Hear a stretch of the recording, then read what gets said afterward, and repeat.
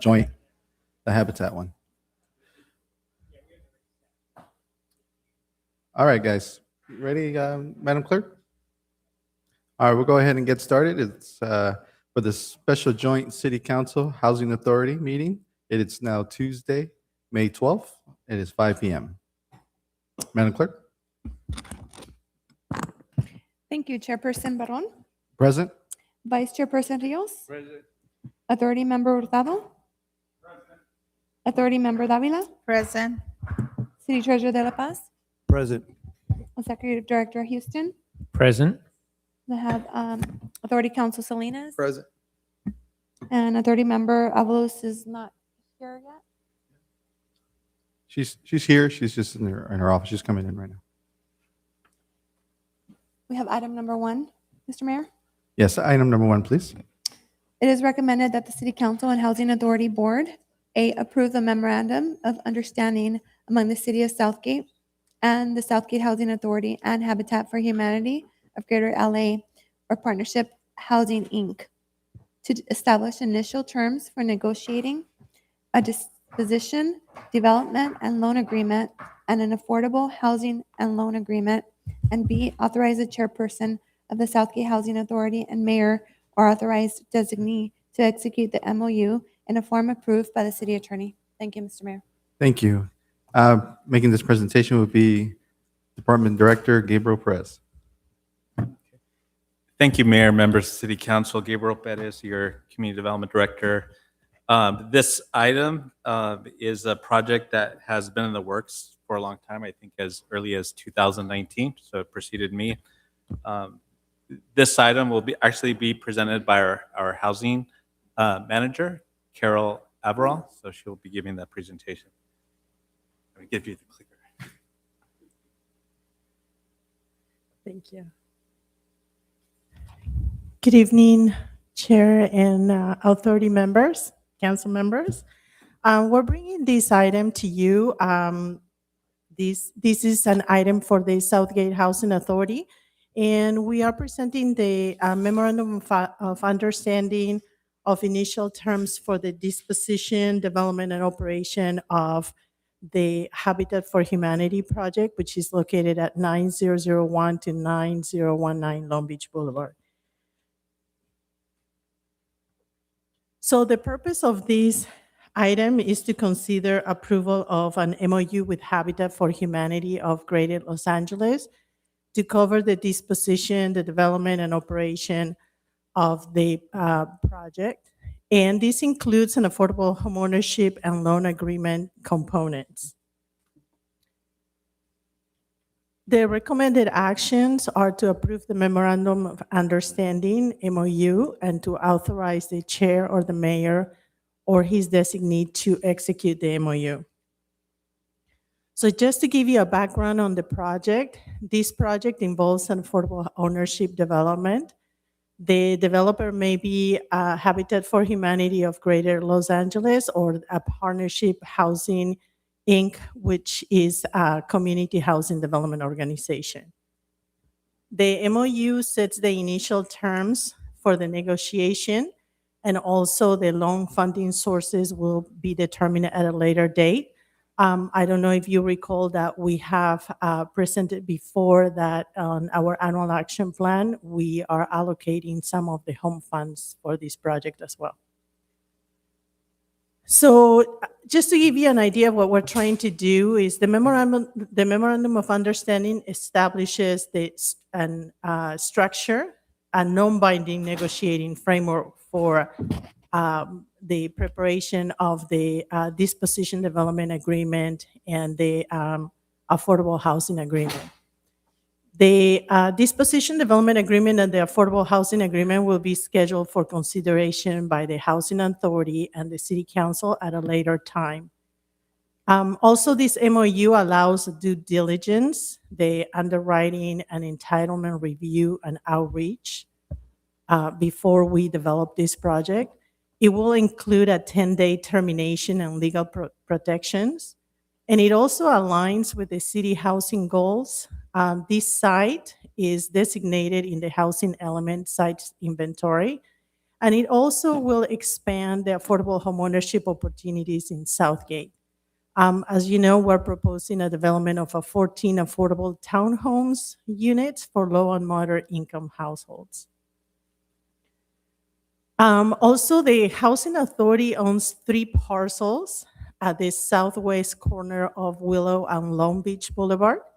The 9001 to 9015 Long Beach Boulevard are housing successor parcels that were transferred from the former redevelopment agency. The 9019 Long Beach Boulevard was acquired later on with housing successor funds. The acquisition was done in April of 2021. The appraised value in December of 2022 for the 3 parcels was $1,750,000, and this appraised value will be updated upon transfer of the property. Phase 1 and Phase 2 environmental has identified lead contamination to be addressed through removal of soil. Habitat for Humanity also obtained from the Department of Toxic Substances Control. They receive a grant to remediate the site. So we're currently working with DTSC and Habitat for Humanity to move forward this project so we can get to the remediation. The demolition of an existing structure, which was a tire shop before, must be completed before the soil remediation can begin. So here is a picture of the site structure that needs to be demolished. It was built around 1940. It was a commercial building. It's unoccupied, and recently we did some testing, so it's free of asbestos-containing materials, but lead-based paint was identified at the site. So the structure must be demolished and cleared before the property can be transferred.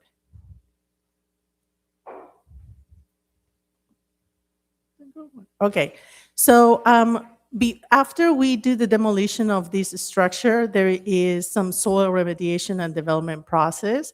So we just wanted to talk to you a little bit about that. So the remediation, we have to do the soil remediation process, which is expected to start on September of 2026. It will take about 1 to 2 weeks to complete. The duration of the remediation and development process is approximately 5 months for the site cleanup. Then we need to do a remedial action completion report to be finalized between SCS Engineering and DTSC. So after the completion of the remediation, DTSC will issue a letter with the clearance of the site.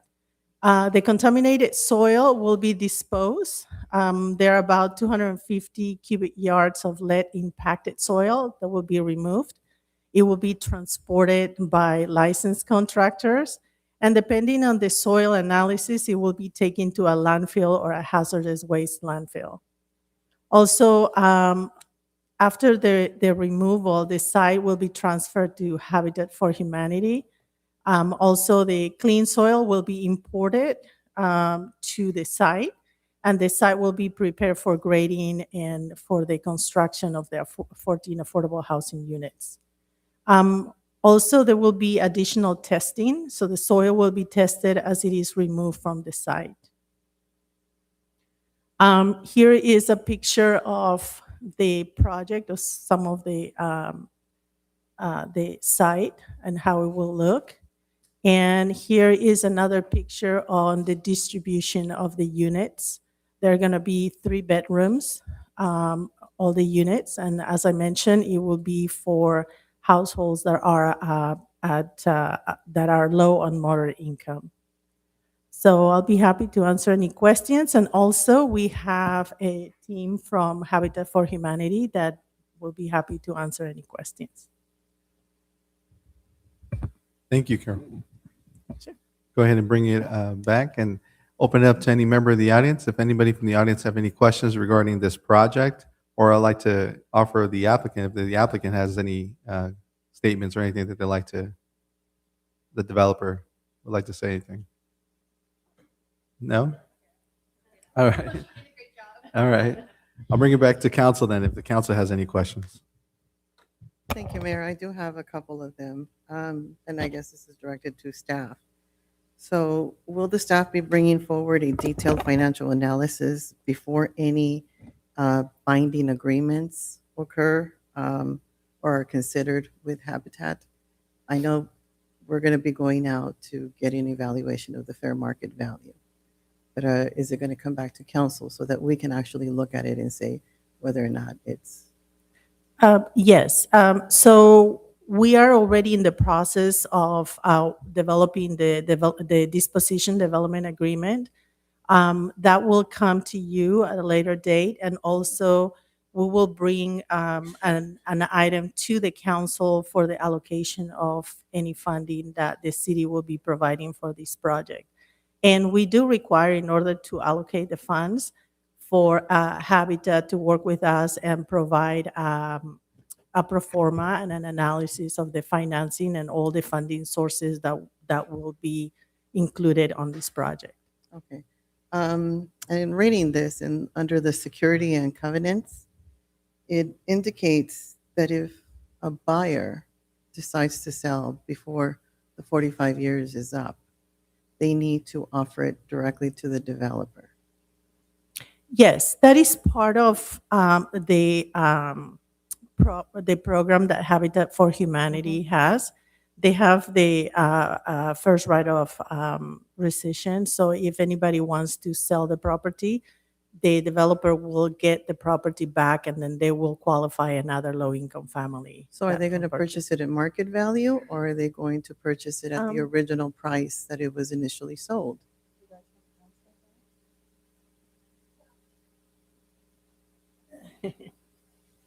I will let them answer that question. Thank you. Councilmember. My name is Patrick. I'm the Senior Director for Government Affairs with Habitat for Humanity. I believe the question is if the family wants to sell the home in the future, at what rate or what price they sell it at. It would be at market rate at that time. Okay, and then you would resell it. That's right. Ideally, we're able to. It doesn't happen very often. About 95% of all of our Habitat families actually keep their homes, and they just pass them on from generation to generation. But correct, ideally, we sell it at market rate, and then we actually find a Habitat family to assume that that property. assume that property? That's right. Okay. The Southgate loan. Can you enlighten us as to how that works? Because I think it's the first that I've heard about it. So if you can give us some information on that. The loan that we will be providing for this project. So I'll just mention all the funding that we have been applying for this specific project.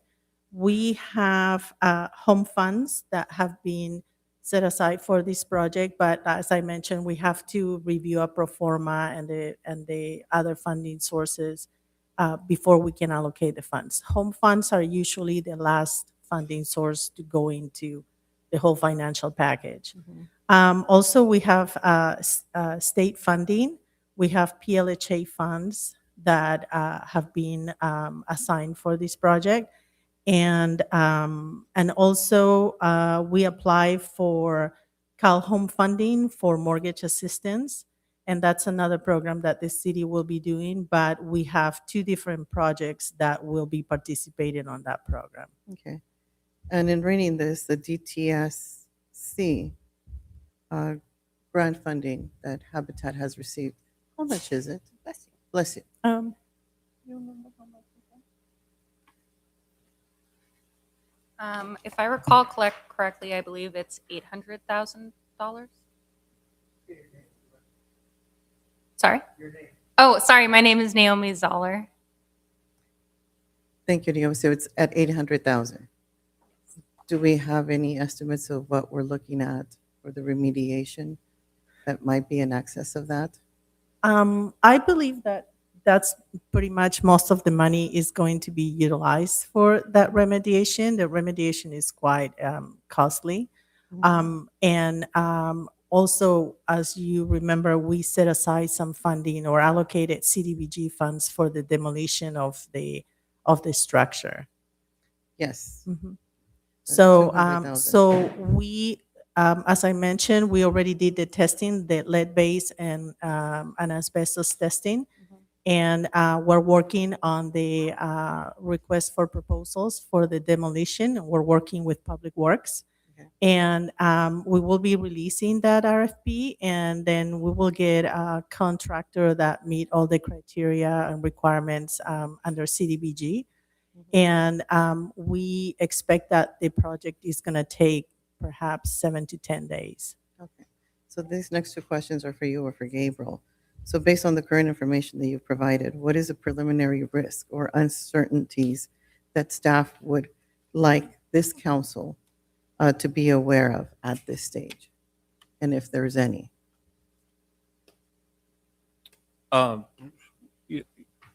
It's going to be important for us to resume with some of the remediation work on demolishing the building, right? And so we're trying to do that as quickly as possible. Carol provided that update. The other is, there's no approval today happening with this project. This project also needs to be approved by the Planning Commission and the City Council, right? So it is subject to those bodies to actually approve the design of the project. That hasn't happened yet. Okay. And is there anything in the proposed MOU that staff recommends that we need to modify before the approval, or are you okay with the way it's written? Yeah, I mean, I think staff's okay with it, that, we would recommend this, to Planning Commission and Council in the future. But if you have other suggestions or items to consider, this is your opportunity to do that. Okay. So are there any external deadlines, such as funding cycles, that could possibly affect the timeline of this project being completed? For CDBG, we have to complete the project by the end of the year. Okay. And I believe that's mainly the only deadline that we have. But also with DTSC, we do have a deadline that we have to complete the remediation. But I just wanted to also emphasize that the item that we're bringing to you is the memorandum of understanding that will give us the guidelines in order to develop the disposition development agreement and the affordable housing agreement. Do you know when that deadline is? For that, I don't, February of next year, of 2027. That should give us enough time, right? Yes, Perfect. Thank you. sure. Any other questions? Thank you, Mayor, and welcome, Hi Carol and Habitat, Randy. Thank you for all the good work you do in the community, housing people. We know that's an important, very important these days now. I just want to have a couple questions related to, the funding in terms of how much we spent so far, how much is Habitat spent, and then what's the projected cost as we move this project along, just to get an idea what we're talking about.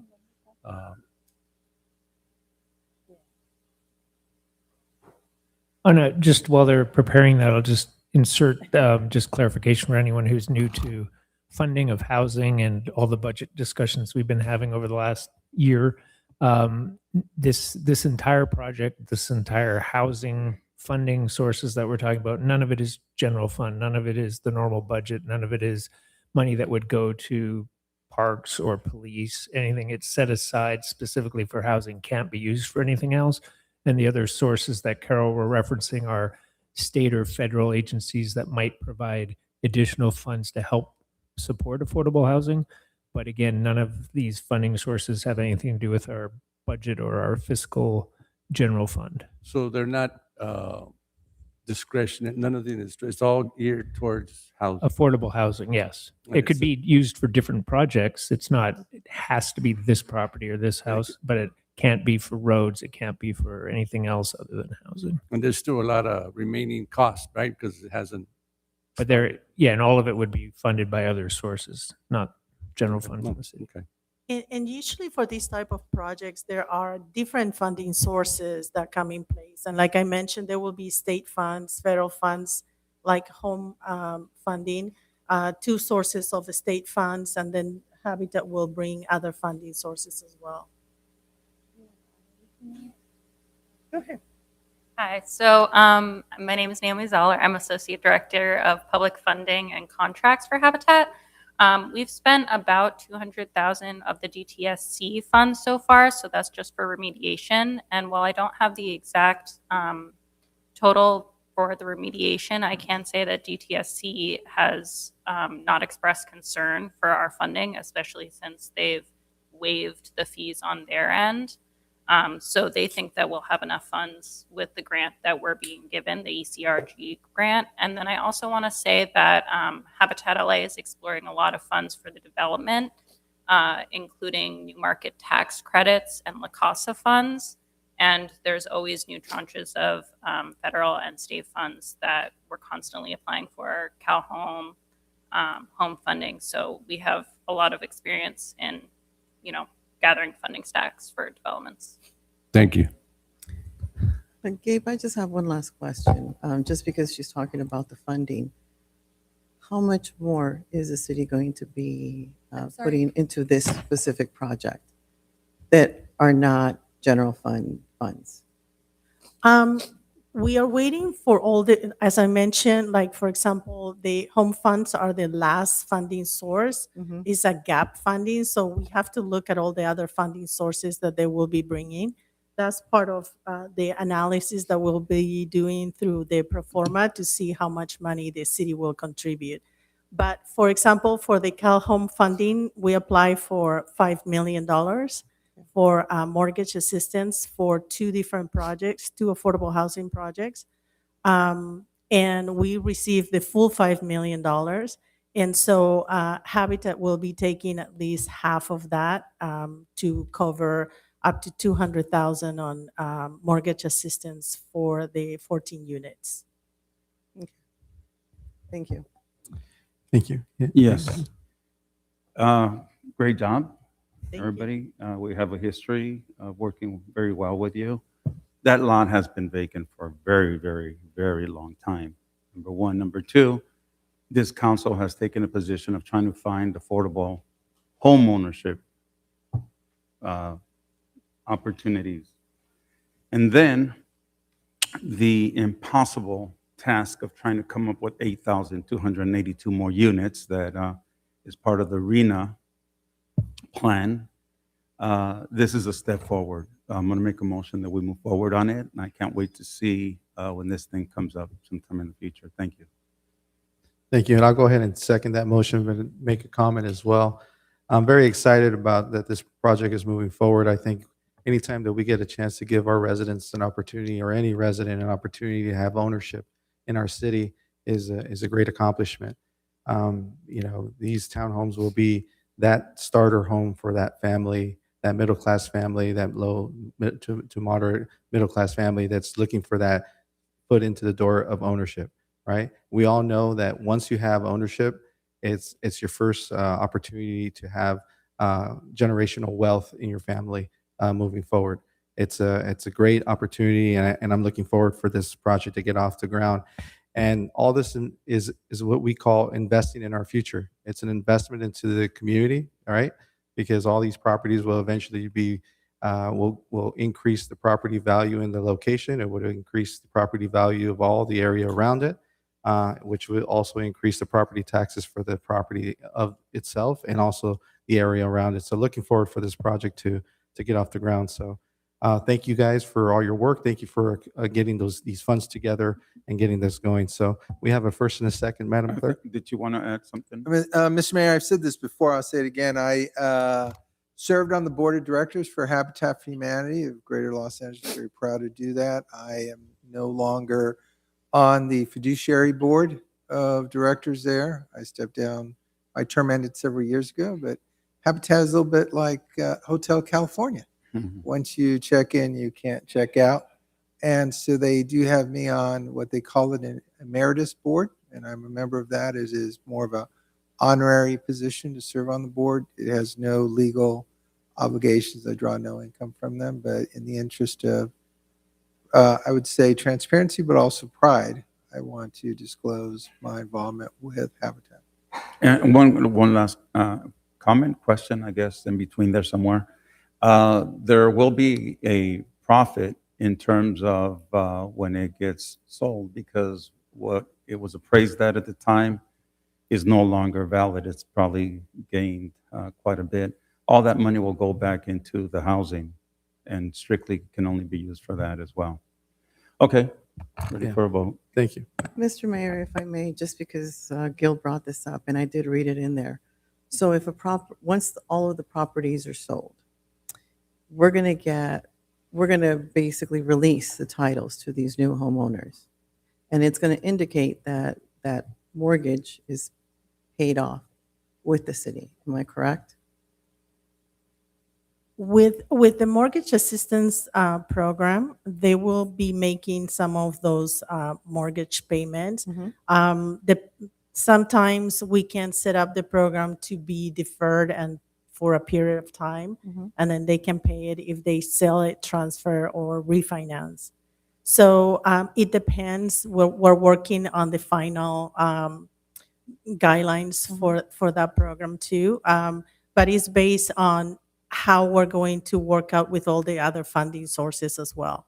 Okay, so then the city's not going to get the money that we're putting in repaid back, correct? Yeah, a portion of it, yes. Oh, okay. Correct. And it really depends upon each municipality we work with. Mhm. We work within the DDA and work with staff in terms Okay. of what the city would like to see. Some cities are forgivable. Some cities recoup the funds, put it Okay. back to general funds. It just depends. Okay, so if we were to recoup those funds, we can put those in general funds That's right. instead of, Oh, No. Uh, depending- No, depends it on goes- where the- it goes to the sorry, housing. sorry, the source of the funds come from where it ends up. okay, so they'll go back to the restricted fund then? To the Okay. housing Right. fund, yeah, which concede more housing projects. Yes, So that, yes, that's yes. typically. the Okay. format, yeah. Just wanted to get that Sure. clarification. Thank you. And as of when all these agreements are coming along, we will be working with the city attorney's office or the assigned attorney who's been reviewing the MOU and all the other documentation.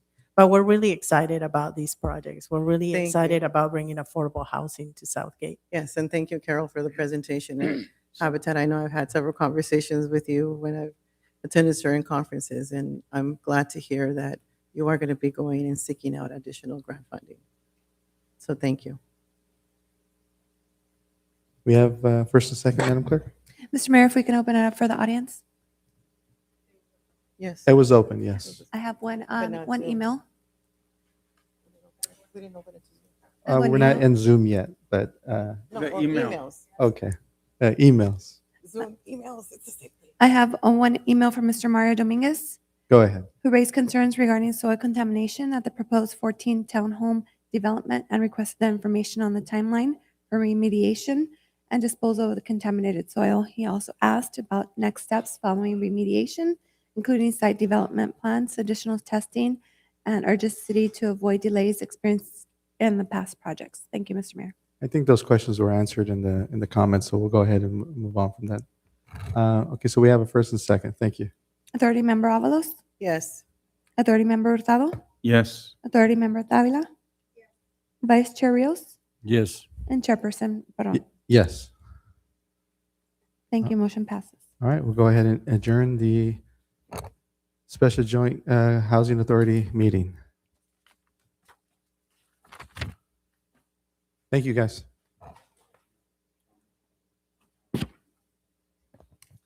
Mr. Mayor, I just want to make sure that the record does reflect that I did walk in at 5:01 and I did participate. I'm sorry, I can't hear you. Oh, you can't hear me? No. Do I need to use a teacher voice today? Yeah, there you go. I'm sorry. We do have to open it up to non-agenda items, right? I'm sorry. For Yes. the Housing Authority. Yes. Yeah, so reopen the Housing Authority. We'll open it up to non-agenda items. Anybody here in the audience that'd like to make a comment on non-agenda items? This is for the Housing Authority. All right.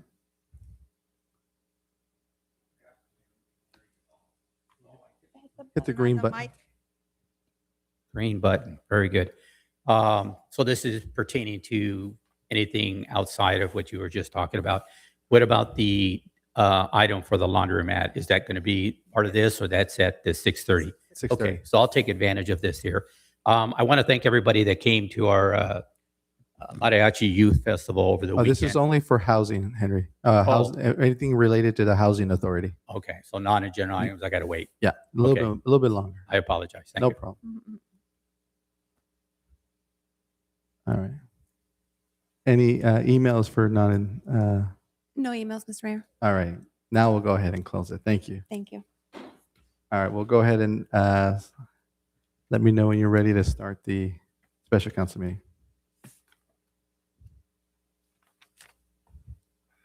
I'm ready, Mr. Mayor. All right. Go ahead and start this special council meeting.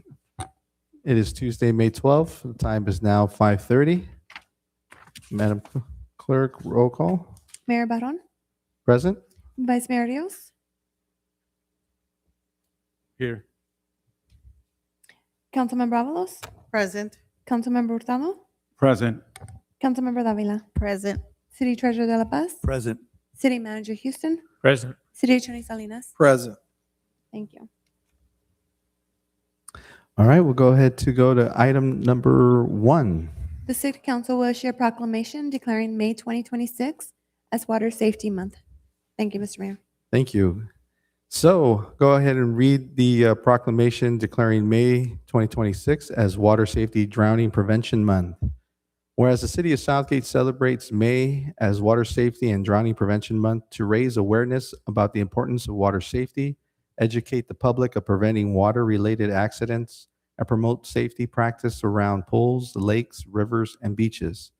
And whereas it is essential for individuals of all ages, particularly children, to learn how to swim, properly use life jackets, and follow safe boating and water recreational practices. And whereas water safety education plays a critical role in reducing preventable injuries and fatalities, therefore fostering a safer community, encouraging responsible enjoyment of aquatic environments. And whereas effective water safety practices include not only the development of essential skills, but also emphasizes the importance of active adult supervision, proper pool maintenance, and awareness of potential risk associated with water-related activities. And the City of Southgate, along with families, first responders, lifeguards, educators, the safety advocates, plays a vital role in promoting awareness, providing resources, and delivering water safety education to the community.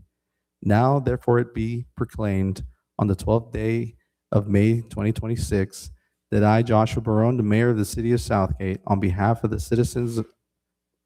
City Council and the citizens of Southgate, do hereby proclaim May 2026 as Water Safety and Drowning Prevention Month, and commend the Southgate Aquatic staff for their ongoing commitment to preventing drowning and ensuring community safety at the Patricia G. Mitchell Swim Stadium. The City Council encourages all residents to practice water safety throughout the summer season and year-round. Signed, Mayor Joshua Barone. And with us today is members of the Southgate Aqua Coalition to receive the proclamation. Thank you. Thank you. Can I have somebody come up and you guys want to speak on that? I think we should have somebody from our pool staff and also somebody from the Aqua Group come up. 'Cause I think this is very important.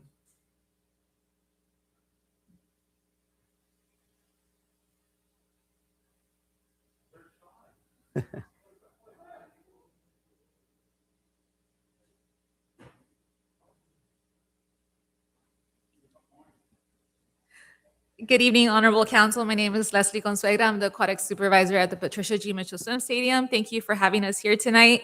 Thank you for recognizing the importance of water safety awareness and declaring May as a Water Safety and Drowning Prevention Month. I know there's always a lot of buzz around water safety as like the summer starts approaching, right? But water safety is our mission year round. We're so lucky to have an incredibly hardworking team that understands like the big picture. And why is that? Well, we used to be these kids that you see here today. And it's why we've made it our mission that that drowning is preventable. So drowning is the leading cause of death for infants and kids ages 1 through 4, and the second leading cause of unintentional injury-related death for ages 5 through 14. These statistics reinforce the importance of water competency, including basic swim skills, barriers, and parental supervision to prevent tragic incidents and ensure the well-being of children in all aquatic environments. So things that we do throughout the year, and some things that I would like to invite you to that are coming up. We're actually having a water safety bash to celebrate May as a National Water Safety Month this Saturday. It is from 2 to 4 p.m. So we'll have different stations that will basically educate the public on things that they can do to keep themselves and their kids safe in and around water. In addition to that, we have our group swim lesson registration and our private and semi-private swim lesson registration coming up. That's on May 23rd and May 24th, so the following weekend. And then on May 13th, we have a swim clinic that is a little bit different from our traditional swim lesson program because it is a little bit more focused on water survival skills than the, for example, like the different strokes that you learn in the traditional swim lesson program. So we have that. And I know a lot of times the buzz again is around kids, but we also always invite our adult population to learn how to be water safe as well. We have a summer kickoff on May 13th as well. That's at 5 p.m. And our World's Largest Swim Lesson on June 25th at 12 p.m. This is again in addition to everything that we're going to offer this summer, which I can go on and on, but now I want to give time to them. Okay, thank you. Anyone want to hear it? No? Okay. All right, well, let's get together and have a photo real quick.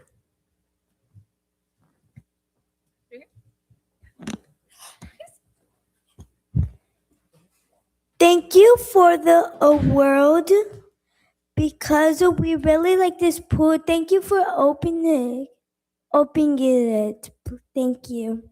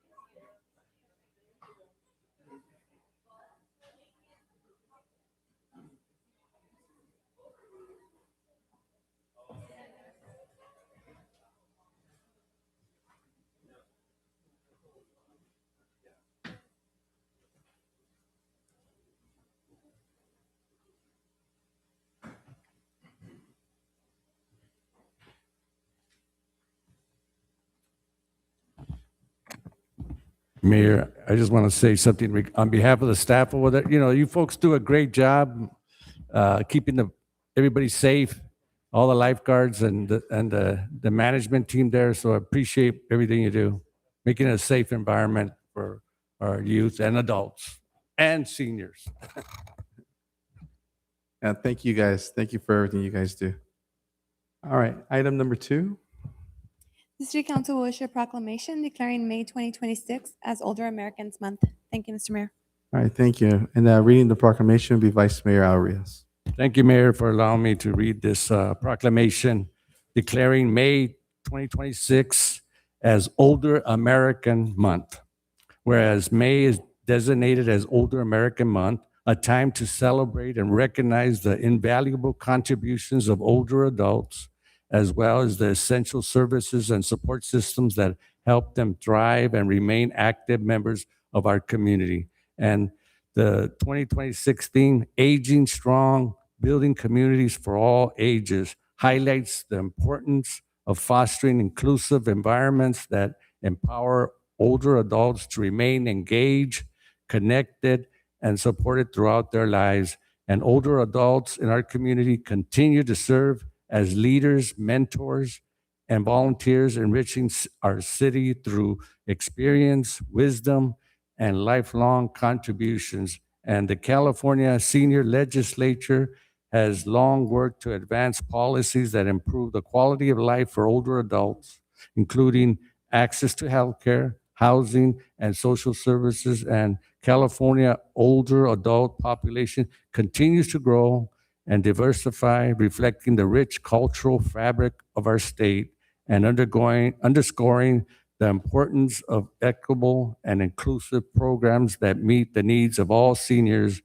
And during Older American Month, we recognize and honor the lasting impact older adults have on our community and reaffirm our commitment to supporting their well-being and continued engagement. Now, therefore, be it proclaimed on this 12th day of May, 2026, that I, Joshua Barron, the mayor of the city of Southgate, and on behalf of the city council, hereby proclaim May 2026 as Older American Month and encourage all residents to recognize, celebrate, and support older adults who have strengthened our community every day. Mayor Josh Barron.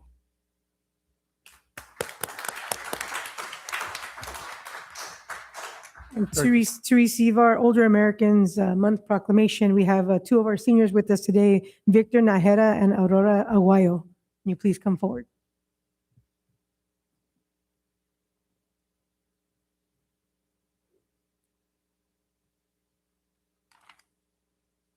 Spanish only. Si pueden ir ahí a hablar. Si quieren decir algo.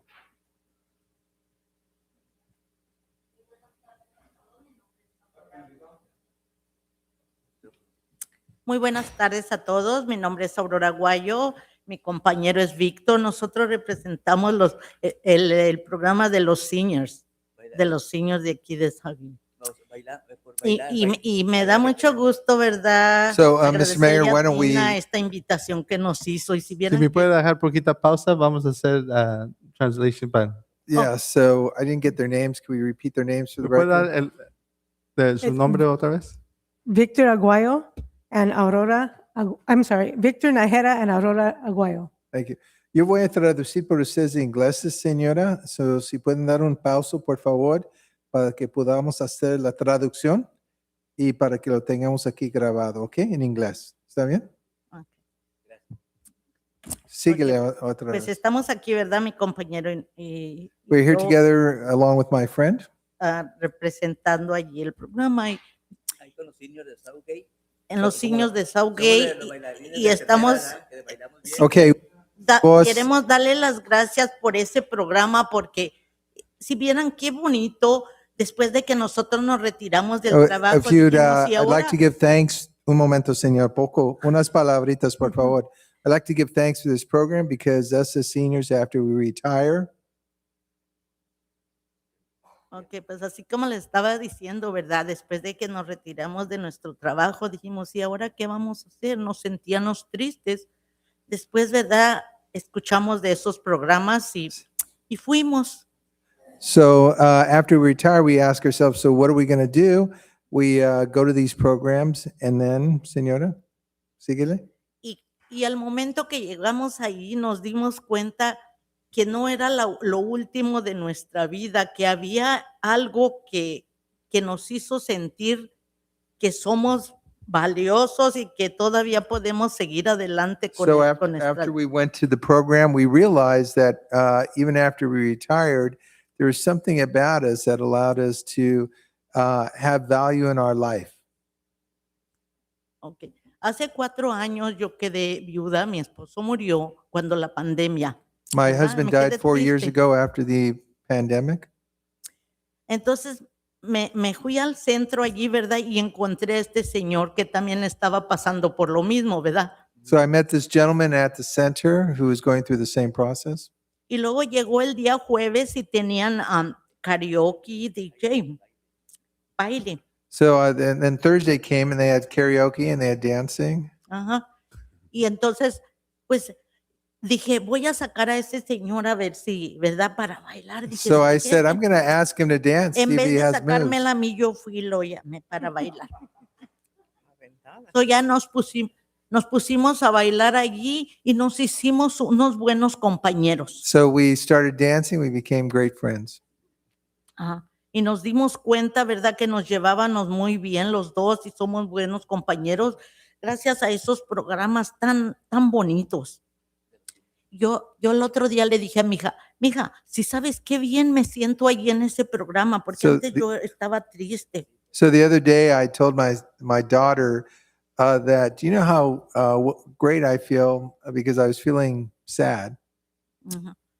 Le digo, me siento tan feliz, le digo, y son puros muchachos jóvenes los que nos cuidan, porque eso es lo que, ¿verdad? Que vemos de esos muchachos tan jovencitos y tan atentos con nosotros, que nos preguntan de nuestras necesidades.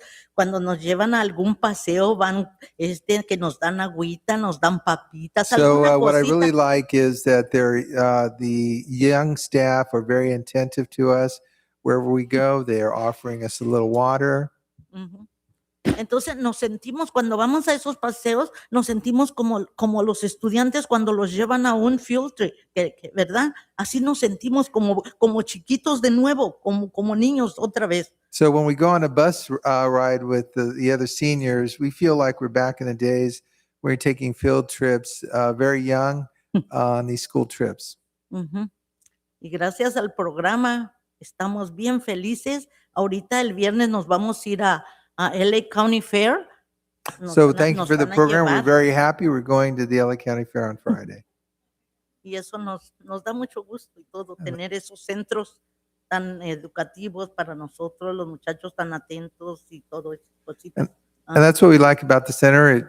We find it very educational and the staff is very attentive.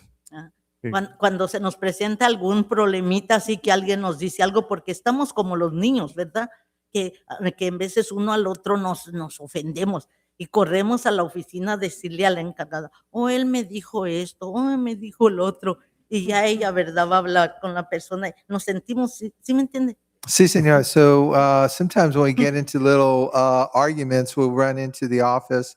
They're very attentive to us and they will help us resolve our differences. Muchas gracias por todo. Ok, eso era todo lo que Gracias. yo quería. Ajá. Oh, ¿qué decía, güey? Bueno, mi nombre es Víctor Nájera. My name is Victor. Yo, toda la familia me echó a la calle, mis hijos y mi esposa. y Everybody threw me to the street, my wife and kids. andaba llorando en mi carro con mi cobijita y mi almohada que me tiraron así hacia el piso. I was in the car with the blanket. I was crying because I was thrown to the floor. Y andaba como volviéndome loco, ya hablando solo y hablando con el celular, así viendo mi casa en Campton y viendo a mi esposa así y hablando solo como loco. I was starting to talk to myself. I was looking at my phone, seeing my old house in Compton. Después un señor y luego también la policía del Southgate que anda patrullando allá el parque me dijo que me metiera con los seniors. So I was at the park and someone from city staff told me to go into the Senior Citizen Center. Y nomás me metí para adentro y ya comencé a platicar, a dar cuenta que son mi familia. And when I went inside, it felt like I was with family. Y ya comencé a hablar con ellos, a tomar mi cafecito que nos dan todo, ahí nos dan todo, gracias a Dios, gracias a ustedes también. Y nos dan todo, ya comenzaron la música, ya comencé a bailar. Y, So I went in, had a little cup of coffee, and then the music started. I was talking to everyone, and I started dancing. y aquí me tiene Dios con vida y contento, ya no llorando nada, contento y a la edad que tengo, 76 años, me siento como unos 18 o 20 años. And here I am with God, and He has me happy. I am 76-year-old, and I feel like I'm back at age 18. Le doy las gracias a ustedes, gracias a Dios. Thank y you to God. Thank you to yourselves gracias a ustedes que aquí estoy that I am here. y aquí está Dios conmigo oyéndome también con ustedes, aquí con ustedes. And God is with me, Muchas encouraging me to gracias. speak with you. Gracias a usted.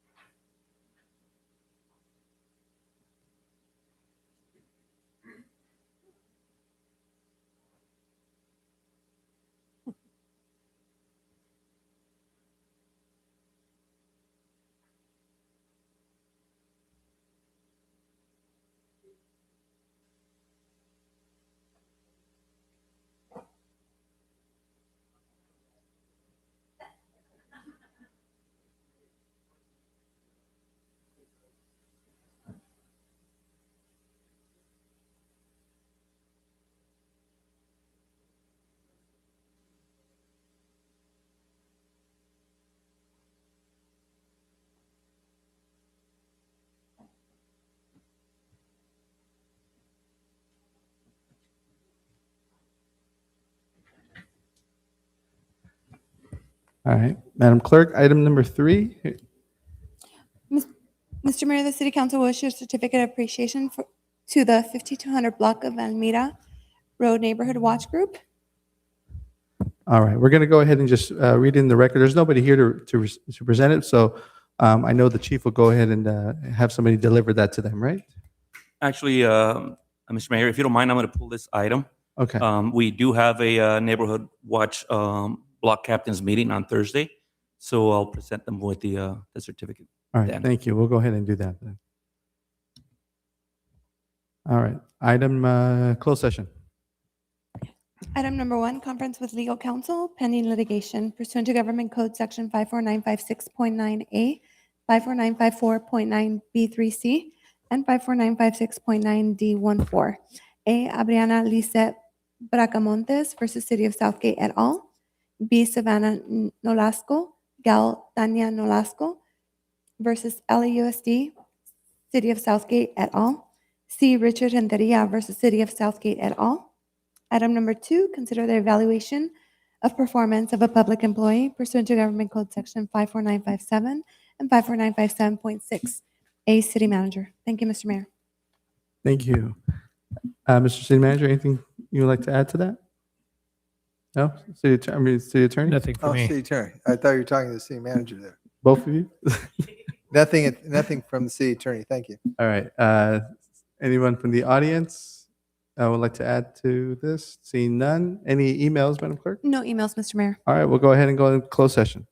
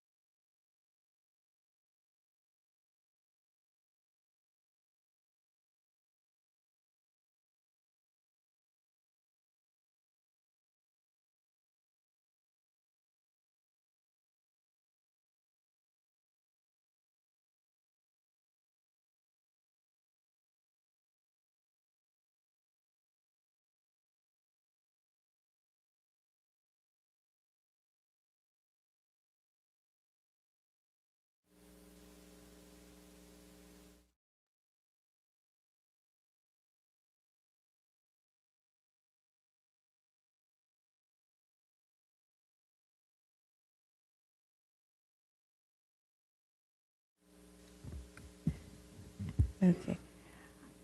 Good evening, everyone. I'm going to make the announcement for the Spanish translation. Si hay personas que necesitan traducción en español, tenemos audífono. ¿Alguien en la audiencia necesita traducción?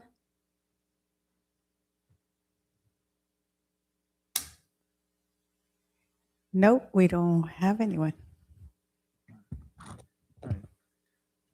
All right, thank you, Madam Clerk. We're back from closed session. Mr. City Attorney, go ahead. Thank you very much, Mr. Mayor. In closed session, the city council met to discuss 3 cases of pending litigation. Case number 1, Bracamontes versus City of Southgate, is a trip and fall on the city sidewalk. There's a motion that was combined with that matter, and matter 1C, Richard Renteria versus City of Southgate, which is a claimed injury from someone that fell on an open meter box.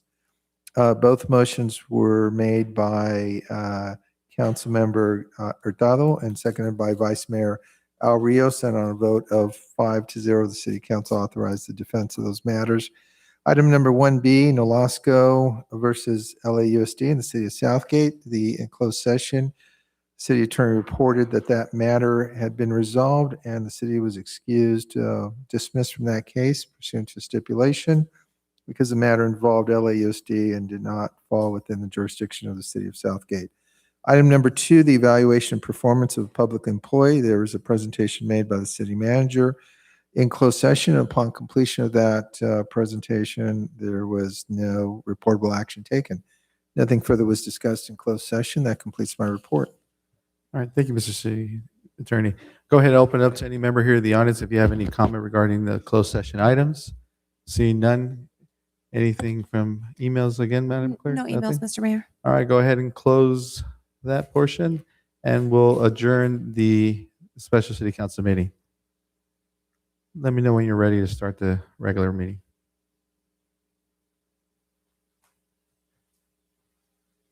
All right, thank you. We'll go ahead and start the Southgate City Council regular meeting for Tuesday, May 12th, 2026. It is now 6:41 p.m. We're going to have the invocation done by Tina De La Rosa and the Pledge of Allegiance by Luis Frostro, our Director of Administrative Services. Can you all please stand and bow your heads? Dear Heavenly Father, Lord, we come before you tonight just thanking you for the opportunity we have to work and serve here in the Southgate community. Lord, we ask you to come before us tonight and go before us as we make decisions regarding the situations of the city. Lord, just help us to make wise decisions and just to everyone to be not rude to anyone and just be kind, and as each person comes forward and speaks their mind and speaks their piece, Lord, just continue to guide and direct us the rest of this evening. In your name we pray. Amen. Right. Please place your right hand over your heart and ready, begin.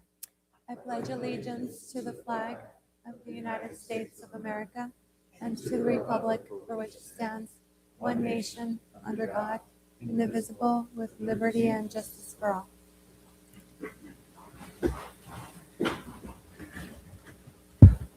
Roll call, Madam Clerk. Mayor Barron, Present. Vice Mayor Rios. Present. I'm sorry. Present. Thank you. Councilmember Avalos. Present. Councilmember Hurtado. Present. Councilmember Davila. Present. City Treasurer De La Paz. Present. City Manager Houston. Present. City Attorney Salinas. Present. Thank you. All right, thank you. We're going to get to public hearings. Item number 1, please. Following the conclusion of public hearing, the City Council will consider waiving the reading in full, introducing an ordinance granting 5-year franchise agreement with Torrance Pipeline Company, LLC, for the use of maintenance, repair, and replacement of one existing pipeline beneath specific public streets, together with related appurtenances for the transmission and distribution of oil and oil products. Thank you, Mr. Mayor. All right, thank you. Making this presentation would be the department head, Arturo Cervantes. Thank you, Mayor. Torrance Pipeline Company operates an existing oil pipeline through Southgate that transports refined oil products from the Torrance refinery to the Vernon terminal. The pipeline runs beneath Santa Fe Avenue, Southern Avenue, and Alameda Street within the city's public right-of-ways. The company currently operates under an existing franchise agreement that is set to expire September of 2026. So this would be the second of 3 required council actions necessary to renew the franchise agreement, which is what's before you, following the previously adopted resolution of intent and required public hearing. I want to clarify that the proposed agreement would grant a 10-year franchise. There's a clerical error in the minute action. I just wanted to clarify that it's a 10-year franchise, not a 5-year franchise, to allow the continued operation of the pipeline. The agreement includes operational requirements, liability protections, emergency response obligations, and ongoing oversight requirements to protect the city and public right-of-way.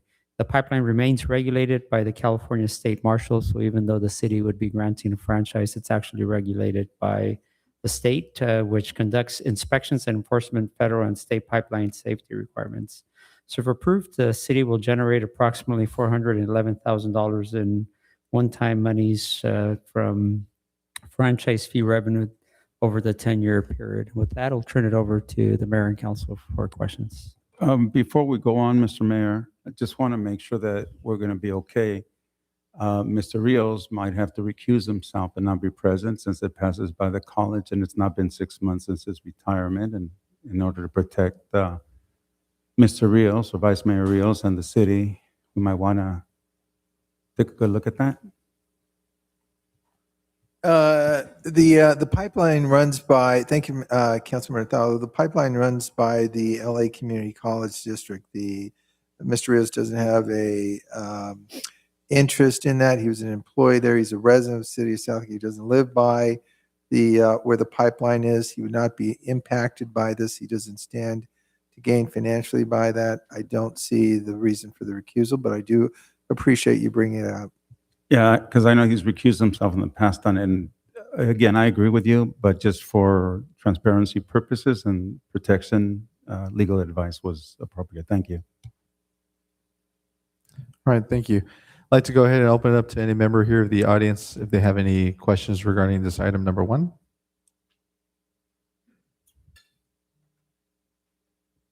All right, I want to instruct, order, and demand the council members to have the city attorney put a stipulation or a clause in this contract requiring Torrance Pipeline to pay $65,000 a year annually into Southgate's Park Enhancement Fund.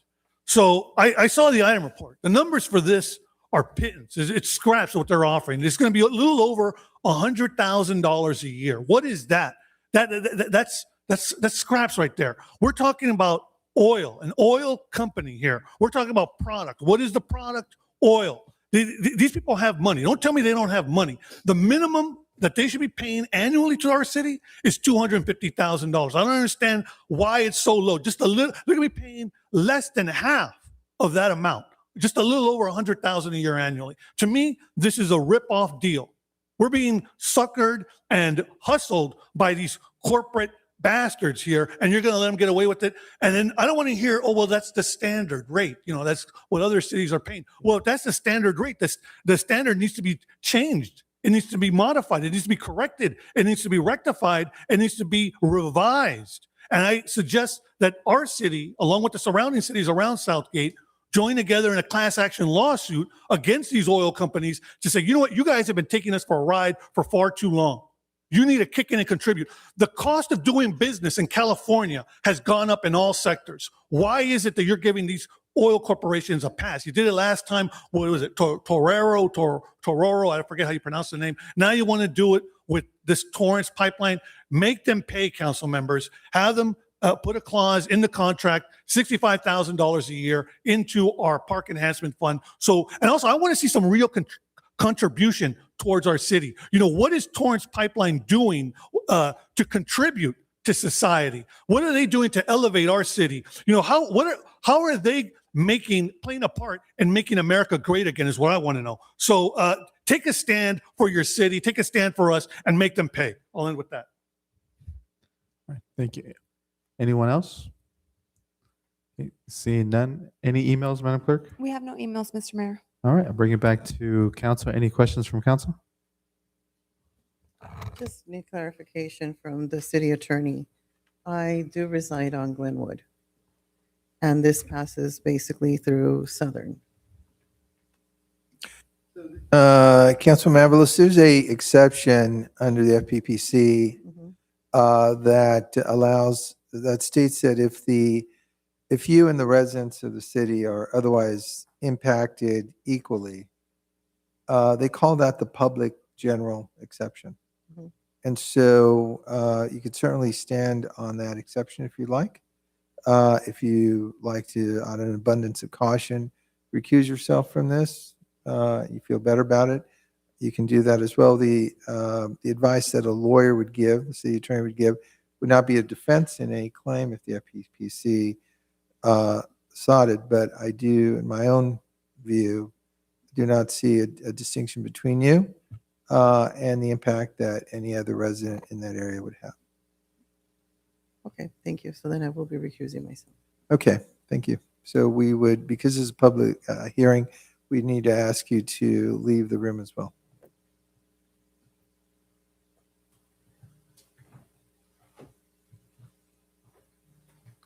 And the record should reflect that Councilwoman Avalos is no longer in council chambers, and she has recused herself because of her proximity. All right. Any questions from, no? What are the wishes of council? Move staff recommendation. I'll second that. We have a first and second. Roll call? Councilmember Hurtado, Yes. Councilmember Davila, Yes. Vice Mayor Rios. Your mic, please. So Councilmember Rios has decided to also recuse himself, so we're going to ask him to leave. Just so that the public knows why they're doing it, you might want to just, Yeah, when you have an item such as a public hearing or something other than on the consent calendar, and you decide that there's a basis upon which you feel more comfortable to recuse yourself, you're required to announce the basis for that, and you're also required to leave the council chambers. And so we have two council members that have decided, out of an abundance of caution, doesn't mean that they have a technical conflict, but the city does have a history of recusing council members who are recusing himself out of an abundance of caution. We have that here, and that's why they are not participating in this vote. An abundance of caution because Councilmember Rios was previously employed with East Los Angeles Community College. Previously employed by East LA Community College, and this pipeline runs underneath it. All right, thank you. Madam Clerk? Thank you. Mayor Barron, Yes. motion passes. The record reflects that both Vice Mayor Rios and Councilwoman Avalos were not present during the vote and did not substantively participate in this matter. All right, thank you. We'll just wait for them to re-enter.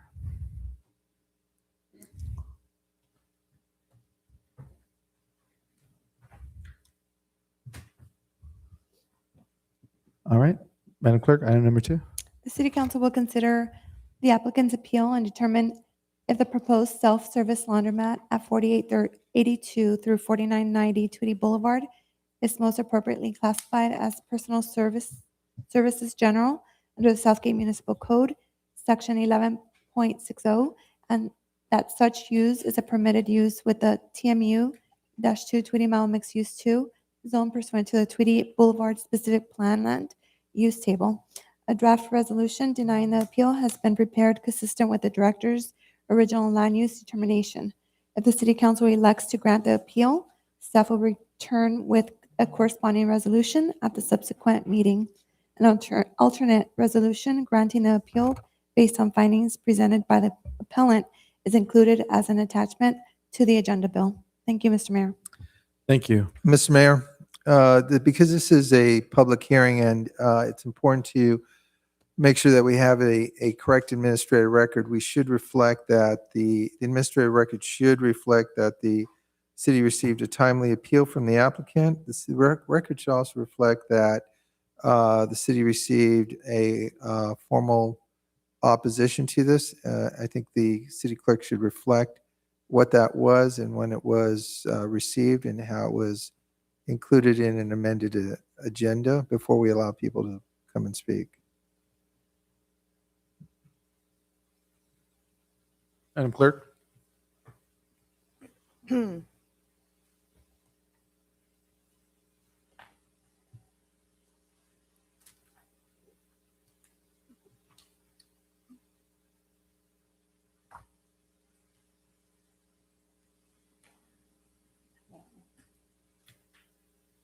I'm sorry, Mr. Mayor, I don't have that with me. I can help here. Just one second.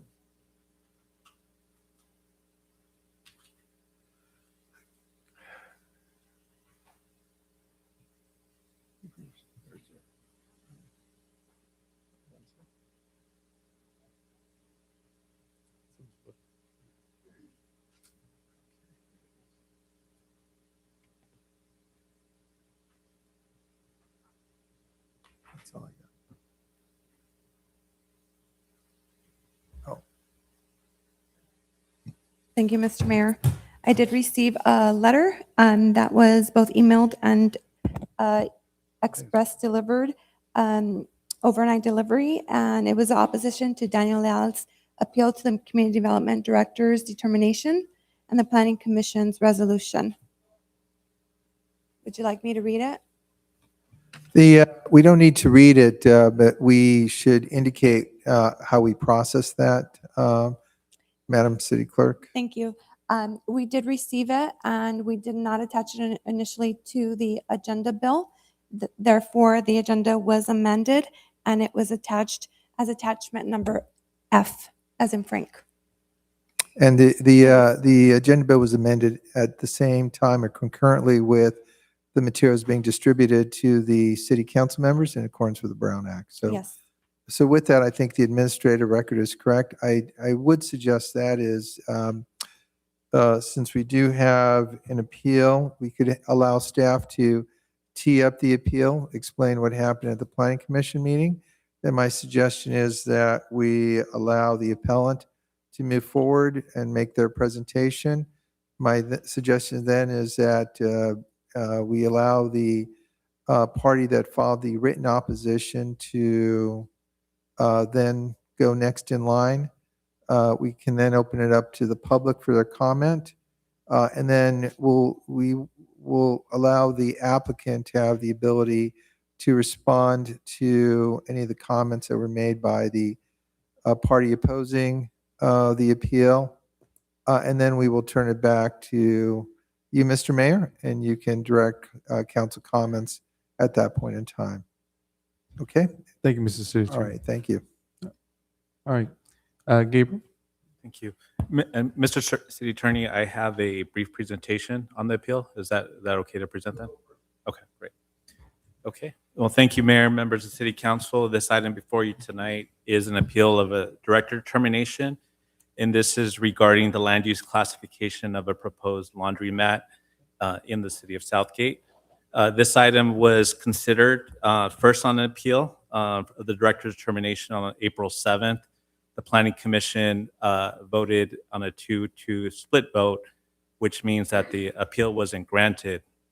Therefore, the applicant or the appellant applied for a new appeal, which you are the appeal authority for the Planning Commission, and therefore you're considering this appeal tonight. And so I'll briefly go over what that appeal is concerning. And so some background to this is the applicant proposes a 7,000 square foot fully serviced coin-operated laundromat at 4382 through 4390 Tweedy Boulevard in the Tweedy mixed-use 1 zone in the Tweedy Boulevard specific plan. This facility would include commercial-grade washers, dryers operated by customers, staffed attendance, and accessory retail sales of laundry products. There would be no drop-off or pickup of services at the site. The applicant projects about 700 to 1,000 customer visits per week, with typical dwell times at the facility between 60 to 90 minutes per visit. The site is a location of existing building with 3 contiguous storefronts, which have been vacant for approximately 5 years. Pardon me, Gabriel, I'm going to stop you there because according to what's up there and what's on the agenda bill, is it TM? Yeah, I mean, I do need to make that. TMU1 or is it TMU2? It's TMU1. Yeah, and I do want to make that clarification. Just Thank you. Thank you. Thank you for that. So this is an aerial view of that location at the southwest corner of Tweedy Boulevard and Alexander Avenue to give you context of where the applicant's proposing this laundromat. And for further context, there is an existing laundromat nearby, about 250 feet away to the northeast. That's Fiesta Coin Laundry. Here are some images of that building. As I mentioned, it has 3 storefronts along Tweedy Boulevard. And this is the view along Alexander Avenue. So a little bit of background on the zoning context. As I mentioned, in a correction from the staff report, it is in the Tweedy mixed-use 1 zone under the Tweedy Boulevard specific plan. And that specific plan has a goal of promoting active pedestrian ground floor uses and mixed-use revitalization. I mentioned the Fiesta Coin Laundry is nearby at 4409 Tweedy Boulevard. Where there are no distance requirements in our code about proximity to another laundromat. The applicant indicated they signed a 10-year lease in May of 2025 on the expectation that a laundromat would be permitted at the site by right. So here's a zoning map or from the specific plan, the Tweedy Boulevard specific plan, and there's an area that points to the site. So for the council and also for the public, typically when someone's proposing a business, we ask them to look at the zoning district that they're proposing this in. And so the different colors reflect the different zoning districts. This is mixed use zone 1. And each of those zoning districts have their own development standards as well as permitted uses within that zone. So this reflects the land use table in the specific plan. And so this reflects the TM1 and also the TMU2 zones. In this table, you'll see the different land use classifications and whether they're permitted by right with a P, with an X if that's prohibited, or if it identifies CUP, which requires a conditional use permit, that would be required approval by the Planning Commission. I've highlighted 2 of the uses here that are relevant to the discussion. One is one of the closest classifications for laundromat, which is the dry cleaning laundry agency. And under the land use table, it would be permitted by right. We'll go into personal services general because this is what the appellant is identifying that they believe the laundromat is most closely similar to, which is permitted by right as well. So a little bit background of the history of the laundromat land use classification. So before 2015, we actually had the term laundromats in the zoning code, and it was listed, and it was listed as something that could be approved in the city in our commercial zones with approval of a conditional use permit. In 2015, there was a zoning update to make the zoning code consistent with the general plan because there was a general plan update that occurred around the same time. And that term laundromat was actually removed from the zoning code. And so what we now have are 2 classifications, either dry cleaning / laundry agency or dry cleaning laundry plant. And there's no classification today of a laundromat. So after a pre-application meeting in April to May of 2025, the applicant contends that the planning staff confirmed that a laundromat would be permitted at that site with no size restriction. In July 2025, Public Works placed a hold on the plan check pending resolution of the planning land use determination. And as I mentioned before, a laundry mat under the land use classification would be permitted below 2,500 square feet, which I'll go into a little bit further. So I'm sorry, before you go, just so the audience members understand what the difference between the agency and plant is, can you just give a little bit more detail? yes, and I'll go into this here, and here's the exact definition that is identified in the municipal code. And so under a laundry agency, it's defined as a facility where materials are dropped off and picked up for cleaning service or cleaned on site through either conventional laundry or chemical processes where the facility is less than 2,500 square feet and no material collected at other dry cleaning or laundry agencies are brought for cleaning. So then I'm going to go into the plant definition, and that's a facility greater than 2,500 square feet or that processes items collected from other retail locations where clothing and similar items are cleaned through either conventional laundry or chemical processes.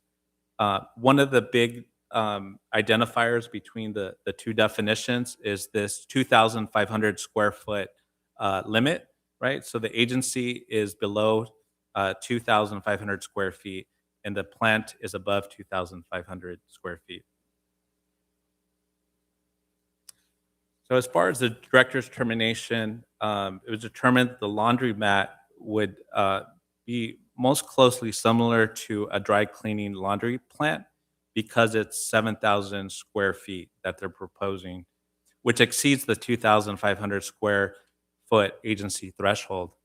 And I'll take you back to this table. So as I mentioned, it does list the laundry, the dry cleaning laundry agency, but not the plant. Because the plant's not listed, it can't be permitted according to staff.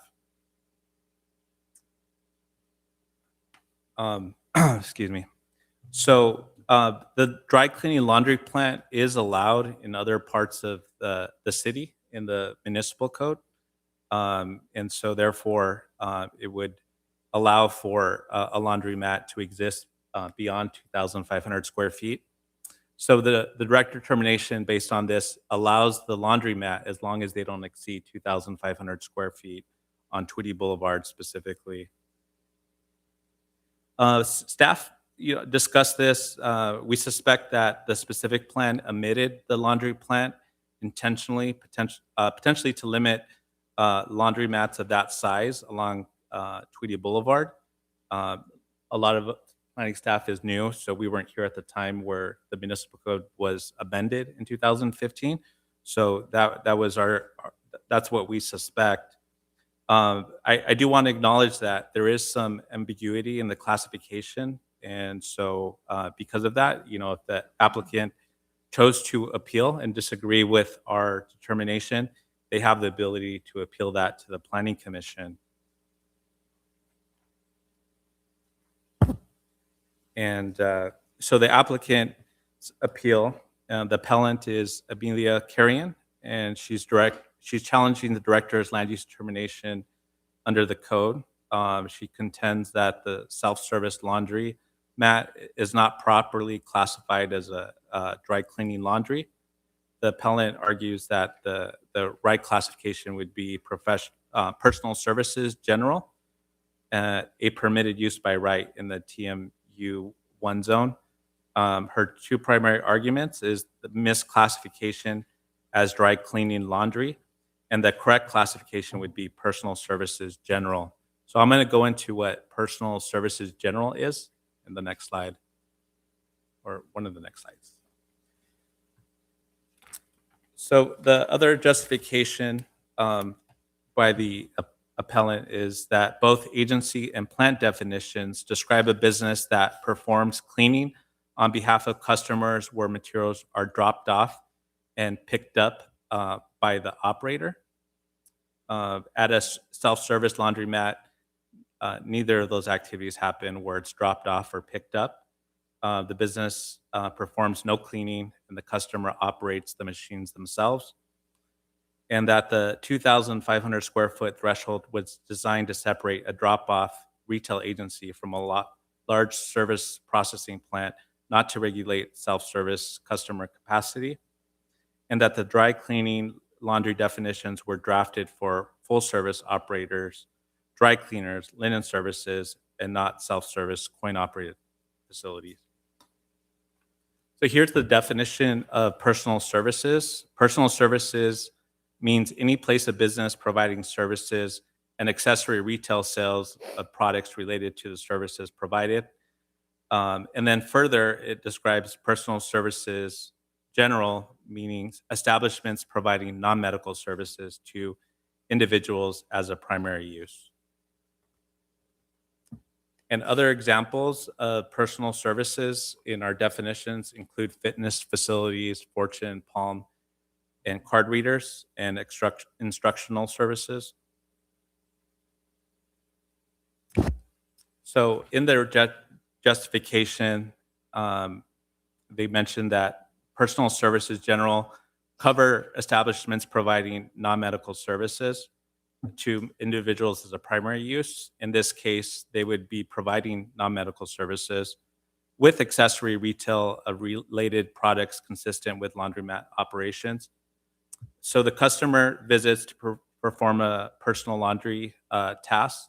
The business provides commercial grade equipment in a maintained and staffed environment as a non-medical service to individuals. But they also have accessory retail, which is allowed in that personal services general definition, similar to how barbershops sell hair products. And they provided a fitness center analogy. I mentioned that a fitness center is considered an example of personal services. And in that analogy, a gym provides commercial equipment for self-operation with extended dwell time and no service by the operator, an identical model to a laundromat. So, I think staff believes there is some ambiguity in applying the laundry agency plant framework to a self-service coin-operated laundromat. It would be much easier if laundromat was specifically identified in the municipal code like it was prior to 2015, but today it's not. And so when we look at the code, we look at if it's specifically identified, and if it's not identified, the director can determine if there's a similar use to it, and therefore potentially allow it in the city. We reached out to a planner involved in the 2015 update of the zoning code, and what the intent was to remove laundromats citywide. And their opinion is that they thought that the city's intent was to prohibit laundromats citywide, but he could not confirm that with certainty. There are some code amendments we are considering right now because we understand there is some ambiguity here to actually add the laundromat use back into the code subject to a conditional use permit. And we're looking at potential distance requirements of about 1,500 distance separation between other laundromats, mainly to avoid over-concentration.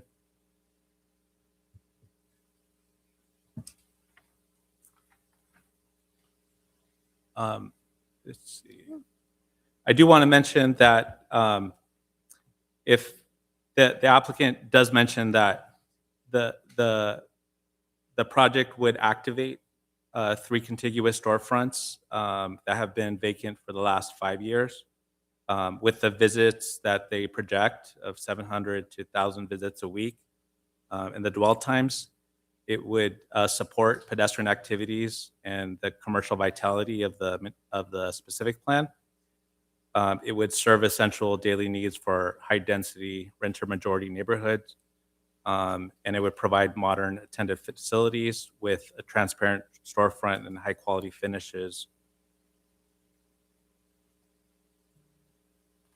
And in conclusion, just want to mention, staff and director acknowledges there's ambiguity in the code. If it was identified as laundromat, that would be a much easier way for us to identify that the laundromat either is permitted by right or potentially would require a conditional use permit. Commission, as a city council, you would have to determine if the classification would best resemble or most similar to a personal services general, which is what the appellant is claiming that the laundromat is most similar to, or upholding the director determination, which essentially would deny their facility at 7,000 square feet as a dry cleaning laundry plant.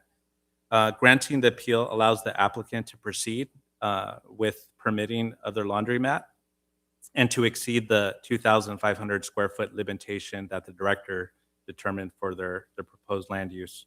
There are resolutions for denial or for granting the appeal that are provided in your staff report as attachments. So if the council was to grant the appeal of the appellant, then there is a resolution where you can make that decision today.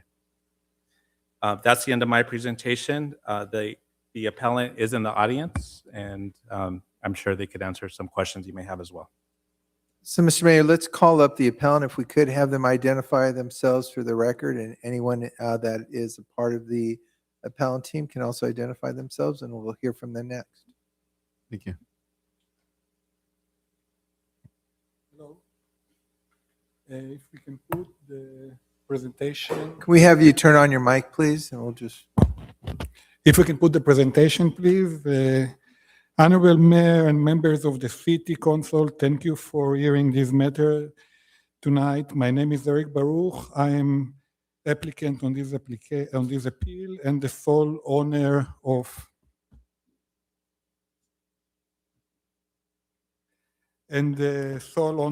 Aqualoop Laundromat LLC. You have the presentation in front of you, including two handouts. One of the handout is just showing all the sources, public sources for the information in this presentation, including code. And the other one is just showing the calculation used in the presentation. I want to open by thanking Director Perez and the planning staff. They have been professional with us throughout this process, and we appreciate the care they've taken with this file. We are here tonight because the Southgate Code does not have a category for the kind of laundromat we are proposing, and the Planning Commission 222 tie sent that question to you to answer. You will hear from 3 members of our team tonight. Thank you for your, and I will turn it over to Julio.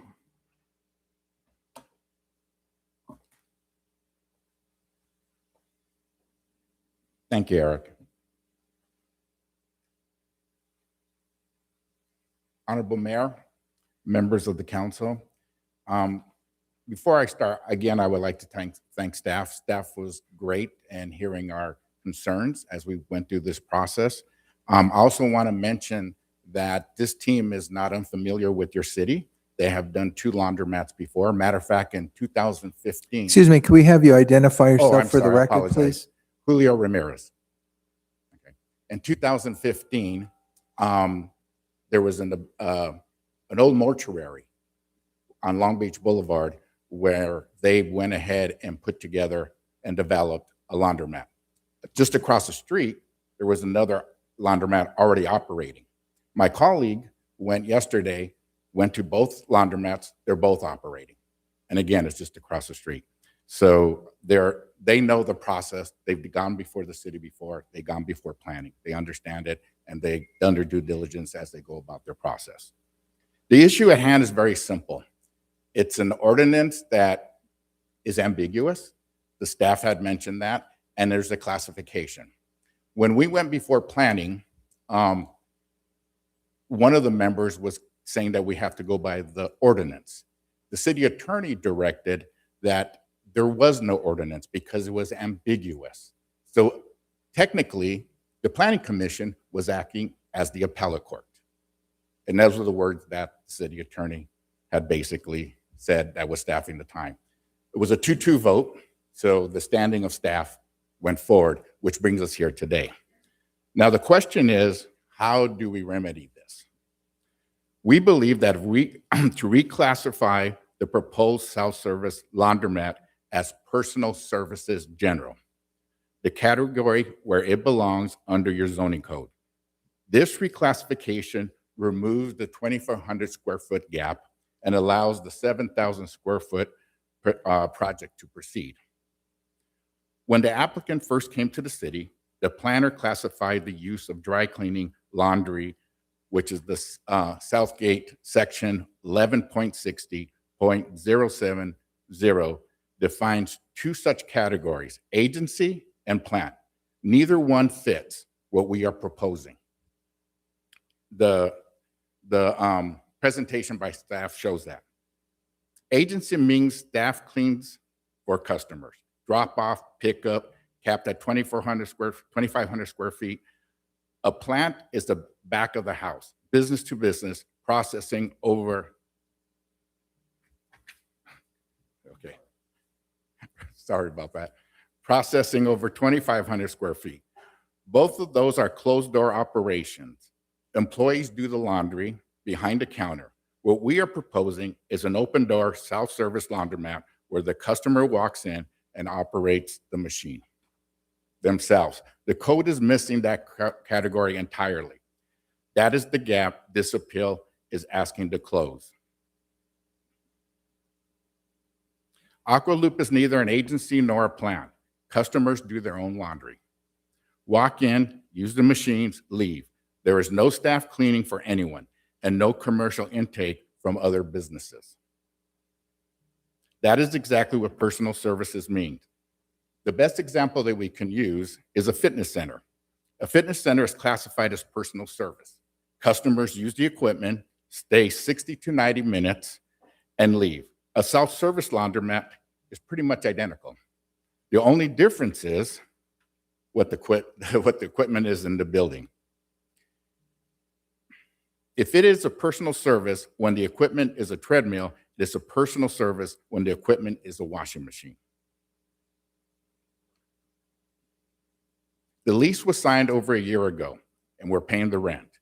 We are not asking council to resolve this on a hardship. We are asking council to answer the classification question that has produced this confusion.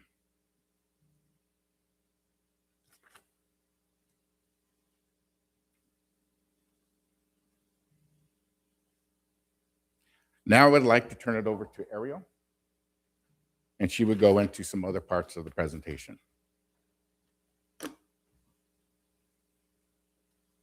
Thank you, Julio. Thank you, Honorable Mayor and council members. My name is Ariel Baruch. I'm Eric's daughter and the operations manager for Aqualoop. Before walking you through what our project does for Tweety, I want to put a number on our commitment. We have paid $12,725 a month in rent, $400,000 in development escrow, $90,000 in engineering, plus a lease deposit and insurance. Those are just the holding costs. The total investment we committed based on the city's initial approval is over $3 million. My father has signed a 20-year lease, and we look forward to building something lasting for this community. Can we go to the next slide? I currently manage my father's laundromat in Canoga Park and will be on site at the Tweety location daily. Our store has operated for 12 years, earning 4.5 stars across nearly 400 Google reviews.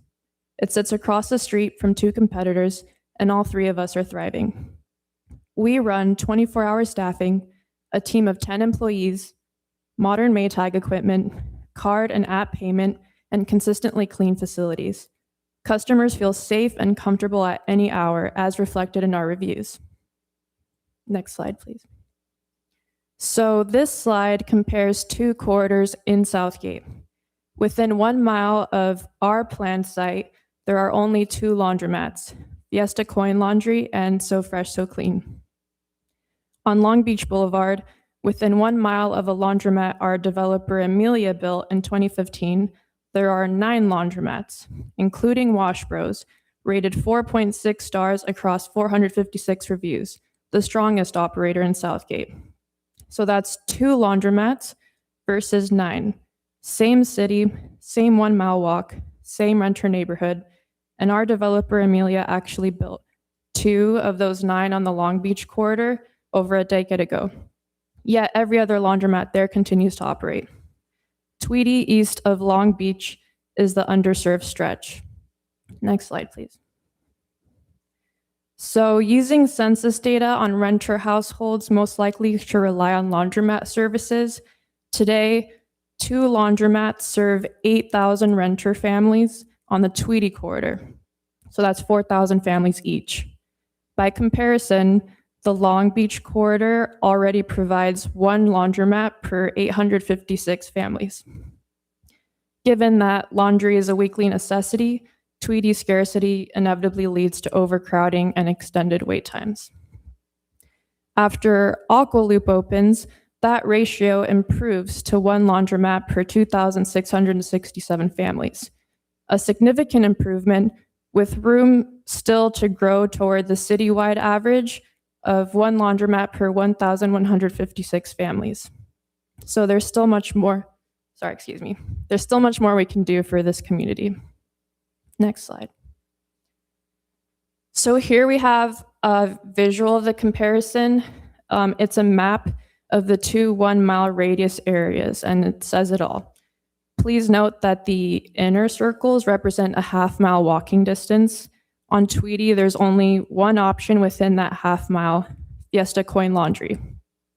On Long Beach Boulevard, there are 6, including Wash Bros, which I already mentioned is the highest rated laundromat in the city. And if you look at the green star on the map on the right, that is Southgate Lavanderia, a 6,000 square foot facility beautifully built by our own developer, Amelia. The Southgate market has already proven that new laundromats don't displace the competition. They raise the bar for everyone. Aqua Loop is not over-serving Tweedy. It simply brings it closer to the level of access the rest of the city already enjoys. And now I'd like to invite Amelia to walk you through what we're building at 4390 Tweedy. Thank you.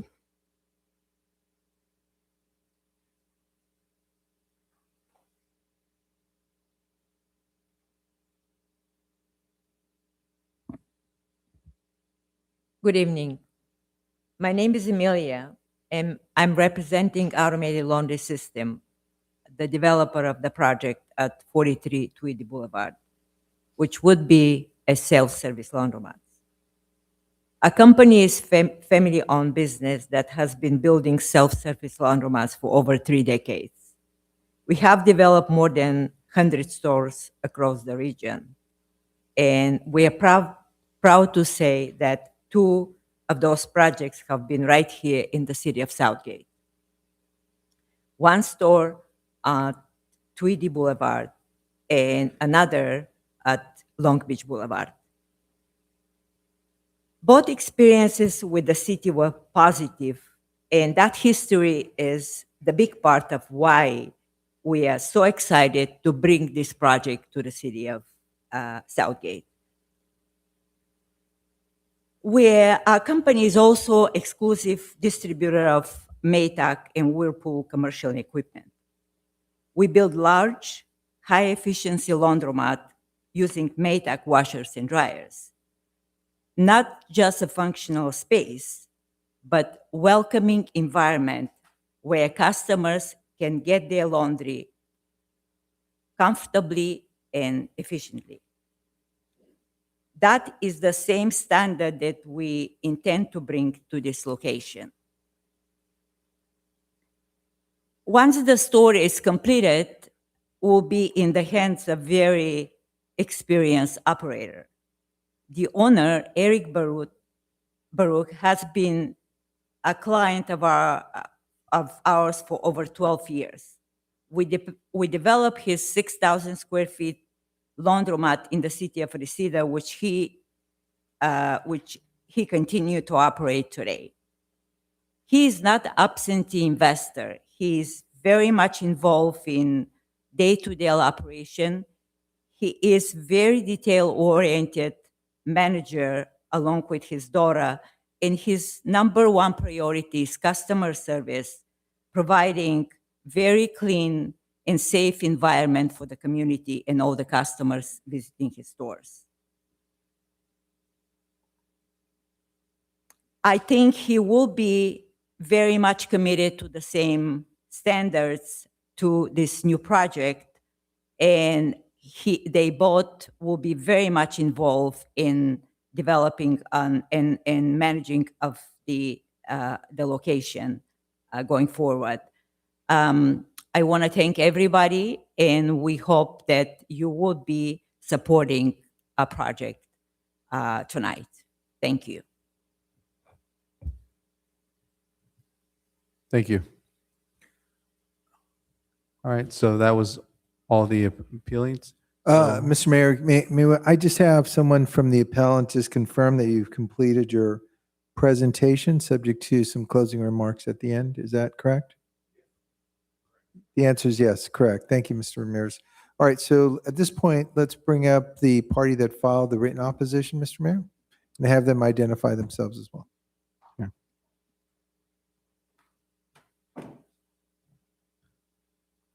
Hello, everybody. My name is Sanjay Patel. We are the owner of the Fiesta Coin Laundry at 440 Tweedy. We are the family-owned small business that has proudly served the residents of Southgate for 23 years. We've been owning this laundromat for 23 years. Over the years, we have built strong and personal relations with our customers, whom we have had the pleasure of serving for generations. We have seen mothers bring their children, watch those children grow into adults, and eventually start families of their own and bring their own children as well. We have maintained good relations with the city, and have been happy to contribute to the character of Tweedy Mile area, which has traditionally supported smaller, community-oriented businesses that serve the local residents. I am here today in support of the director's determination that the proposed 7,000 square feet laundromat is not permitted under the TMU1 zoning regulations. The TMU1 zoning code clearly states that the dry cleaning and laundry agency are permitted in this area with the maximum size limit of 2,500 square feet. The proposed laundromat exceeds the limit and therefore should not be permitted. The applicant's argument to classify the laundromat under personal services general appears to be their attempt to bypass the city code and avoid the compliance with the established rules. There are many other service-related businesses that are also specifically prohibited under TMU1 zoning code, like gas station and stuff like that. It is not there, but it is not allowed.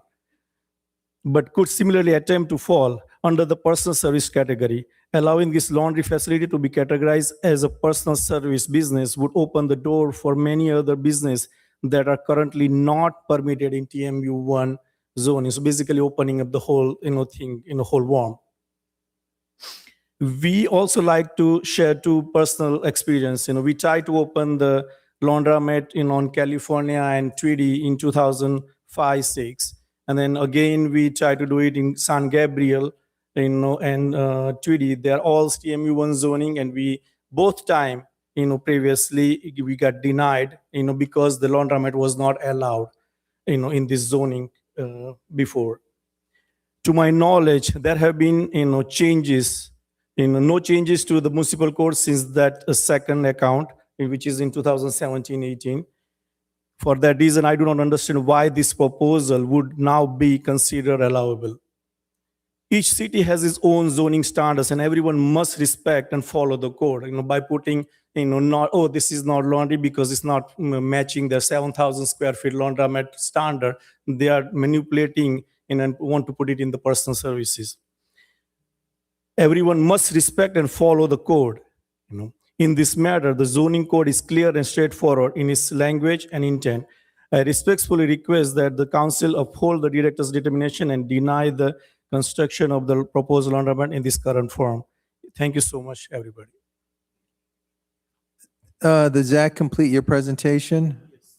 And I did submit that appeal, but I don't have the slides so far. Okay. All right, Mr. Mayor, just again, so the record is accurate here, the council was provided and will make a part of the administrative record, the appellant's blue folder that contained materials there that was provided to the city council today.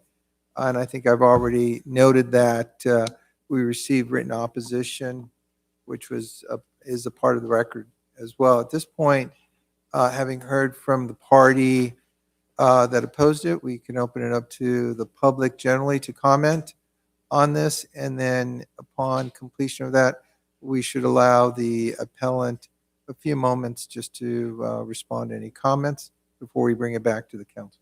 Yes. Thank you, Mr. City Attorney. I'll go ahead and open it up to any member here in the audience. If any member of the audience would like to speak, please move up to the mic. Thank you. All right, so I'm kind of neutral on this one here. Really, how the council chooses to go on this one, I'm fine either way. But I do have a couple of questions for the applicant. if the city does decide to proceed with this development and grant you this, to go forward with this, could you please put in 4K ultra high definition televisions in this laundromat of yours? Because I would like to be able to, watch TV. And also, could you put in Direct TV and have a Direct TV subscription for this location? Because, I want to be able to, see movies and, cool shit on there. So, and then the other thing that's key is I know where this building is. It's right across from the 7-Eleven. So on the eastern wall, in future years, I would like to be able to pursue making use of the BID funds, the Business Improvement District funds, to put a mural on the eastern side wall of this location, of this property. So I hope the applicant is open to the possibility of having a mural at this location. All I want that. Thank you. Hi, council members. I just wanted to read the definitions that I found. Could we ask you for your name, please? Yes, my name is Thank you. Dara Patel. Thank you. I would like to read the definitions that I've looked up here, the division definitions in the city of Southgate. A dry cleaning and laundry agency is a facility where materials are dropped off and picked up for cleaning services or cleaned on site through either conventional laundry or chemical processes, where an agency is less than 2,500 square feet. I would like to read that primarily because I know we've discussed the drop off and pickup. It seems like the code is fairly clear. An agency is not just picking up and dropping off. It's also going there and laundering your clothes, whether it's on your own or having someone doing it. Thank you.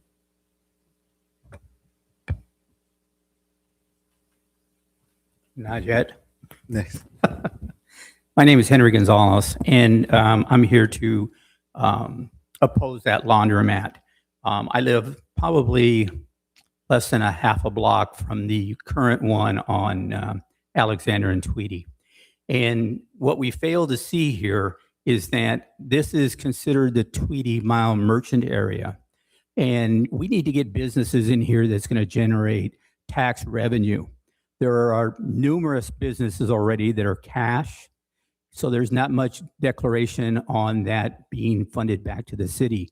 With the proposal that this group had was they had a nice layout on both Long Beach, which in my opinion is not a business district.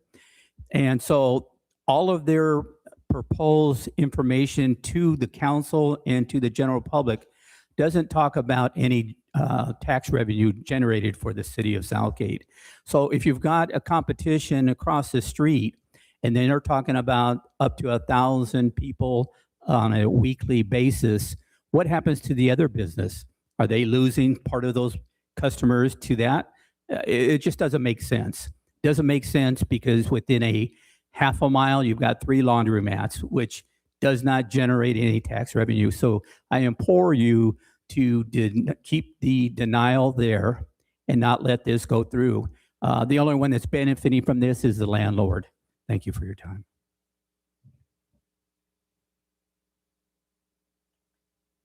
Hello, City Council. Eric Trujillo, Parks and Recs Commissioner. Just wanted to mention and bring to your attention that it seems that the Declaration of Professional Service it's an attempt to circumvent the square footage. And alternatively, right, the dry cleaning laundry agency already exists as approved business. If the laundromat is not in the code, then it's not allowed. So if it were allowed, it'd be on the code. So just frankly, it just seems like the business is trying to circumvent the square footage of this initiative, and just based on our code, I think it should not be allowed. Thank you.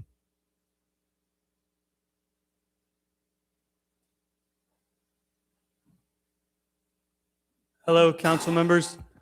Thank you so much for your time. My name is Sam Narafshan. I represent the landlord for this property. We manage this property as well as the next door Hub Cities property, as well as the Northgate Shopping Center on Long Beach and Palm. We've been working closely with Gabriel as well as the previous manager here, who was Meredith, as well as the city manager, Rob, on getting this location finally open. So just as a quick rundown, this building has been vacant for 5+ years. We need to go ahead and attract businesses to the city. We can't go ahead and just keep sitting on vacancies along Tweedy. The Tweedy Mile is a very nice street, very good business-friendly district, but unfortunately, the businesses are just not opening there. We've been actively marketing this, and we're very happy that Alcaloop has stepped forward and went ahead and trying to invest money into the city. So we appreciate that as well. In regards to having a laundromat across the street from another laundromat, this is something that's called economies of scale. It's actually very beneficial to have businesses open next to other businesses. That's why cities went ahead and created business districts for all of them to come open up in the same area. It's similar to a gas station opening up next to another gas station, or a drive-through McDonald's opening up next to a Burger King. That just creates more business because it attracts more customers and gives them more options, more variety, and gives better prices to the customers as well by giving them competition. I also want to go ahead and say we need to go ahead and make it friendly, make it a friendly business environment for tenants to go ahead and open up. Everyone keeps talking about, oh, if it's an agency or a plant or just a laundromat. Well, it's clearly a laundromat, and it's why the business across the street is able to operate as well. They're classified as a laundromat, and it's pretty much a similar business. They have their laundry equipment that people come with their kids, and as they mentioned, kids and families come and wash their clothes. It's just clean clothes, and then they'll go ahead and shop at the pizza place across the street, go to 7-Eleven, go to the Wing House across the street. So it creates a friendly business environment that goes and improves the Tweedy Mile as well.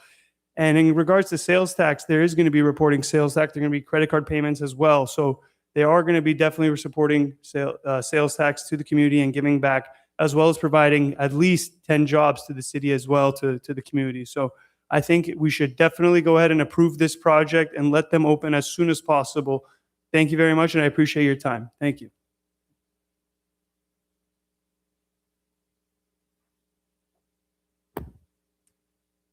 Good evening, Honorable Mayor, members of the City Council. It's a pleasure to be here before you today. My name is Juan Garza. One thing that I know that we, as policymakers, do is we establish rules. And the rules keep us with equity in terms of providing that guidance to the public, in terms of knowing where you stand on one end or where you stand on the other. It's clear from seeing the reports today that there is clear ambiguity here. One definition could be exactly what the young lady said before, which is in the reading under agency, clearly states that it's or cleaned on site through conventional or chemical processes. So one interpretation of that could be that the traditional laundromat services can be provided in that way, the way the applicant is proposing.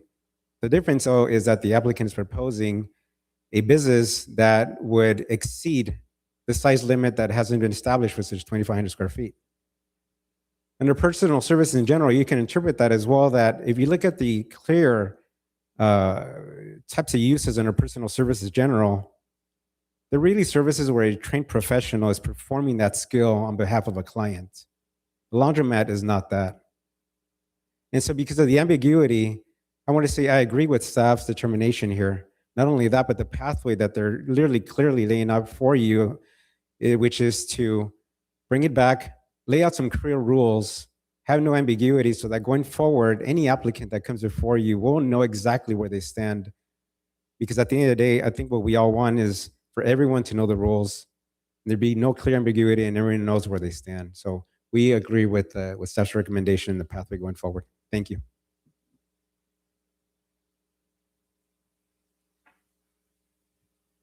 All right, thank you. Would the appellant like to make a closing statement? Or, I'm sorry, do we have any emails, Madam Clerk, before we do that? No, Mr. Mayor, we have no Okay. emails. So just so the record's clear, we'll close the public comment except for the closing remarks from the appellant. Thank you. Do I have to state my name again? Julio Ramirez. So first of all, I want to again thank you for your time. We really appreciate it. Our request is straightforward. We are asking you to reclassify this proposed self-service laundromat as personal services. I want to remind you that, and I would like to paraphrase the city attorney at the Planning Commission when he directed the commissioners. Because of the ambiguity, there is no code. And because of that, you, the city council, as you do every day, try to do the best for the community, have the right to go ahead and make the decision of where this stands. So we ask you that you consider placing laundromat under personal services. And again, it's because of the ambiguity and the classification that brings us here today. So again, thank you for your time and your consideration. Thank you. All right, I'll bring it back here to council. Do council have any questions or comments? Okay, so there was a question about why the decision was made in 2015 and that you reached out to a former staff member. And what did they say was the intent? He said they thought the intent was to potentially prohibit laundromats throughout the city. Okay, that was not the intent. I don't know who you spoke with, but that was not the intent. Thank you. A lot of residents do not have a washing machine at home or anything like that. So that was not the intent. I was there in 2015. My recollection, and maybe the city attorney and Maria Davila who were there will can correct me if I'm wrong, but the intent was to control the size of the laundromats. That was the idea behind it. And so I just wanted to clear that up because I don't think, having people who don't have washing machines or dryers at home not be able to go somewhere, I don't think that was the idea. I just wanted to clear that part up. And again, maybe the city attorney and Councilwoman Davila have a different memory on that, but that certainly is not my recollection of that. Yeah, Councilmember, I don't think we have an adequate record to determine what the intent of the council was at that time. I think the review by the city council this evening has to be based on the municipal code as it's currently written, and then the council can make its own interpretation as part of this appeal. Correct. And again, I'm just going by what my recollection was. And again, one thing that we do not, cannot do as council members is worry about competition. Whether there's somebody there or not. If you have a restaurant, for example, we can't deny another restaurant from opening it up. And again, we have to do a lot of work to try to bring in businesses into the city of Southgate, especially those that generate revenue and create jobs. I do have concern. I did meet with Julio, and he did a real good job of doing a presentation on behalf of his client. But I do have a concern about moving forward with this one. If I hear something different from my colleagues, maybe I'll change my mind, but I do have a concern. I think it's just too large of a facility for what is intended to be done with. So again, as of right now, unless I hear something different, I can't see me moving forward with this. Thank you, Mr. Mayor. Thank you. Mr. Mayor, may I go? Go ahead. Thank you. And thank you for those who spoke. And going to Council Member Hurtado's, my recollection was to control the size, but also it's on Tweedy Boulevard. And what we were looking for on Tweedy Boulevard is to bring commercial, to bring retail. And that has been a goal of the city council all along, that we needed to revive our Tweedy Boulevard. As many stores right now, we know that they're going through a really, and I know city attorney, that I need to focus on the issue. But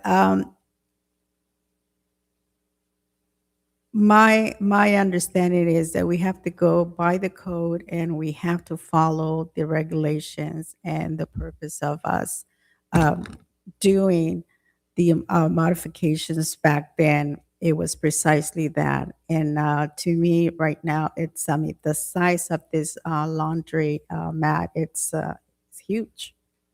My worry, and I can say that it's a parking issue.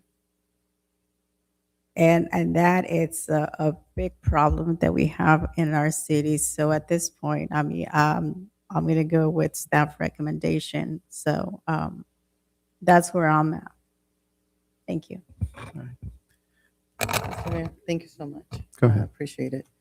First of all, I just want to tell everyone that's on Zoom, YouTube, but those that are here, the appellant as well as the person who is opposing this. Mr. Garza, thank you so much for coming out, and I think you made a very specific point. But I do have questions for staff, if we can start with that. Is there any precedent in the city of Southgate where a laundromat was classified as a personal service? I'm not aware of a record of that. Okay. In the past. Would this project be allowed under the upcoming code amendment that we're looking into? We presented the code amendment to bring back the actual land use title of laundromat with the conditional use permit, similar to what it was before, but with a distance of 1,500 linear feet from another laundromat. If that was adopted, it wouldn't comply if we adopted it. But again, I want to remind the council, it's in draft form. It hasn't been considered officially by the Plan Commission Council. Thank you. The next question is for Luis. Out of the laundromats that we have, how much are they generating in sales for the city? I don't have that You information. don't have that information. Okay. I would like to ask some questions to the appellant. If Julio, you wouldn't mind coming up. Thank you. First question, why is 7,000 square feet necessary for this specific laundromat? The best person to answer that question will be Eric. I apologize. Mhm. Well, Mr. Ramirez, you may want to stay up there. She may have other questions for you, Yes. so you're not off that easy yet. Thank you. Again, I'm sorry, what was the question? The last one? Why 7,000 square feet? Okay, first, economy of scale. Today, everybody struggles, especially small laundromat. If you want to staff a laundromat with full staff all the time, okay, it cannot be too small because most of the week it's empty. So you have to you cannot have 24 hours or whatever hours you operate staff on. I want my laundromat to be staffed all the time. Sometimes there are 2 people on staff, so I want to be able to serve. Second is the necessity of the customer. If we go back to crowded laundromat, remember what happened during COVID. Okay, which one of the businesses were open during COVID? Laundromats were one of the few that were allowed to be open. Do you want tomorrow to go to a laundromat, crowded laundromat, or you want to go to a bigger capacity? It's all matter of if I'm making the investment calculation, can I open bigger than 2,000, 3,000 square feet laundromat? That's my model. And this neighborhood specifically is very, very dry. They don't have any laundromat. People have to drive away. Laundromat is a business that is for the neighborhood, for the immediate neighborhood. That's also going back to your previous question. Is it generating income? It's not necessary that the business needs to generate income. It needs to service the customers. Okay, is it there to service the customer? Do the customer need that business? Do they need so large? Yes, they need. They need the business with big machine, not anymore small machine.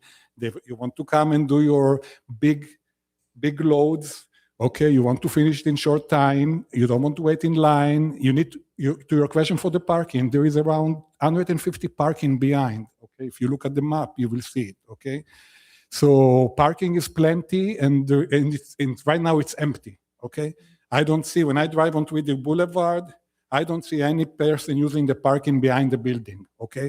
So whatever was the intent, I don't think it's happening right now. I think when the laundromat will open, it will bring a lot of traffic to whoever is around, okay, to restaurant, etc. That will generate revenue, that will generate business, that will generate traffic, that will make it live again, okay? So the size is matter of economy of scale, okay? It's also matter of better for the customer, I think. So I don't know if you have the experience, but if you go to a small laundromat on the weekend where most of the customers go, they have to stand in line and wait for the next machine, so somebody to finish, okay? And there is no parking outside. So this one, I think, this specific location answer all these criteria. It has a lot of parking, plenty of parking. It has the size to support. It will be wide enough to give room between, so customers don't need to be afraid in time of pandemic or something like that. Okay, it will have plenty of seating, whatever the customer need. It's all to serve me as a business owner to make for me the income, but I want to do it by servicing the customer. Thank you. So why not stay within the parameters of 2,500 square feet? Why the 7,000 square feet? Why Again, not stay within the parameters of 2,500 square feet? because again, I'm looking to 2,500 square feet is a small laundromat. In order to operate it, you cannot have staff on time on payroll all the time. You need to have a cleaning lady coming every 5 hours to clean. Meanwhile, during the other 4 hours, nobody is there to service the customer. It just doesn't generate enough income to support the payroll. So it could be a family-owned business, no problem with that, that the kids for no money go and service the laundromat or whatever it is. But in today's economy, with the cost of utilities that going up so much, you need to be more efficient. You need to have more efficient machine and bigger scale. Now, is that what the neighborhood need? Yeah, look at the Long Beach corridor. You have 9 laundromats. Some of them are bigger than 6,000 square feet, existing one, okay? So you have plenty of laundromats, large size laundromats to service less. I will argue to go check the census. You have less families living in the Long Beach corridor than the one living in the Tweedy corridor, or whatever I call corridor, okay? The 1 mile radius, Thank okay? you. Thank you. Council member? Thank you. I appreciate it. I appreciate your response. So when I think of personal service, I'm imagining I walk into a facility and somebody's performing a service for me. Either they're cutting my hair, they're doing my nails. Not once have I thought of a laundromat as a personal service, because it's not. If I take it to the dry cleaners, they're performing a personal service for me. I'm dropping off and picking up.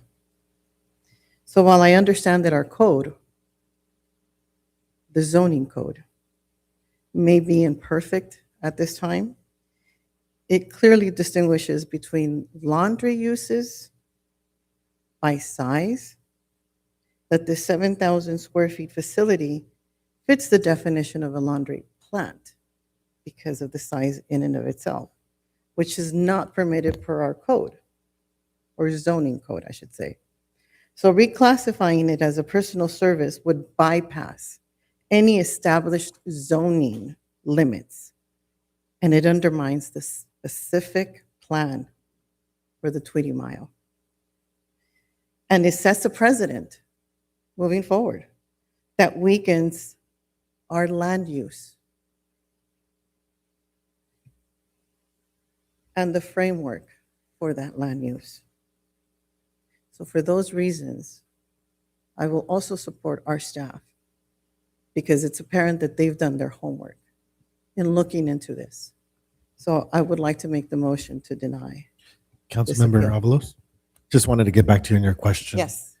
So I did go into our reports, and laundromats generate very, very little revenue for the city. Almost none, to be honest. Most of the revenue comes from the sale of retail, maybe soaps, maybe incidentals, but that is Dining, shopping, retail. that is very little. Which is the intent for Right. the Tweedy downtown. Thank you. So the motion is To deny. to follow the staff's recommendation. No, So to follow to staff follow staff, yeah. recommendation. So I'm And going to deny the second that, but I want to just add a couple of things. One is, thank you to the applicant. One thing that is in your favor is, again, I understand that the revenue part of it is a big thing. Generating foot traffic is something you would have helped in, so I don't want to diminish the value of a laundromat. But I had also done some research and I looked into what a successful laundromat size would be. They go anywhere from 1,500 on the low side to 3,500 square feet. 7,000 and some odd feet just seems, way too big. But in any case, I'll second the motion. All right, we have a first and second, but I want to make sure I give Council Member or Vice Mayor Alrios the opportunity. Thank you, Mayor. Thank you, both the folks that are here to support and those that are against. I'm kind of up on the fence right now, kind of trying to figure out. Now, my understanding is that the folks, the appealant, they have another laundromat here in the city. Is that correct?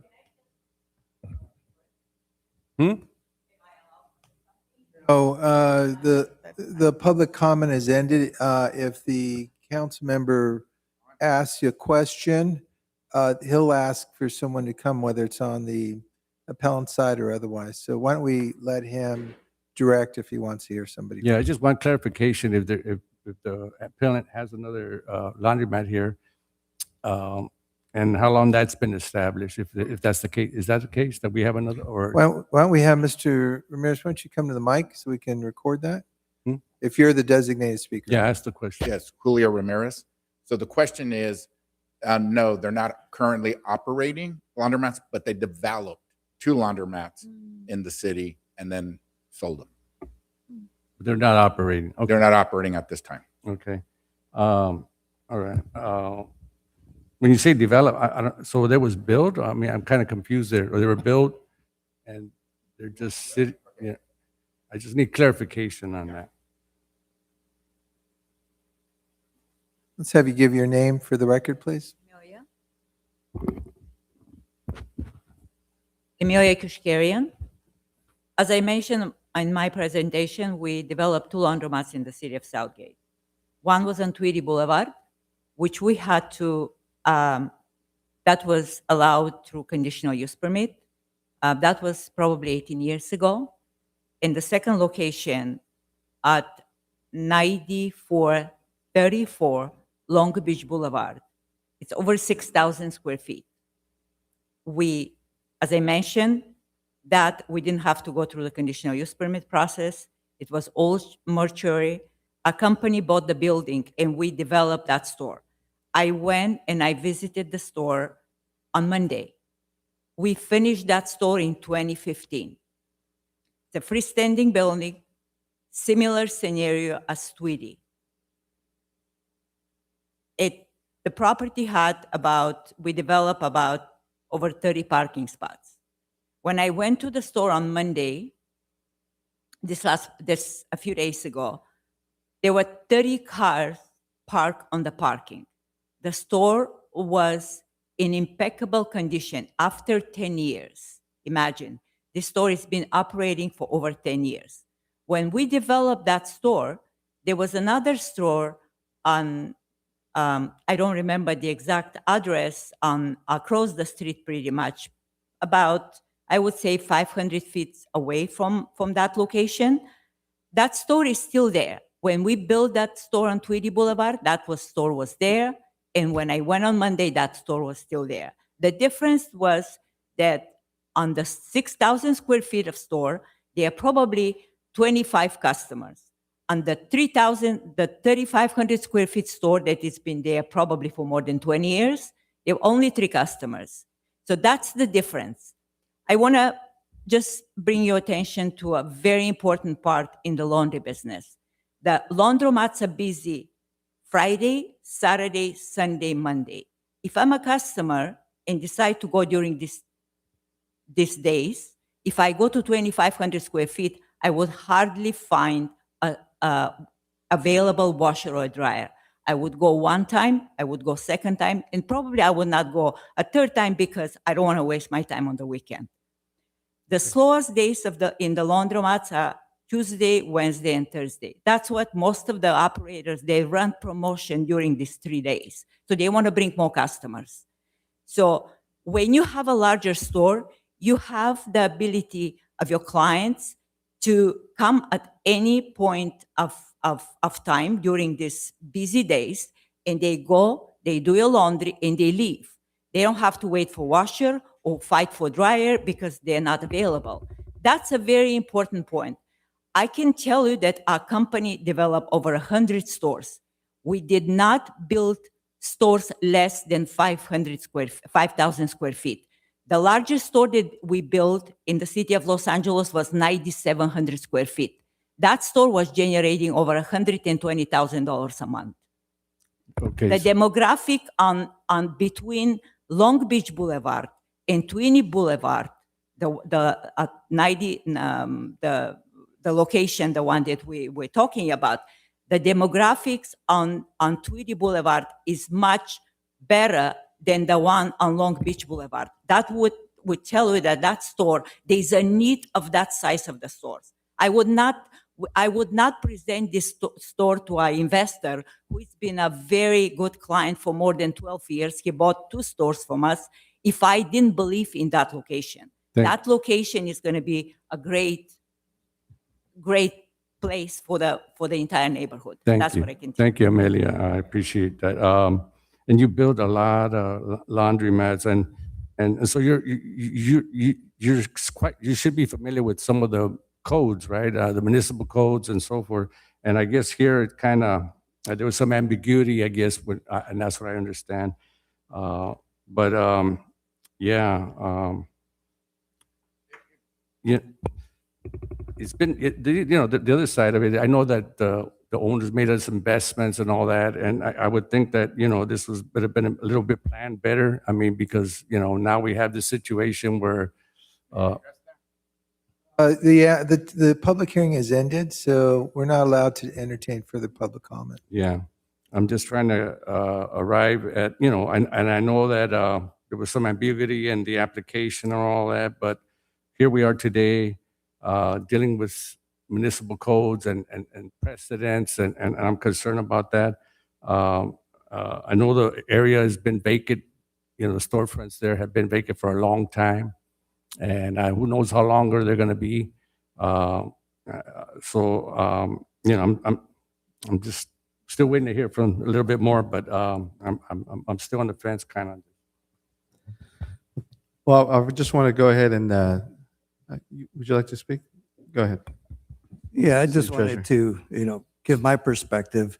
A laundromat sits right between, I would say, the agency description, laundry agency description, and professional services general. And what I mean is that on the agency side, you have that 2,500 square foot restriction, which technically, fulfills that space for the heavy machinery. Looking at one of the documents that they presented, it stated that the estimated washers, the actual sizing for the 72 washers takes up 1,000 square feet. And they have 45 dryers, which would be, I'm assuming, no greater than the 1,000 square feet. So the actual equipment fits within the laundry agency side of it. The personal space is where the folding tables, the the waiting areas for the clients to sit in. So that is the extra space that, is in excess of the 2,500 square feet. I believe the equipment sits within 2,500 square feet or less, and the rest of the space is used for the patrons that are visiting the facility. And that's my interpretation by both presentations and the documents that were presented today. Thank you, Mr. Mayor. Thank you. Well, I'd first like to just thank the applicant and the appellant, and also the business owner from across the who came in to submit a request to deny. I think, look, when when I first read this, I do agree that we have to make sure we fix or we correct our code, right? We want to make sure there's no way for a person who wants to open a laundromat business to be able to not know if they can open or what they can open, right? We need to fix that. We need to make sure we can get that corrected.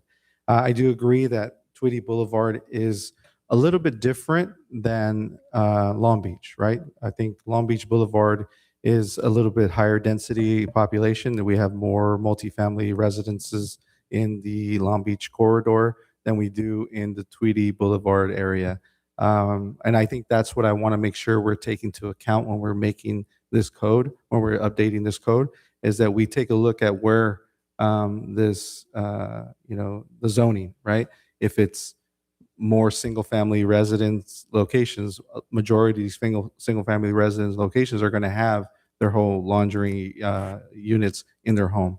If they're in a corridor where, like Long Beach Boulevard, where there's a lot of multifamily apartment buildings, multiplex units, there's very little space, because a lot of what used to be the laundry rooms are now being converted to ADUs, multi-unit ADUs. So those things are gone, and now there's nowhere for the laundry to be done. So that's why the laundries mats are being used so much. But I will say, I think that 7,000 square feet is a massive unit in that corridor. I think for it to not create no tax revenue, not to create any business solution for what we're looking for in that corridor, I think it doesn't sit with our code. And when we have a code that's written, I think we need to rely on that. I'm a believer that if the code is written that way, we should rely on it, and to the best of its ability, right? And the way we have it written right now, we're going to go with, I would weigh on the option of going with the staff's recommendation to deny the appeal, and then work on updating this code to properly address that. So I think we have a first and second. So can we have a roll call? Mr. Mayor, just to close out the record here, we did have a additional comment made by the appellant in response to Vice Mayor Rios's questions. And so those are part of the record. I just want to confirm with Councilwoman Avalos that you heard that and you still want to maintain your motion. And Councilmember Hurtado, you also heard the additional comment. Are you still seconding that motion? Yes. Okay. I think at this time the record's complete and you can move forward to taking your vote. All right, Madam Clerk, roll call, please. Councilmember Avalos? Yes. Councilmember Hurtado? Yes. Councilmember Davila? Yes. Vice Mayor Rios? I'm still on the fence in this one. I'll recuse myself. I'm sorry. You're going to abstain? Abstain, I'm sorry. Thank you, Mayor Baron. Yes. Thank you. Motion passes. All right, thank you. We'll go to presentations for item number 3. Mr. Mayor, if I may ask our city attorney a clarifying question, just because it was brought up to my attention. It says we're going to have some slides. However, those slides were not provided to the community when the agenda was posted. And I believe everything needs to be posted within 72 hours. So would this be considered a violation of the Brown Act? Which slides are you referring to? Rob, were we going to be doing slides for the presentation on item number 3? I believe there may be some slides. We've been, it's been a regular process where if we have presentations, they're not often attached. They're offered later. We don't have them at the time, and most of our, sometimes we do, but most of the time we don't. I haven't seen that be a pattern. I'm not aware of that being a Brown Act violation. The Brown Act requires us to share materials with the public when they are made available to the city council. And our practice here is that when these presentations are made publicly, those are provided to the council at the same time that the public receives them. And not the 72-hour rule, correct? Okay, thank you. All right. Madam Clerk? Mr. Mayor, is it possible to just take a few minute break? Is that possible? You've been going? Sure, you want to take a 5-minute break? We'll I'd take start a at 4-minute break. Yeah, 8:20? thank you. That'd be Start at 8:20. Yes.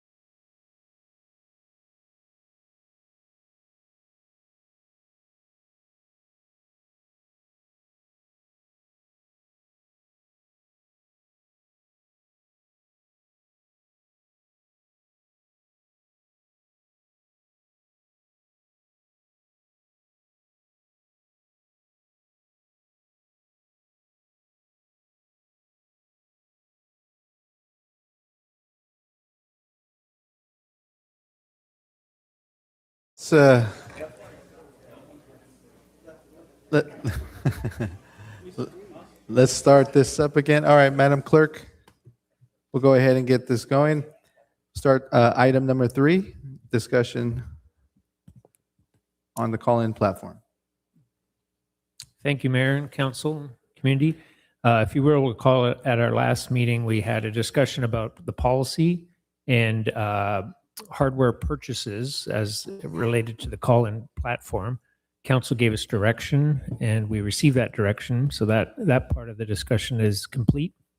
However, there was discussion about the platform that might be used in the term of the software. Could it be Teams? Could it be Zoom? Further research was done, and I will now pass the baton to our Administrative Services Director, Louis Frosto, who will provide a presentation on that information. Thank you. Sure. This will be a brief presentation, Mayor, members of the City Council, members of the public. Just a couple of things. This is a summary table, a summary slide here. Really what staff is trying to convey here is that I think this is really a conversation about brand names rather than functionality. The Microsoft Teams versus Zoom conversation, they both provide the same core functions for public meetings. The difference is that Zoom has better brand recognition. The public is familiar with the brand, familiar with the product, mostly because it's used widely by the public, both in school districts, also in other cities. The difference is for us is a couple of things that we'll go through in this presentation. One is that one costs money, the other doesn't, right? But that's really not all of it. The city's IT infrastructure, city's email calendar, setting up a reoccurring emails, the workflow related to the archiving of emails, the time that we would save in relation to recording and archiving of meetings and staying with the current format, the availability of our internal IT support, who's familiar with the Teams product. But one thing I want everybody to understand is that the staff's recommendation in terms of policy that was approved by council at the last meeting made it so that the telephonic call-in feature that is available both with Teams and Zoom is what the city is using to meet the SB 707 compliance requirements, meaning that no matter what platform we use, that's not changing. The city is going to continue to use the telephonic call-in feature as the requirement for meeting SB 707 requirements. YouTube and Teams video, which will be provided in the new world, are being provided as a courtesy. But their failure, meaning if video stops working, does not trigger the SB 707 requirement to stop the meeting. And I think that's very important to understand. I think the reason I mention this too is because I think in the last meeting, based on what I was hearing from some council members and also from the public, I think there was a misunderstanding that we would not be leveraging the Zoom or Teams functionality as it's intended.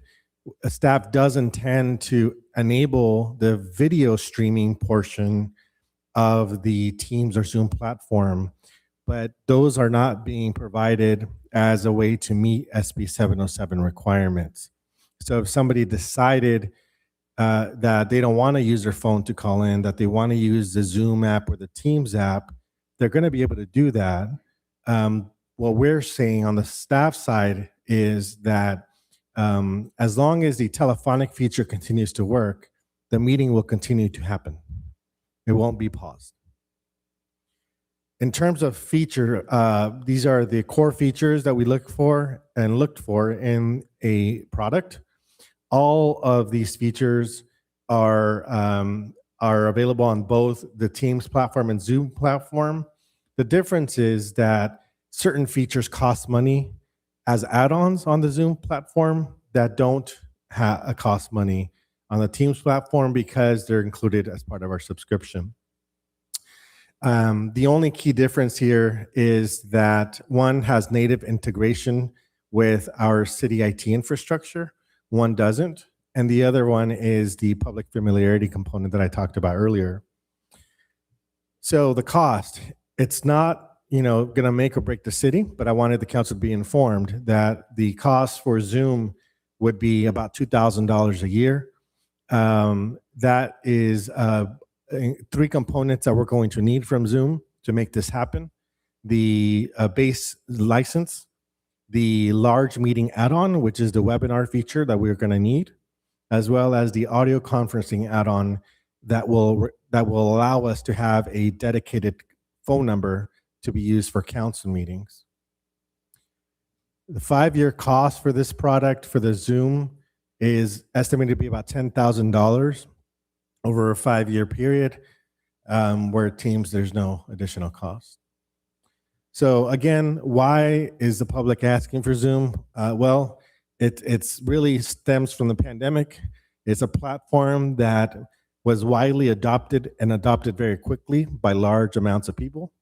So there is a lot of familiarity with the product. The second component of that is that other agencies use Zoom. That is a fact. Many of our surrounding agencies use Zoom. But there are large agencies that do use, small and large, that do use Teams. So Teams is not an unknown product in this space, but it's very much not the main player. And oftentimes, folks who are, maybe don't use Teams or not familiar with Teams see it as an internal-facing product, not typically a public-facing product like they do see Zoom as being. One last note is whether the city uses Teams or Zoom, residents will call in the same way. Nothing changes for them. There's going to be a phone number available to them. They're going to have to put in a code to get into the meeting. They're going to raise their hands the same way. From the public perspective, it's going to be the same whether they call in using Zoom or Teams. Same thing with the link that we'll post on the website. If somebody wants to skip the phone number and use a link, they'll be able to do that.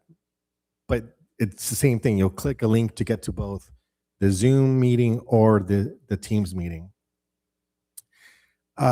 So again, I'm just going to reiterate staff's recommendation here, but we're open to direction from council on what you'd like to do. We are recommending that we move forward with Teams for the council meeting call-in. We're recommending that we keep YouTube as our primary streaming platform, with YouTube being the archiving platform, which it is now. Folks, from a public accessibility and transparency perspective, are used to YouTube. YouTube is easy to access on mobile devices, on iPads, on computers, on televisions. YouTube just provides a very easy way for folks to be able to view and hear the meeting. However, with the expansion of what we're trying to do here, that won't be the only option. We'll also be streaming it through audio via phone number. And if somebody wants to use the Zoom or Teams app, then they'll be able to do that as well. We're not going to prevent them from doing that. From the usability perspective, we think that Teams just makes sense. It doesn't mean that everything's going to be perfect. I think we're going to be going through some trial periods, no matter the product that we use, whether it's Zoom or Teams, in the next couple of weeks, the next couple of meetings, to test out the functionality and go from there. If we find that we need to pivot, we were able to pivot as well. That concludes my presentation. Thank you. Just one clarifying comment. I didn't see a slide on it. I know that there was a comment made that there was some type of translation ability with Zoom that was built in already. Can you kind of give some clarity on that? So both Zoom and Teams have built-in basic translation services, but those translation, the capabilities of those built-in features will not meet the needs of live translation that is required. For example, Both of those platforms have been known to have a slow translation and inaccurate translations. They're not really meant for important live meetings. The product that we chose, Wordly, is used by almost every agency that we looked at. And they're also used for official records, for translations, and they will be able to integrate with either platform, either the Zoom platform or the Teams platform, just the same. So no agency that's currently using Zoom is using their Zoom translation. They're using this other service that we're. So they may, I mean, I'm not sure. I didn't look at what whether they have it enabled or not. The law does not require translation services to be real time. The only thing that SB 707, as well as another law, is requiring is that we translate the agenda into Spanish. The translation portion is really meant to make this accessible to the public, but there's no legal mandate for us to do that. Not at this time. I think it will be in the near future. Near future, right? Yeah. All right. Thank you. I'll go ahead and open it up to any member in the audience if you have any questions. Thank you. Liz Ruiz on Kaufman. Previously, I was kind of on the fence. I could have done with either, but after talking to Mr. Dominguez and realizing that school districts have actually trained parents to use Zoom, I actually got convinced that that's the best option, because so much of our community are monolingual, Spanish speaking, and I think it's definitely a benefit if they're already used to using something like Zoom. I know as part of Communities for a Better Environment during the pandemic, a lot of our United Residents of Southeast LA members were trained on using Zoom. And even during my time as a board member for the Board of Environmental Safety at the state level, we use Zoom. I do recognize that at the state level, we did actually have a, I forget the amount, but I want to say it was like $500,000 that we spent on a contract to have a team actually have the capability to manage communication through Zoom with the translating team and everything. So it wasn't cheap. And I'm always amazed that Yodis can do everything. But I mean, that was years ago. I'm hoping the technology has increased. And yeah, I think that's the only reason I would really lean towards Zoom, because of how familiar residents and the public are already with it. Thank you.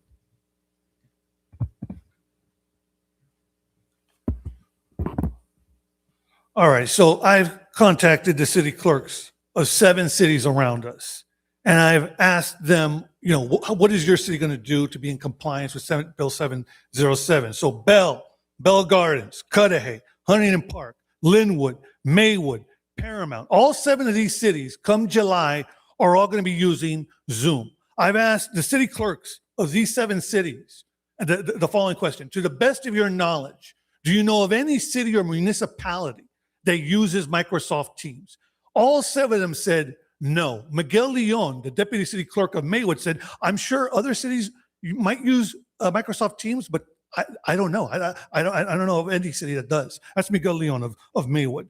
There's a lady by the name of Norma P. Carmelo. She's a resident of Southgate. She works at San Gabriel Elementary.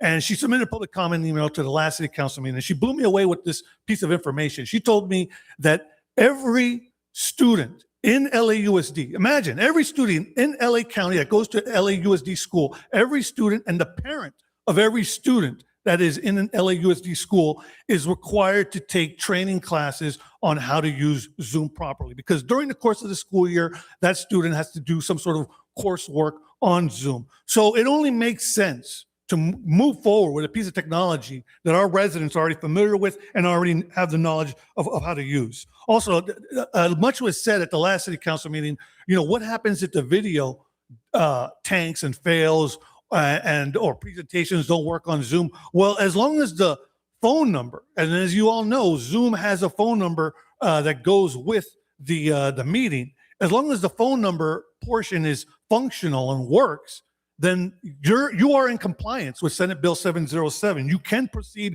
with the meeting and fix whatever thing is going on with the video or the presentation, and not worry about shutting down the meeting and having to recess because just the video doesn't work. But as long as that phone number is working, people can listen, people can give public comment, and you can continue with the meeting. Regarding the cost, so we're just talking about $2,020. I mean, that's pittance in comparison to what you people spend here with our departments. Why is it that you aren't willing to invest in us and you don't see us as an asset? I mean, you got residents here that want to speak, that want to participate remotely. You have the Public Access Fund, the Information Services Fund, ARPA funds. Each one of these funds have over $100,000. You're telling me you can't make use of these funds to pay for the measly $2,000 for us to have Zoom? And I'll end with that. For you not to move forward with this, council members, to me, this is just a perfect example of what a ripoff city I'm living in. I got these half a dozen plus surrounding cities around us are going to be using Zoom, and here you want to dump Microsoft Teams so because it won't cost you a dime. That's a ripoff.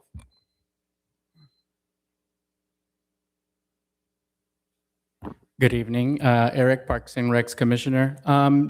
I must side with Mr. Dominguez, mainly just from the avenue of the easeability, the comfort level, and the benefit that using Zoom will have for engagement with the community.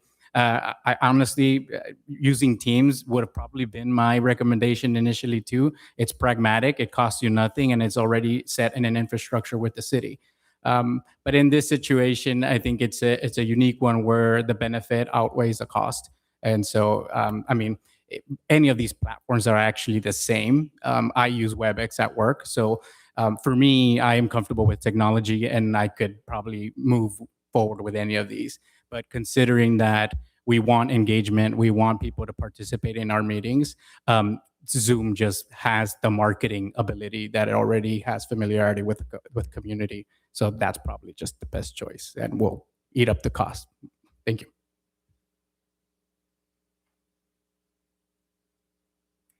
My name is Alice, a resident of Southgate. Family been here since '67 and in Southgate.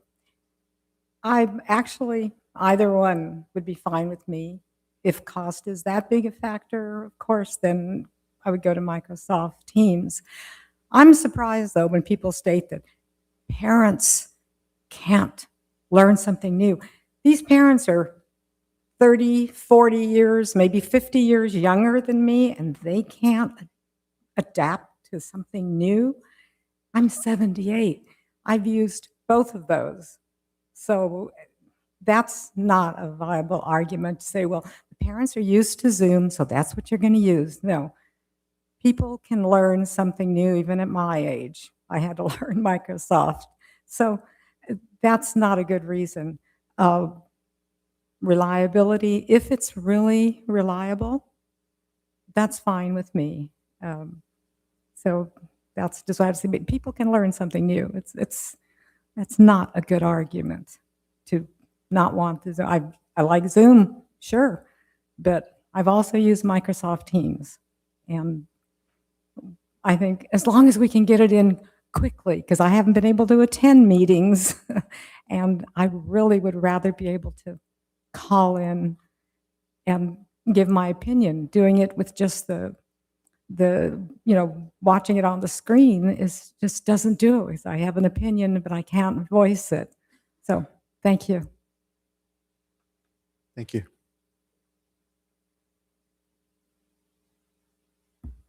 Robin Logan, resident on Hunt. I'm actually here again with my baffled.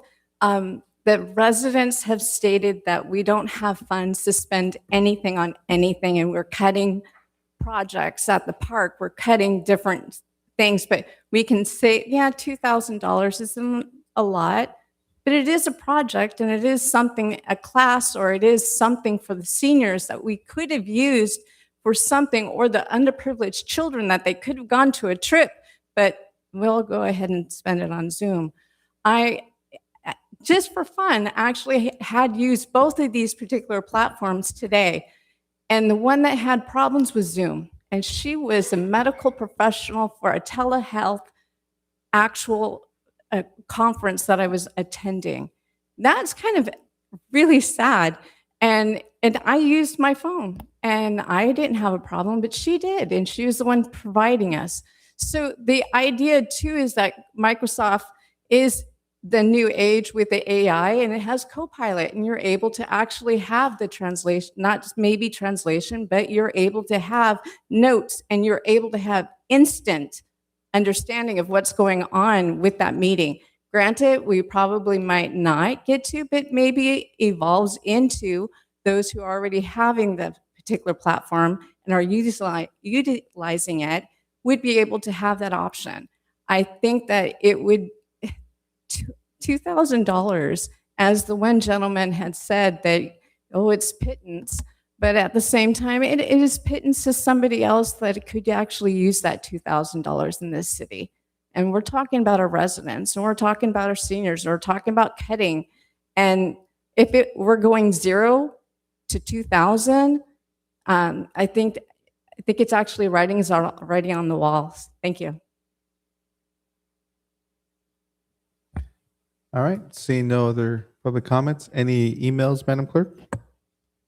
Yes, Mr. Mayor, I received an email from Norma Pari Carmelo, an advocate and LAUSD parent representative who expressed support for reinstating Zoom for city council meetings. She states that the platform is widely used, trusted, and familiar to Southgate families through continued use by LAUSD and neighboring school districts. She emphasized that providing Zoom access would promote transparency, equity, and civic participation, particularly for residents who may feel unsafe attending meetings in person due to ongoing immigration enforcement concerns. And then the next one is from Osvaldo Pichardo, who expressed support for adopting Zoom as a public participation platform for city council meetings, stating it would improve accessibility, increase community engagement, and enhance transparency. He encouraged the city council to modernize public participation options to make meetings more inclusive for residents. And I did receive a comment from Mr. Mario Dominguez, but he is here and he spoke. Thank you. All right, thank you. I'll go ahead and bring it back to City Council. Councilman? Yes. I'm not tech savvy, but what I do have on my computer at home and what I have on my iPad is Zoom.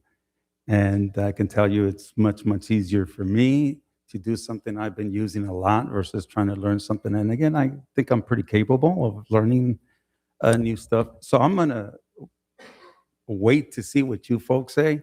I'll vote last so I can just go with the majority on this one. Normally, I would have something more to add. All I really care about is, does Teams do the job that is expected? Does Zoom do the job? And if they're both equal and the only difference is 2,000, yeah, 2,000 is 2,000. We don't want to just throw money away. If we can save it, that would be nice. But at the grand scheme of things, you know, when you have over $100 and some odd million, 2,000 is not going to bring us into a bankruptcy or anything like that. So again, I'm going to go with the majority on this one. Doesn't matter as long as it does the job. Either one is good for me. I'm familiar with Zoom. I have Zoom. I don't have the other system, but I'm sure I can get used to that as well. Thank you. All right. Mrs. City Treasurer, you have any comment? Sure. Thank you, Mr. Mayor. Well, you know, when we look at this topic, whether it's Zoom, Teams, WebEx, Ring Central, the list goes on and on. You know, the real purpose of those applications is just to connect you to a service. And in this case, we're talking about limiting the service to audio. So the features that we would debate over and whether Zoom or Teams today is really irrelevant. It's null and void because of the use that we're going to give the application, which is audio only. So unless we're considering video conferencing and enabling the other functionality that might be embedded, either platform is going to be able to fulfill that service if it's just audio only that we're talking about. The translation services, as the director stated, both applications come embedded. So really, what are we talking about then? If all things are equal, we're talking about a workflow, support, and how much friction are we going to deal with? So we break those down. The workflow that's being proposed is an application for audio, put any label you want. Translation, which is a third-party translation service through AI. And it's an application that, speaking to the director, makes sense to me because you need to provide a real-time service in this council chamber to those seniors or others that do not have a mobile device that a Teams or Zoom application cannot provide via an application because they need to hear it through the audio devices. So no matter which application you choose, you still need to have that translation service. And lastly, the way we're streaming services today or streaming the video, we're using the applications that are already embedded in the clerk's computer. If that were to change, that creates an additional step for post support and archiving and a new workflow that has not been created yet. So that's where the friction would occur, in my view. So long story short, what you guys are looking at is an audio play only. I would recommend that, if that's the position of the city, that you start there, but you would move in the hopefully near future to a full video streaming service. So that would be revisited at a time that you guys choose is appropriate. But whether it's Zoom, Teams, WebEx, RingCentral, I think now it's all irrelevant since audio is the only play that you guys are looking at. So if you're going to save 2,000, if you want to keep Zoom, keep Zoom. I'll cover the 2,000. But at this point, you're looking at a application that's not really going to fulfill any of its benefits. So whatever the director has proposed is sufficient at this point. Thank you. Thank you. Any council member? Yes. I just had a question for Mr. Dominguez since he's spoken to 7 city clerks. Would you mind coming up so I can ask you a question? So when looking at this presentation, it says YouTube and Teams video are courtesy services. Do those cities provide the video with the Zoom as well? Hell yeah. Okay. Just checking. Mr. Salinas, you're an attorney. Tell me, what is it that the court uses when individuals are not able to be present at the court? They use both. They use both, but predominantly which one? Oh, there's a preference for video. Okay. For Zoom or for Teams?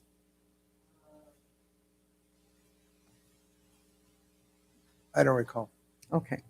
So I got on the phone and I checked with a couple of friends of mine that are attorneys, and they basically indicated that the courts like to use Zoom because of the easiness to be able to log in. So for me, I would probably prefer to have the Zoom to be able to provide that to our community and possibly even move it into video in the future if that's what the city and the council decides to do. But again, it's making it accessible to all, not exclusive. So when I think of a team, I think of a work team. I don't think that a team is a community where Zoom is open to everyone. I mean, our students are using it at LAUSD. Our students are using it in Linwood. The court systems are using it. Therapists are using Zoom. Again, it's a platform that is readily available, easy to use. Does it have glitches? Of course. What doesn't in technology? So for me, I would prefer to go with Zoom. Thank you. Vice Mayor? Okay, thanks everybody for being here tonight. I'm kind of leaning towards, and I have been leaning towards a user-friendly, the most user-friendly approach that we could provide tool for the community. I think that's the important thing. I know that staff, is recommending Teams, but, I guess for some, we're already using it. So, I just think that with the digital divide that does exist in our community, and not everybody's is connected and I think that we want to make it easier. So whatever tool that is more user friendly, that's what I want to choose. And the one that's been more exposed too is Zoom. So I mean, that's the one that's been around the most, and seems like most people are trained on it. So and I mean this is what we're about, getting people involved. And so I think if we could try it, that's where I would go. Yeah. So that's kind of where I'll be leaning. Councilwoman? Thank you, Mr. Mayor. Again, it's all about getting our residents to participate in this. My only concern is when we have drop-off calls, and if Zoom, we have to stop the entire meeting in order for it to wait until we get it back. That's my only concern. And but I'll go with whatever the council decides. I mean, it's the community who's going to benefit from this. If it's the call-in, Zoom nowadays, I mean, we just have to make sure that we give our community what they are asking for. So I'll go with whatever the council decides. I mean, recommends. Yeah, I think we heard from the majority. I'm good with either one of the two platforms. The majority is asking for Zoom, so I'll go ahead and make a motion that we go with the Zoom platform. I'll second. I'm sorry, I didn't hear a second. I'll second. Councilmember Avalos. But I do I have a think question. This is Go ahead. just in the form of a discussion. You could give us direction. Oh. I don't think you have to. Now, make let it me a ask a motion. question, and I know regarding going with Zoom, the translation, it would have to be simultaneously, or how would that work? Councilmember, we would work with Wordly to integrate it with. They already have an API. They already have an application that ties in with Zoom. Okay. So we're platform agnostic when it comes to the translation services. And then for the item itself, this is really a presentation only looking for direction from council in terms of what platform to go with. And so if council would like us to go with Zoom, then staff will proceed with pursuing a Zoom license. And then we'll begin deploying and testing Zoom within the next couple of meetings. Right, and at the same time, we will continue with YouTube, right? Yes, YouTube will not go away Oh, regardless okay. of platform. All right. Right. Okay. Mr. Mayor, let me just ask Luis a clarifying question. Sure. So in Teams, it says participant capacity for public. It says up to 1,000 interactive. Thereafter, it's view only. Is that correct? For what platform? Teams? Up That's to what it- That's 1,000? what's on your slide. Yes. So our license includes 1,000. Okay. Right. So We've if it never goes- if gotten it goes even over close to that. 1,000, just hypothetically, then they would only be able to view it. We Is would that correct? purchase additional licensing, but we've Okay. never hit more than 300. And for Zoom, Same thing, right? is there also that limit? Yes. But with Zoom, it's tiered. So they do a 300, 500, and 1,000 Tier price. package. Packages. We're intending to start with the 500. And if the need is such that we need more, we would purchase a higher license. Thank you. And from my understanding, it's not the one-time licenses. It's for a time period, right? 500 for a time period, or 1,000 Yes, it's for- an annual. Right. It's an annual license. All three would be annual licenses. The license for the subscription, the license for the phone number that we'll need, and the license for the webinar feature. Right. Let me ask a question. Mhm. Say that the Zoom falls, we can continue in Zoom, right? So if the Zoom video fails, we can continue the meeting. But because the direction is to go with the Zoom platform will also serve as a primary voice provider. Oh. And so if the Zoom voice feature fails, the meeting will stop for at least an hour. Well, that's the concern right there that I have. I don't know if the rest of the council has. It would happen with the same thing with What Teams. happened with Teams? Yeah, I think Will it too? with technology, I think either one could have issues with the call dropping. I think that's part of the flexibility. As you can see, it's kind of a coin flip here. We can be, as by your direction, we'll set up Zoom. We'll be working with Zoom. We'll test it. We'll try it out. We'll run it for a number of months. If some reason we're having repeated problems, then we could always switch over to Teams, try that. We already have the license, doesn't cost anything. So I think if we're flexible and take on the challenge, we'll find our way. All right, I like that. That's good. I think most people are familiar with Zoom. I don't think too many people are with Teams. So we Well, at just least need to that- give direction Yeah. and so we don't Zoom have it to, is. we don't have to take vote then. All right. Zoom it is. All righty. Madam Clerk, because we have some people here in the audience that I know or have been waiting for a while, and I know our council member is not feeling well, and he wants to make sure he's here for this. I would like to move up item number 9 to now. Thank you.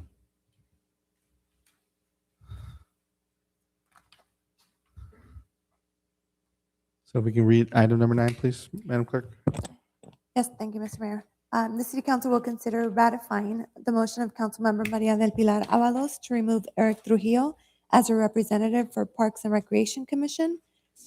B, ratifying the nomination by Councilmember Maria del Pilar Avalos of Margarita Talavera to the Parks and Recreation Commission.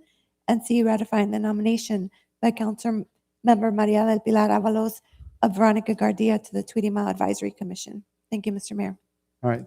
Thank you. Mr. City Manager, I'm going to go ahead and you want me to go ahead and open this up? Mr. City Manager. Sorry, just for clarification, City Clerk, that's item 8, correct? 9. 9. 9.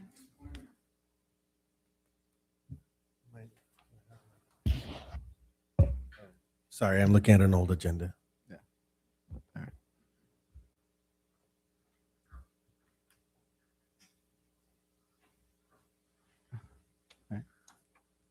Mr. City Manager?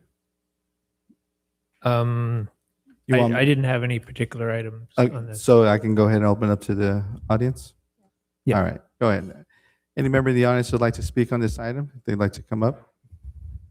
Mr. Mayor, considering that this topic is regarding me, I wanted to ask if you would offer me or give me allow me a motion to speak for longer than the limited 3 minutes. I'm just going with the precedent at the laundromat. We were talking about the laundromat and there was a back and forth. I would allow you to go ahead and speak, and then if there's more that you need to say, I'll award more time if needed, okay? Just Okay. go ahead and get started. All right.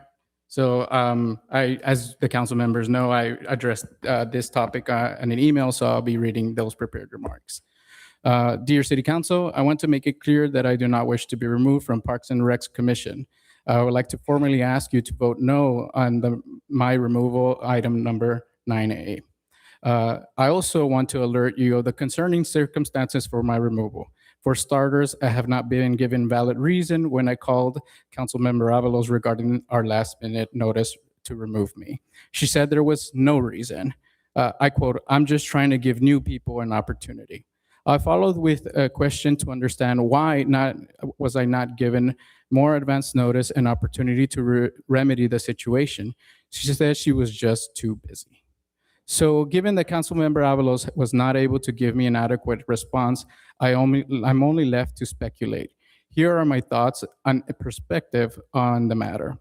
Councilmember Avalos and I have not had a close working relationship. In fact, Ms. Avalos and I have only had 2 interactions, one when she appointed me and the other last week when I was alerted of my removal. From my point of view, I made reasonable efforts to connect. I sent her emails and I called her and received no reply. To my surprise, I just found out she changed her number. I think that would have been an important piece of information to have given your appointed commissioner. So I do not believe this fragmented relationship should be a reason for my removal. Our disconnect goes back to the beginning. When we spoke about my appointment, it was discussed that our focus would stand for accountability, transparency, and equity. Now I feel I was misled into believing our values align. These are some of my core values right after family and community. In fact, these core values are what have made me successful in my career. Over the past few months, her voice and actions have shown me we do not hold the same values. This core difference could be the reason why she seeks to remove me. Here's how I have come to see this truth. Councilmember Avalos claims equity, but just a few weeks ago, she asked for city attorney if we would renegotiate with employees to take 10% salary cut in order to bridge the financial deficit. She offered no other solution. Trying to put the budget cuts solely on the back of our employees does not sound equitable to me. Additionally, she herself closed the door on this option when she voted no on declaring a fiscal emergency. That declaration would have been triggered a legally viable option to renegotiate with unions. She claims transparency, but she hides behind her favorite words, I have been told. It is never I've researched, I've discussed with individual X, or even I've asked ChatGPT. She even used this same phrase on me during our last call. She said, I have been told you have been missing commissioner meetings. I quickly corrected her that I've only missed one, and it was excused, which Ms. Tina can attest to. When I asked for sources of this claim, she again gave me a vague and cloaked response. When it comes to accountability, there is none with her. She refuses to acknowledge that her vote alone silenced our vote for the UUT in a June primary. I believe she does not understand what a contingent measure is. If you vote no on item 1A, then legally 1B is void, and they are related. And you, in effect, voted no on both. This is no different with what is happening actually with this item 9A and B. 9A needs to be voted yes for so that B can happen. These are structured this way for by legal design, and there is no excuse for not understanding what you're voting for as a council member. There are only some examples. These are only some of the examples, but there is significantly more. Another reason could be due to the recent decision to support Street Soccer USA. When she appointed me, it was very clear she was not in favor of this organization. She made it appear as if I would be detrimental to our AYSO community, but which I support and I'm a coach of. However, in an independent research and questioning of Street Soccer USA, I found that it was the complete opposite. I'm even proud to say I made a contribution by asking for an agreement between Street Soccer USA and AYSO because we all know words can be hollow. She may have been seen my change in perspective as a betrayal, but I see it as my civic duty to see and listen to all sides and come to my own conclusion. I have kept all of this to myself out of respect for her appointment, but now I find myself released from this responsibility, and I thank Councilmember Avalos for setting me free. I have no idea what tall tale she will spend today's meeting for my dismissal, but at least you all know my perspective. I'm not one comfortable with being a public figure, but I hope you have all seen that I am actively engaged in our community and doing my best to educate myself before I share my point of view. I am still willing to serve, and as some of you already know, but I have offered to help inform, and that offer still stands. If you ever need me, just send me a text. We can set up a meeting to discuss, and I will always agree, but I always remain respectful and will do my best to explain my reasoning and perspective. And I can say that some of you have taken me up on this offer. Enjoy the rest of your day. Thank you. Thank you. Good evening, Liz Reese, and I'm here speaking as the vice chair for the Parks and Rec Commission. And I'm also here to speak on behalf of my colleague, Eric Trujillo. I actually think he is probably his election to our commission was probably the one thing I agree with Councilmember Avalos. He has been contributing, always actively contributing to our topics and discussions. I think brings a valuable perspective as somebody who's associated with AYSO. I can't say anything negative about him. I definitely value his opinion, his thought process, and his commitment to our commission. Like he said, he's only missed one. And before I confirmed that with other folks, that's what I remember, because I was honestly surprised. And I do remember that it was excused because he was so consistent in his attendance. And I also agree with him, and I've been in his shoes as somebody who was previously appointed to the Parks Commission by Councilmember Avalos. I was removed from her appointment when she approached me because I spoke against her sister moonlighting as our when she was our city clerk and worked for the city of Hawthorne. She came up to me at a city event and told me, you know, because you spoke against my family, you know, I have to remove you. And, you know, I'm very prideful. And I told her, well, you do what you got to do. I'm not going to beg for anything. I'm not a type of person to beg. Fortunately, our mayor appointed me as his parks commissioner after he was elected. And so that kind of took care of that removal. But I often question whether it would have even gone through this process of having gone through the council, because it didn't really seem like it was going to at the time. But I'll give her the benefit of the doubt because the mayor did appoint me. And so, you know, it didn't have to go through you guys to unappoint me or remove me from that position. But yeah, I really do question, you know, what it takes to be an appointed member for a commission. I've been lucky enough to not be given direction on how to approach things in either commission, as a planning commissioner or as a parks commissioner. I take that with great gratitude because I feel like I have the relationship that I don't have to agree with everything every council member says, but I do have your respect and your trust. And so I thank you guys for that, because I haven't, you know, had to see myself in this position Thank again. you. Thank you.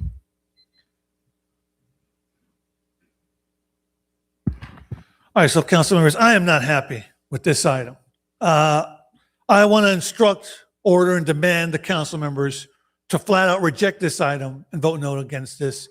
And the thing I have to ask Councilmember Avalos, why?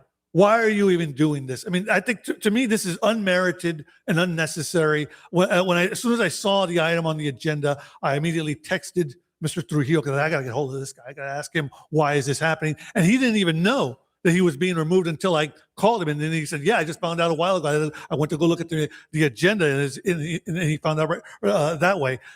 You know, I've seen this before with Councilmember Avalos. She did the same thing with Adolfo Varas, where she treated him like a pinball, and the poor guy was pinballing from one commission and committee to another. He was, I think, on the Tweedy Mile Advisory Board committee at one point, and then he goes to the Parks and Recreation Commission, and then I think the one that he originally started with was the Citizens Advisory Committee. He was all over the place.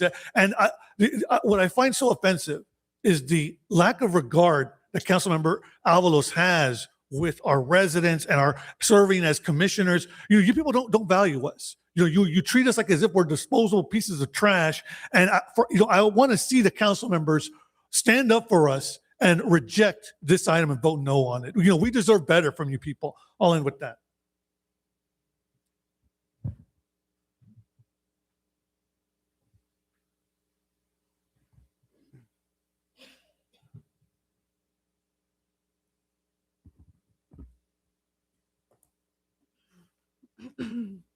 Good evening. My name is Margarita Talavera. I live on San Luis Avenue and have been a resident here for almost all my life. I am a parent at St. Gabriel.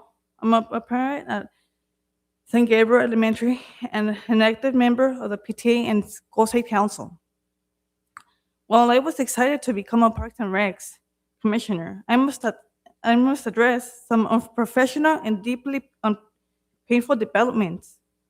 My name and reputation are being tarnished simply because I want to work alongside Avalos.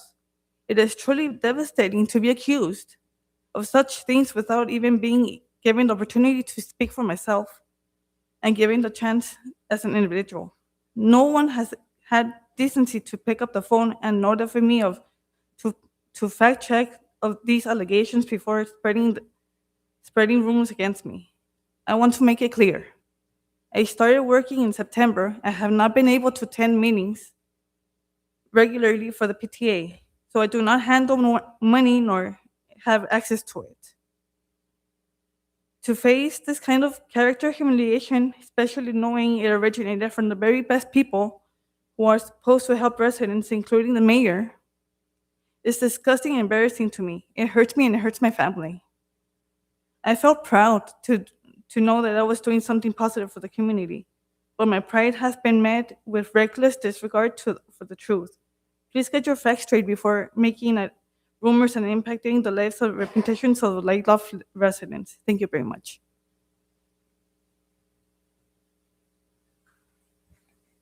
All right, seeing no other comments, go ahead. Any emails? No emails, Mr. Mayor. All right, bring it back to council. Thank you. And I do appreciate that. And it's easy to come up here and say things. I have never indicated anything to Ms. Ruiz of what she just mentioned, but I will leave it at that.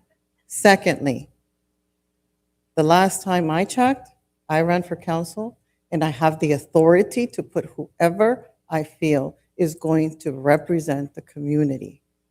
With that said, I would hope that my colleagues support my decision in appointing Ms. Talavera on my Parks and Rec Commission. The last time this happened, it happened with another person, which I understood. But I'm a firm believer that we need to give residents a second opportunity. The misinformation that I was given, unfortunately, came from a reliable source, and I was really disappointed to hear the allegations, of which I had to speak to Ms. Talavera, and she just clarified it. To the nth degree that I received a letter from the principal of San Gabriel Elementary indicating that there have never been any improprieties. So I would hope that my colleagues can support me with items A, ratifying the removal of Mr. Trujillo, ratifying the nomination of Ms. Talavera, and ratifying Veronica Gardea for the 20 Mile. I would hope that you would have that level of professionalism and collegialism. Thank you. So I make the motion. Mr. Mayor, Go ahead.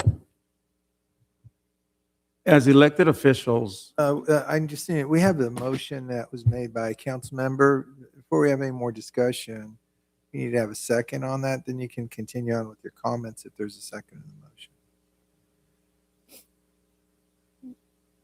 Okay, so there's no motion second. fails. Our motion fails. Motion Go ahead. Yeah, thank you.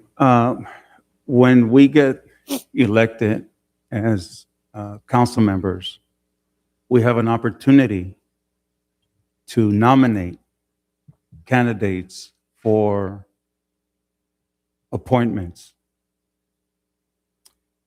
These are then discussed and ratified by the council members. They don't belong to us.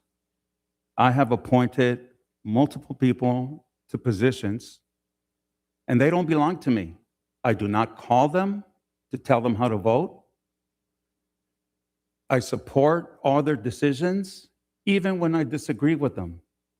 They're not puppets of mine. Some have made decisions in the past that, in fact, I think even tonight, we voted on some items that my commissioners, bless you, that my commissioners voted for, and I voted differently. But yet I don't tell them that I disagree with them. I just have a different opinion. And the fact that I have a different opinion doesn't mean that I'm right and they're wrong. It just, we have difference of opinion. So when I nominate a person, again, they're not a puppet of mine. They are there to serve as individuals. I know that when Adolfo was removed, I thought that was his choice. When Liz Ruiz was removed, I thought it was her choice. And we didn't even go through a process to remove them. There is a process in place. It's in the municipal code. If I have an appointee that I want to remove, it requires 2 people to agree with me. If I want to remove one of my colleagues and they don't agree with me, I need the other 3 to agree with me, so it will require a 4-to-1. To Ms. Talavera, I don't know anything about you. I read your application. but I don't know anything about you, never heard of you or anything. So this is not about you.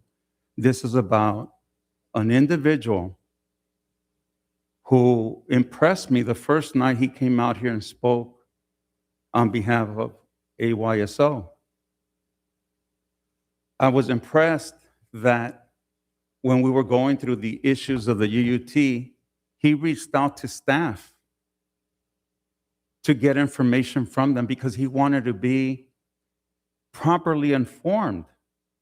Yet we have commissioners who are acting as commissioners now who find it a waste of time to meet with staff. That's not the kind of commissioner I want. I want the kind that has time to meet with staff, get informed, meet with community members, get informed, and then make a decision based on that. Not someone who's going to serve as a puppet. Again, I don't know what each one of my colleagues does, but I can tell you, in all the years that I've been on the council, we're going back to 2005, I've never appointed someone who's going to do the bidding for me. And in this case, I'm very impressed with the young man. I don't see a reason to remove him. I really don't. And again, it has nothing to do with Ms. Talavera. I hope you understand that. I think you'd be great if you were added to it, but right now, I'm not going to support the removal. So in regards of that one, I will not support that. I'm going to make a motion that we retain him. And with Ms. Gardea, which is item number C, I fully support that one. So I'll make a motion to support A and support C, which is putting Ms. Gardea on the Tweedy Mile Committee. Councilmember Thought, I think you misspoke. So A is ratifying. Oh, motion. I'm sorry, to keep him. I want So- I want to reject the removal of Mr. Eric Trujillo. I want him to stay on, which means we won't go to B, but we're going to go ahead and support Ms. Gardea staying or being added to the 20-mile committee. Okay, so again, let me just, I'm rejecting the removal of Mr. Trujillo. I understand that. But Mr. Trujillo's term continues unless there's a motion made by either, and seconded by three of you, including Councilmember Avalos, to remove him. Otherwise, his term continues. Yeah, his term will continue. So there's He's not being no- removed. There's, you have to make a motion first to remove Eric Trujillo. And there was no motion made on that. There was a combination of A, B, and C, but there's no single motion there on A. Mr. City Attorney, isn't this, Anita, a very dangerous precedent? A council member wants to remove a certain commissioner for whatever reason, and the rest of the council does not. So I just want to know if this is the way that we're going to be conducting business moving forward. It's in our municipal Because code. That's not. I could have said a lot of things about certain other commissioners and advisory boards. You're welcome to do have that. a criminal That's your record. right. Again, I just want to know if this is how we're going to be functioning as a council.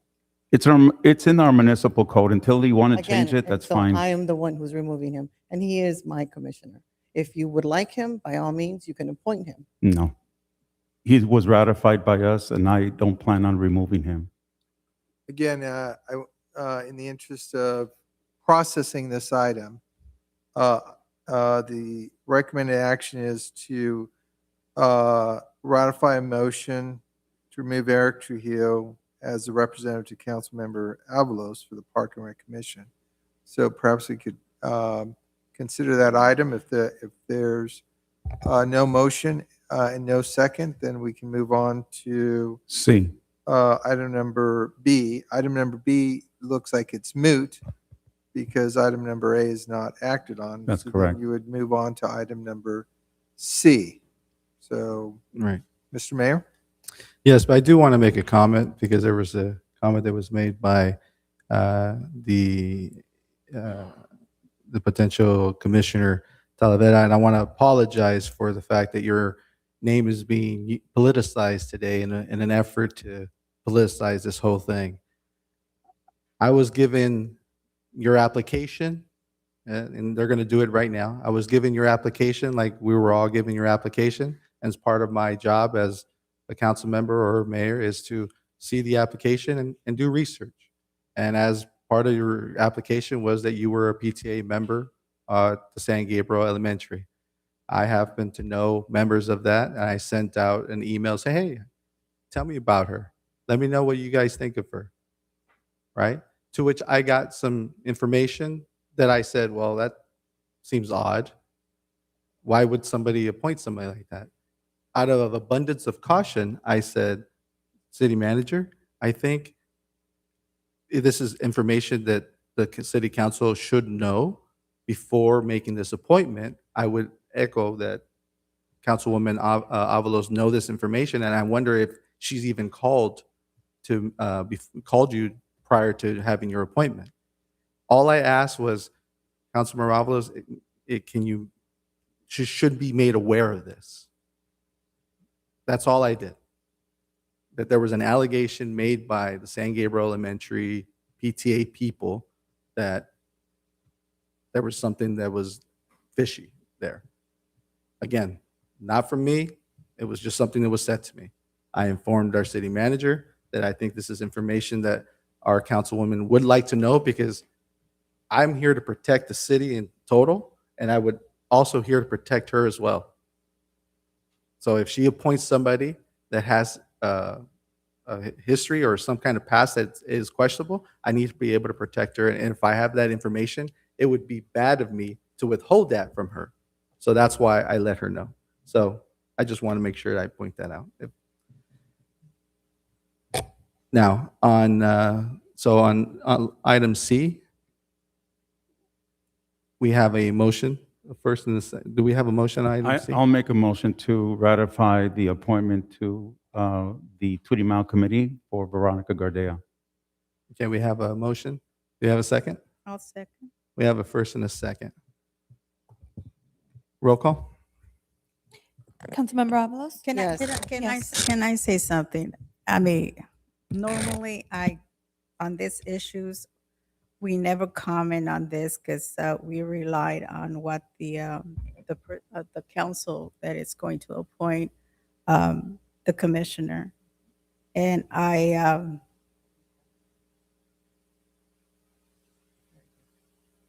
ever since I've been here for 23 years, I have never seen something like this happen here in this council.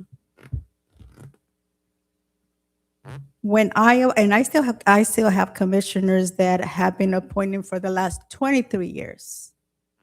And the reason why, because I never called them, and I learned from the best, and Henry is here. I learned from the best, which it was Henry Gonzalez.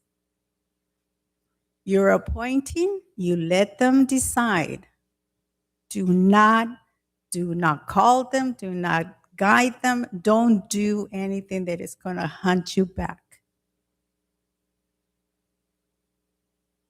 Unfortunately, I mean, there are these allegations against our councilwoman. I mean, I never thought I would have seen this in this council, that this was going to happen. When I see a good commissioner, I stick to the good commissioner because I know that he's going to do a good job, that he is doing the best that he can. His ethical is going to be there. If you're not ethical, remove him. Remove him.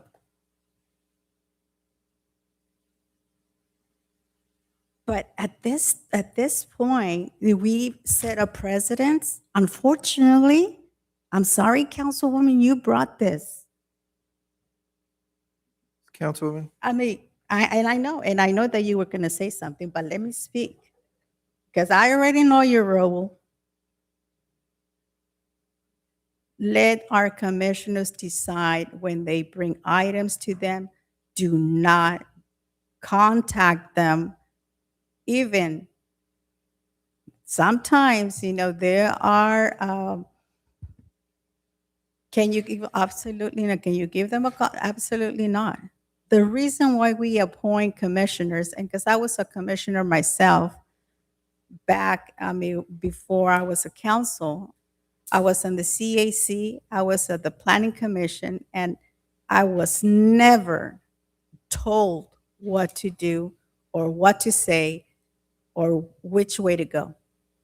They allowed me to decide what I thought it was best for our community. And I feel for Ms. Talavera for her to put in this position. I really feel for her.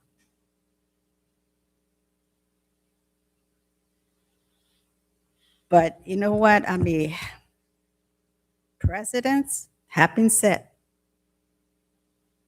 But it's up to the council to ratify any person that it's going to be appointed for commission, because they are going to be representing our community. And we hold them accountable of their decisions. So, thank you, Mr. Mayor. That's all I'm going to say. All right, so we have a motion. Can we restate the motion? Because So the motion was to support the appointment of Veronica Gardea To the Tweedy Mile. to the Tweedy Mile Committee. Was there a second? Yeah. Yes. Okay. Maria David. Can I get point of clarification, City Attorney? What has been the long-standing tradition on appointments? At the history a little bit so that, No, thank you very much, Vice Mayor Rios. The longstanding tradition is to afford great discretion to each of the council members to appoint members to the various commissions that you do, the planning, the parks, the Tweedy Mile, the Community Action Committee, to name a few. And there have been over the years, which was I was going to comment to Councilman David about, there have been times when during the course of a commissioner's unexpired term, there's a change. Most of the time, those changes are the product of discussions between the appointing council member and the appointee commissioner.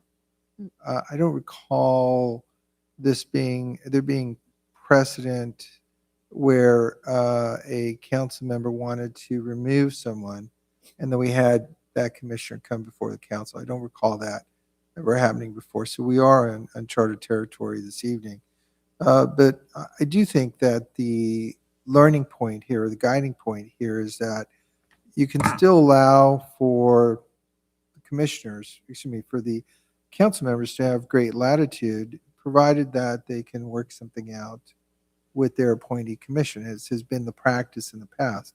So that when there have been changes midstream during the term, it's really a collaboration or an understanding that's already made with that commissioner. That apparently didn't occur here. This is why we have Mr. Trujillo coming before the council. There was a miscommunication there. Nothing prevents Council Member Avalos from bringing this item up again in the future if there's some sort of arrangement made between her and Mr. Trujillo, or any other council members and their council member their commission appointees. So I think that the system can work, and it has worked in the past, at least during the time period that Maria and I have been involved with the city.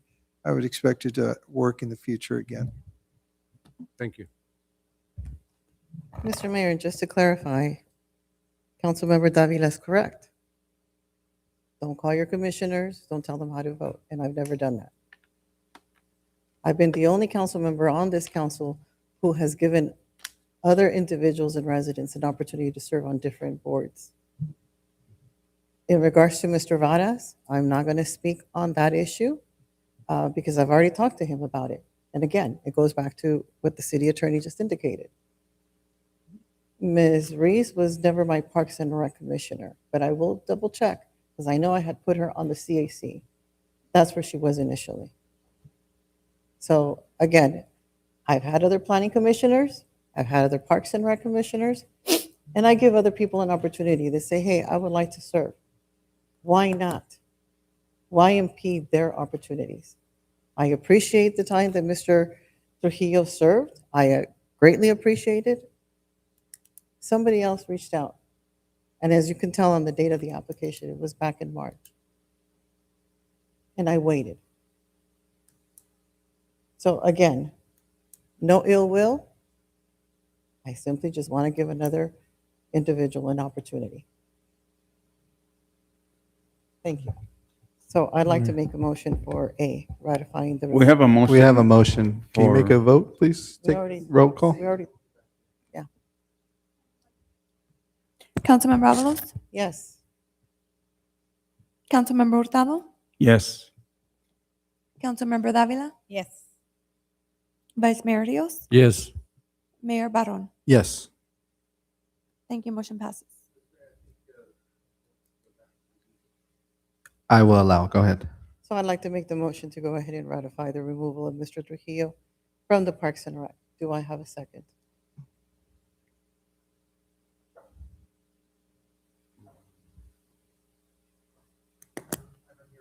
Okay. All right. All right, thank you. We'll go ahead and move on to item number 5. I'll go ahead and excuse you, sir. Get better. Mayor, I think it's item 4. Yes. 4, yes, sorry.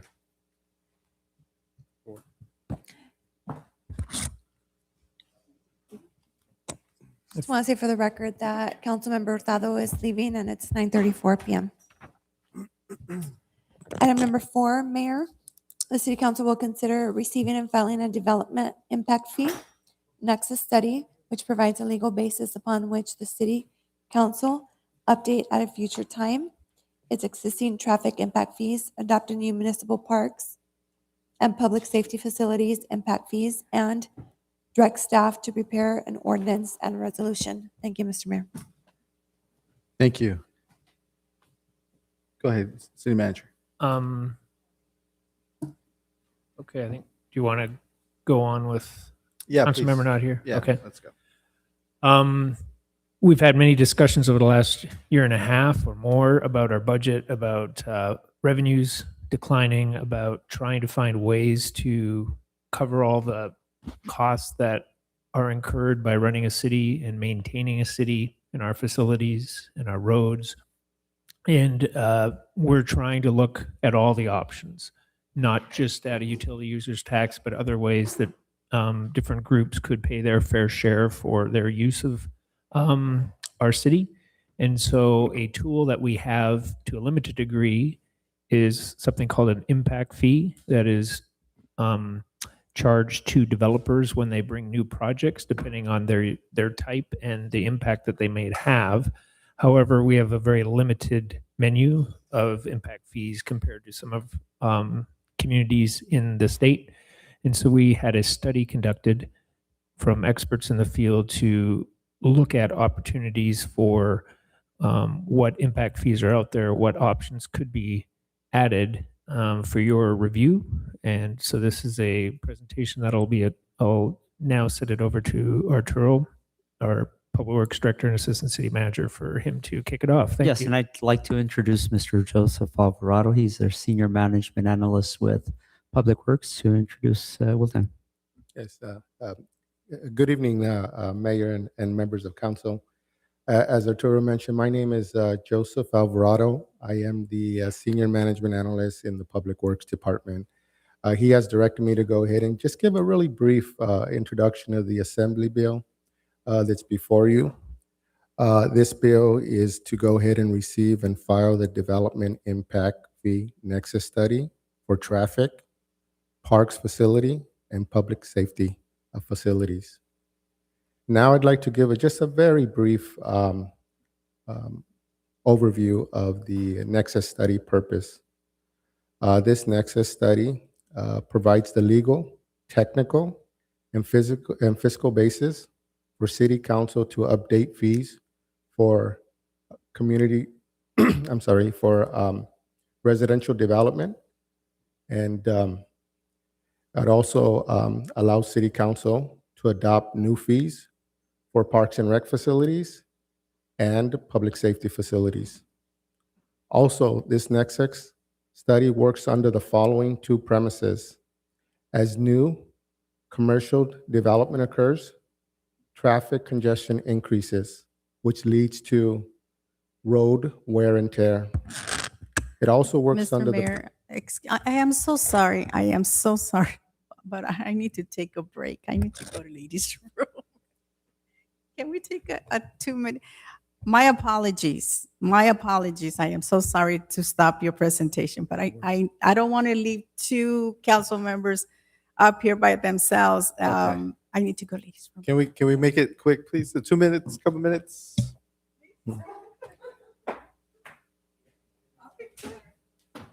I apologize. We'll make this fast.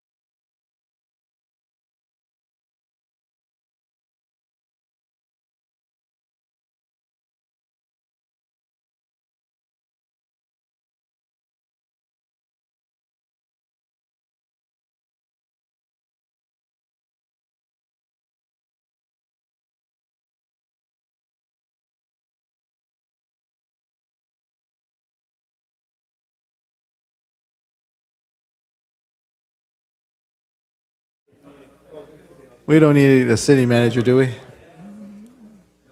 Do we need a city manager? Do we need a? Hold on. All right, Arturo, we'll go ahead and get started with the presentation. Yes, Joseph? Madam Clerk, are we ready to get started? All right, go ahead. Thank you. Okay, I will Joseph. I'm continue, sorry right? about the interruption. None taken. I'll continue where I left off. Now I'd like to segue into Wildan and Associates. They are a contracted city professional service firm. Wildan was tasked to conduct a Nexus study. Present today is Carlos Villarreal, He will provide a more in-depth presentation on the Nexus study.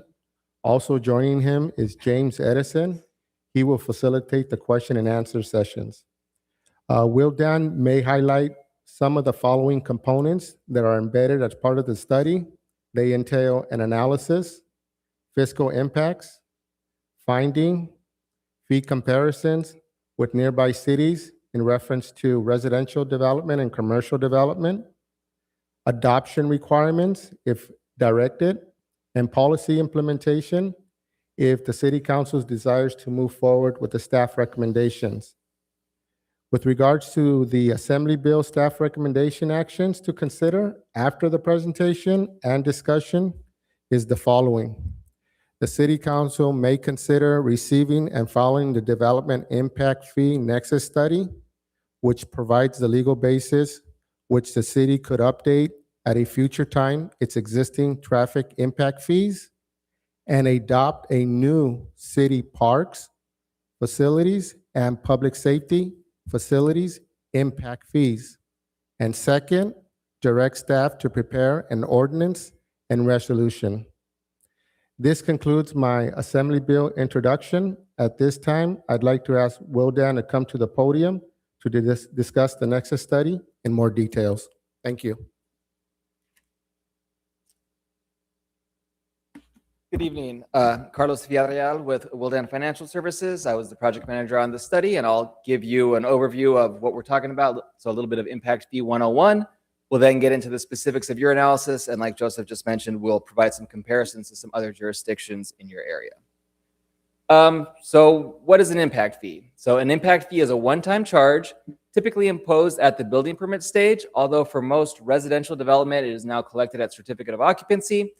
These fees are imposed on all projects within a defined area. In this case, all the fees are calculated uniformly citywide. But the key to the Nexus study and the analysis that we need to demonstrate is that the fees fund the facilities that are needed to serve new development. So these fees cannot be used for ongoing operations and maintenance or salary and benefits. It's really to pay for the capital assets that are needed to serve the growth as your city continues to grow.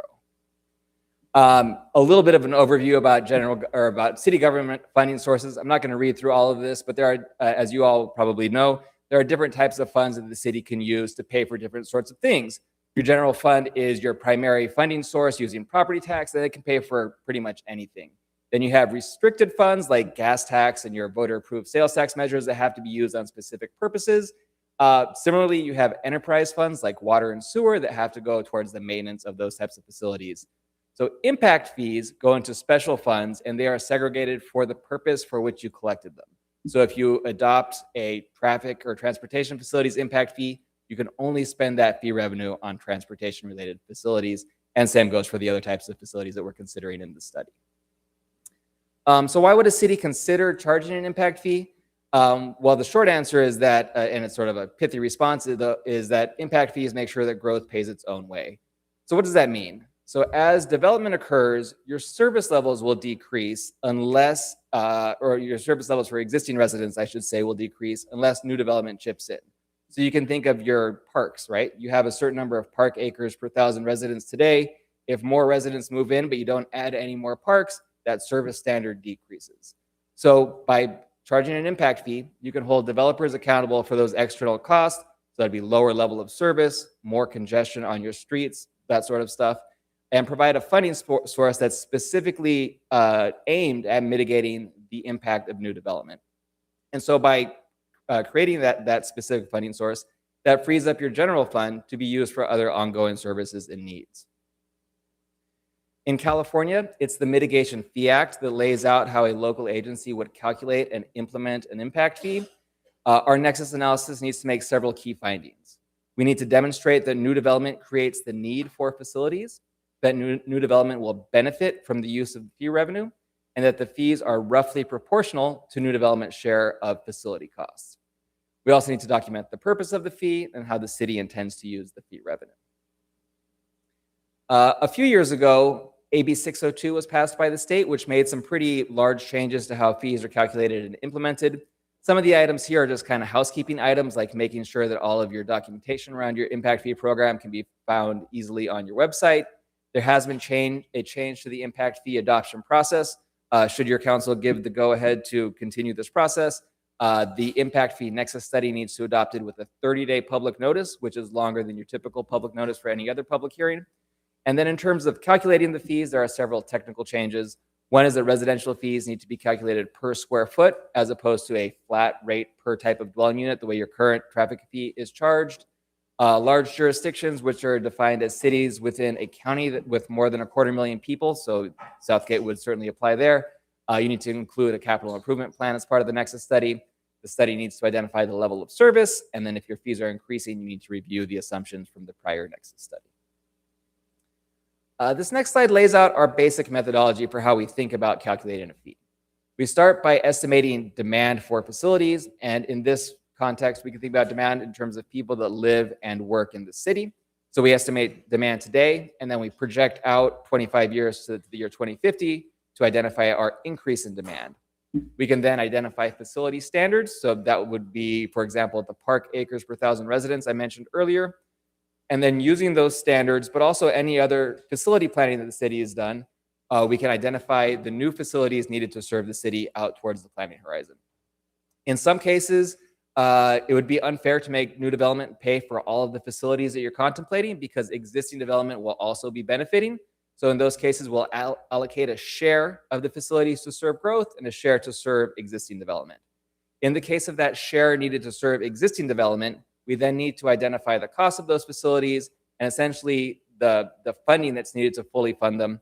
And that needs to come from any funding source other than the impact fees. So I'll emphasize this in a subsequent slide, but to charge the fee, the city is making a commitment to bring other funding to the table to fully fund these facilities. And then finally, we can calculate the fees by allocating the cost per unit of new development. In this case, the residential fees are calculated per square foot, and staff is proposing a change to how the transportation fees for commercial projects are charged, and that would be per trip on a case-by-case basis. So for a new commercial project coming in, you would estimate the trips, and that would drive the fee calculation. As was mentioned several times before, we are looking at 3 particular fee categories in the study. One would be an update of the traffic facilities fee, which was initially implemented in, I believe, 2008, and then 2 brand new fees that the city currently does not charge. One would be for parks and recreation facilities, and the second would be for public safety. I mentioned demand or growth projections a little earlier on. This slide summarizes the growth projections that we used in the analysis. The projection to 2050 comes from the latest SCAG projection, so it's a regional projection. And you can see there's quite a bit of growth projected in the city, even though you are nearing build out. Almost 5,300 more residents and 7,000 new jobs. Consequently, with that increase of people in town, you're going to need to provide services and the facilities to provide those services. So in terms of methodologies, we use an existing standard approach for parks and recreation facilities. Here's where we can quantify your existing park standard, and we want to make sure the new development contributes at that same level of service so that your level of service doesn't decrease for your existing residents as more residents move into the city. We use what we call a planned facilities approach for traffic facilities. In this case, we can identify a share of transportation facilities that can serve new development. New development can fund that, and then existing development also needs to pay their fair share. And then finally, we use what we call a system standard approach for public safety facilities. This is where the general idea is that both your existing and your new public safety facilities are going to serve everyone, right? Your police get a call from your existing station, they're going to respond to it. If you add more facilities, they're still going to provide the same level of service.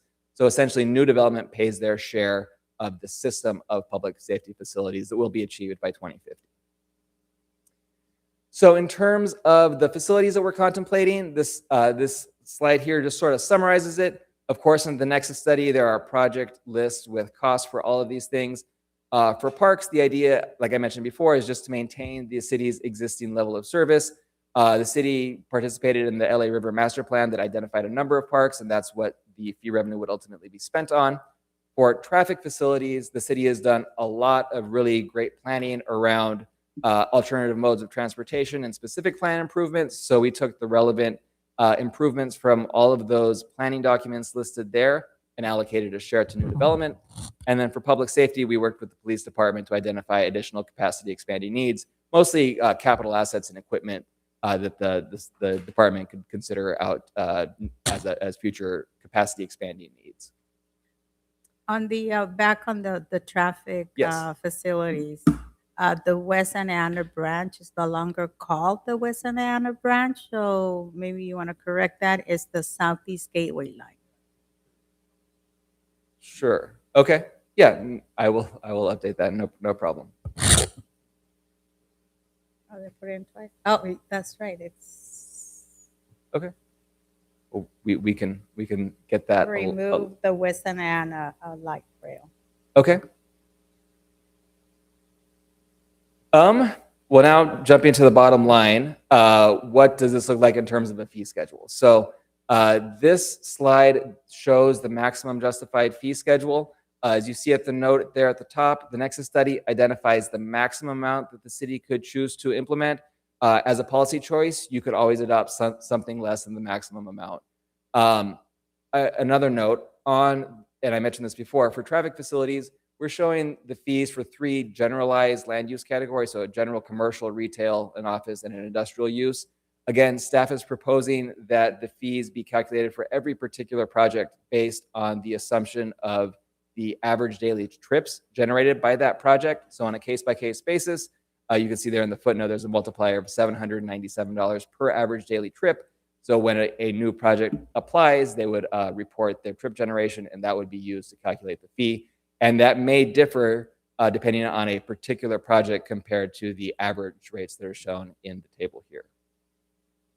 But fees per square foot doesn't give a whole lot of context. So in the next slides, wanted to give a little bit more context.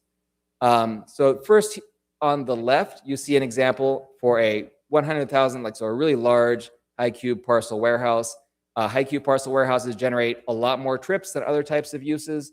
So you can see the traffic fee would reflect their pretty high trip generation under the maximum justified scenario. On the left, or I guess in the middle column of that table, you can see what the current fees would be charged.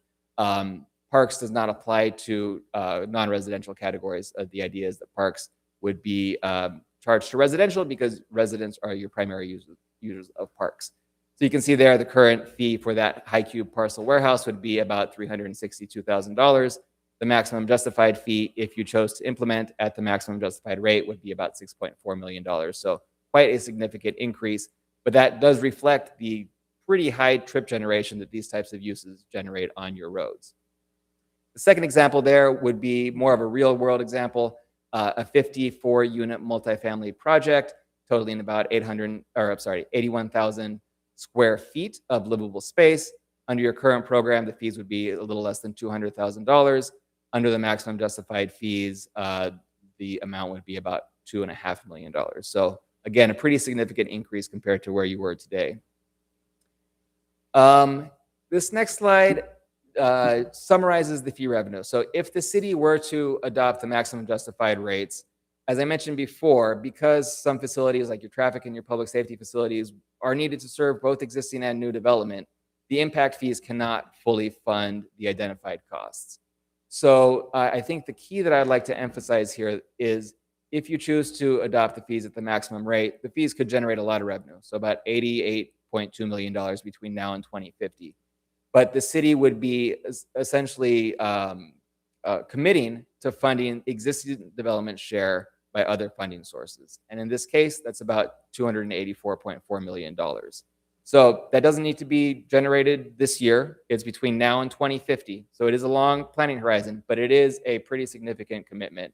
And if it's unreasonable to assume that the city could generate that much, we could always have another fee scenario that has a smaller amount of non-fee rent funding required, but it would also decrease the projected development fee revenue. So that's certainly something to consider. Now, what does this look like in terms of your current fee program compared to other local cities? This first chart here is a comparison for a single family unit of 2,500 square feet. The bar all the way to the right would be the maximum justified amount, so it would be significantly higher than other cities in the area. I don't know if you can see it, but your current fees would be the third from the left. So your current fee schedule is among the lower fees charged in the area. Of course, you could always adopt to choose something less than the maximum justified amount for any particular category or for all the categories.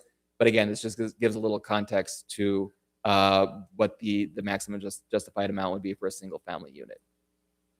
We prepared this also for another example. So an 18 unit multifamily apartment of about 18,000 square feet. Similar story, and the same story will carry through for the other land uses as well. Your current fees are likely on the lower end of the range of the comparisons, and the maximum justified fees would be at the very top. Also did this for a commercial retail development project, 10,000 square feet. Although in this case, your current fees are also pretty high as well. This next slide is for 10,000 square feet of office, pretty similar to the commercial retail example.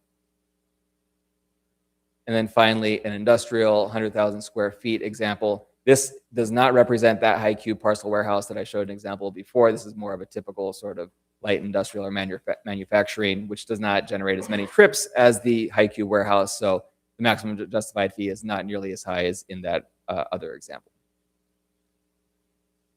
And then just summarizing the next steps, tonight is not a public hearing, and we're just trying to provide some information for you all and receive feedback. So we'll be happy to answer any questions and receive any feedback you have.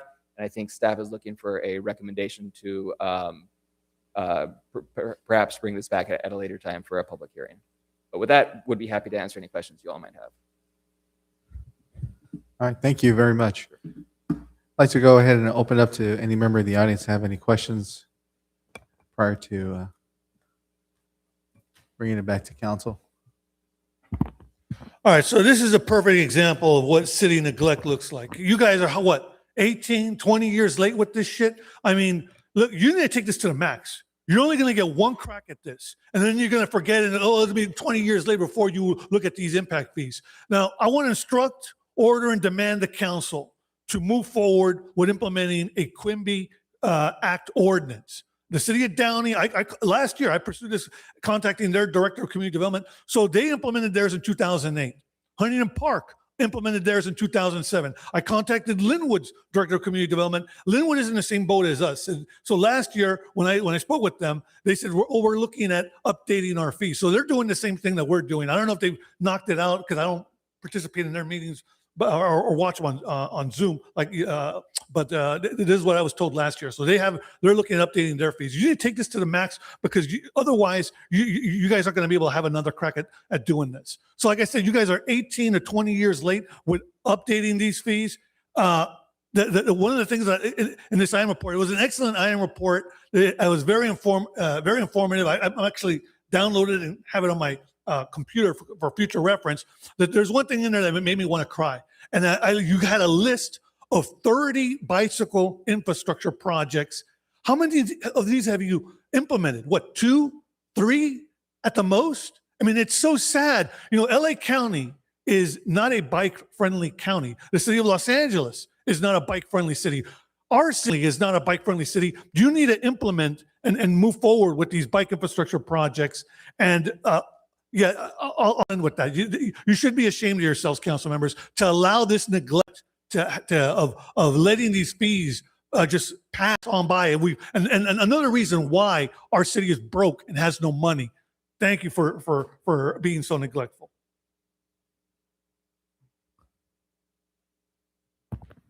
Liz Reese, the chair of the Planning Commission, so I'm coming to speak as that on this item, but I'm grateful to see this report. That's something that we discussed at one of our meetings when we were going through the fees presentation. And so I definitely see the importance of having something that is a base for bringing in money when it comes to development. The only concern I have is, whether they would be too high that it would deter prospective developers to come in. Some of the issues we already have with some of the properties here are that a lot of the vacant properties have been used for industrial use. And so we already have, or they already have the challenge of having to clean up some of these sites up to the environmental standards, so that, you know, the contamination is remediated or removed. So that's already a challenge, but I definitely see the importance of having these fees, especially when it comes to residential development. I personally am for more residential development because, you know, as somebody who struggled to buy our home because of the lack of just, you know, homes out there for people to buy at a reasonable price. I definitely see that need, even if it comes to multifamily residential. The issue with that is the wear and tear that it has on our city's infrastructure, the accumulation of just people, and the lack of flow that our city has, you know, the traffic, the lack of parking. And so I definitely see, I mean, I know that there's a provision in Assembly Bill, I think it was even in the report 68, that we can't impose those fees on accessory dwellings, on ADUs. And so, you know, the next best thing is to, I mean, it sucks to have everybody else foot the bill, but I mean, we all have to pay for it already. You know, us as residents, we're already kind of footing that bill. Because, you know, like me, I feel like I, you know, bought into this property, this residence, and now there's no parking. And it sucks, you know, it's a thin line, you know, we want more housing, but, you know, there's a definite wear and tear on our cities because there's just, you know, no place for people to park. Yeah, I honestly think everybody should pay their fair share and definitely have developers come in and do that too. Thank you. Robin Logan, resident on Hent. I apologize in advance if this was already brought up, but I am in favor of the idea of getting the opportunity to look at the traffic and maybe giving the opportunity of, I'm using Amazon as an example as what we used, or what was happening at the last meeting when I had mentioned about the traffic that is constantly there. I did not see or did not hear effectively that this could be a continuation of a fee, not just a once it's developed and that's it. If it was a chance where, in this sense, that Amazon, we need to kind of go back to them and check the traffic report, you know, see what's going on there, that this fee could be implemented on a continual basis. I think that that's something that would help us, would help this community in general, and possibly, as last speaker did mention, it possibly could deter, but at the same time, then we also have the right particular venues of people that are here that actually want to also take responsibility to our community and make sure that we have the traffic and that they're doing the responsible thing for our community. Thank you. Thank you. All right, seeing no other public comment, any emails, Madam Clerk? We have no emails, Mr. Mayor. All right, I'll bring it back to council. I do have just a question regarding, just if we can issue some clarification for the question that was just asked. This cannot be retroactive to any existing property, is that correct? No, can't be retroactive, and it is unfortunately just a one-time charge. So if you don't charge it a building permit, you've lost your chance to collect it. It's not an ongoing fee. All right, thank you for that.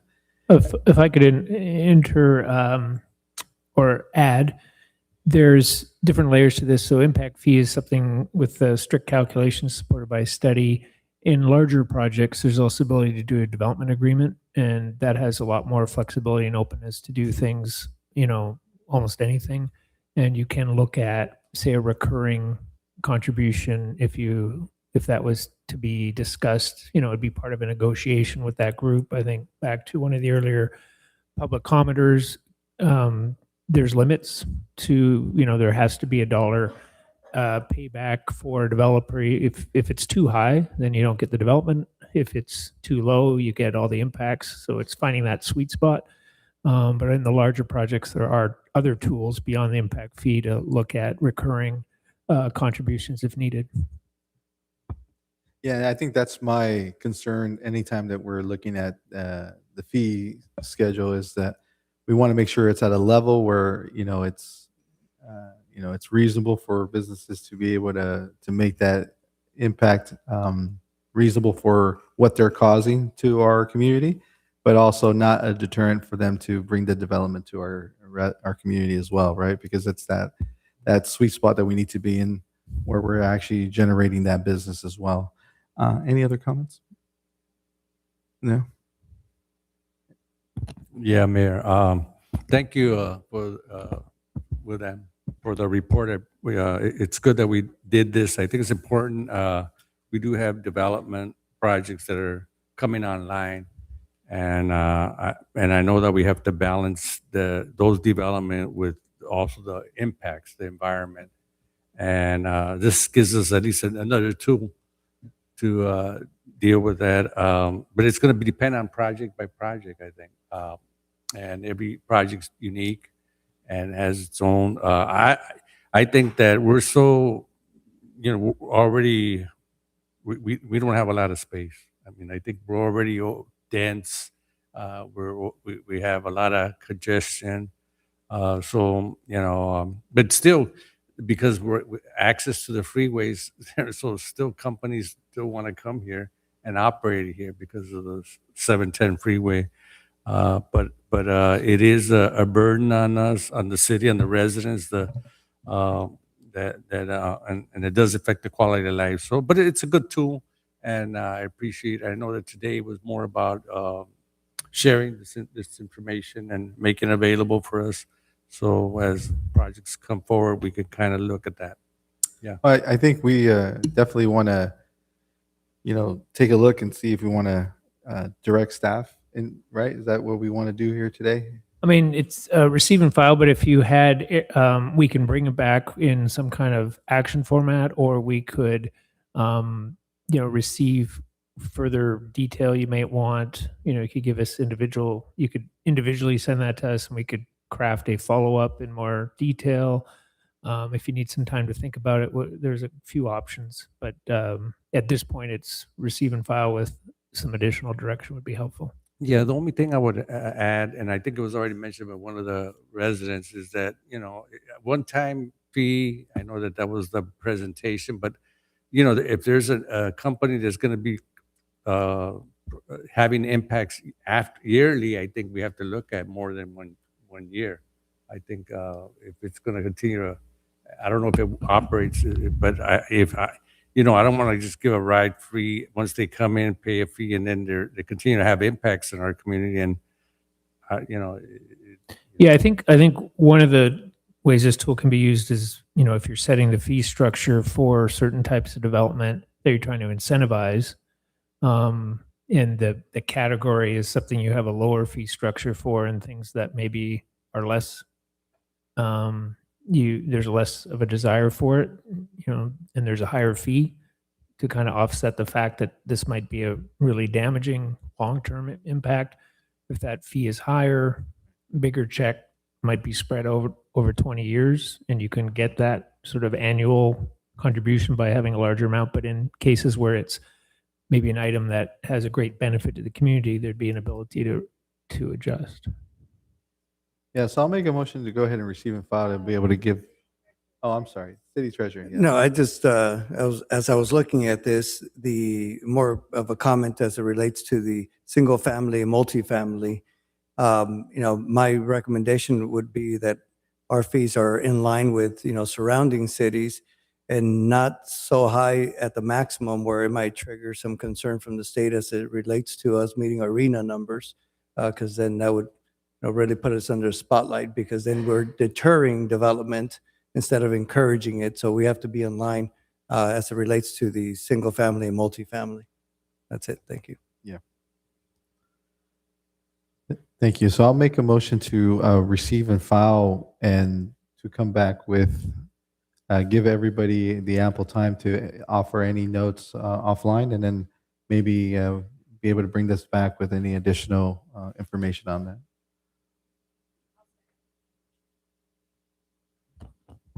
We have a first and second. Roll call. Councilmember Avalos, Abstaining. Councilmember Davila, Yes. Vice Mayor Rios, Yes. Mayor Barron. Yes. Motion passed. Okay. Public comments for non-agenda items. Henry, thank you for hanging out with us. Hanging in there. Okay, as I was saying earlier, I wanted to thank everybody that attended the Mariachi Youth Festival. Chief, I didn't see our city attorney, but I'm sure you're much busy. Our city manager, Councilwoman Davila, Mayor, Vice Mayor, and Tina, I missed you, but you already explained your thing there. And of course, Yodit. I think it's important that I recognize the mayor on this. We talked about this festival and how we had looked at different individuals to host and to be our MC for our event. And the mayor said, I will do that for you. And so, you know, he was with the JA earlier in the morning and concluded it around noon, and then came over to us and spent literally 6 hours kind of on his feet, sitting down and up. So I think it's vital that our club recognize you for that, just as we recognize our major sponsors, our scholarship sponsors, our friends of Mariachi, and the vendors that participate, who I will recognize tomorrow, Miss Yodit. But if you would, can you come up here?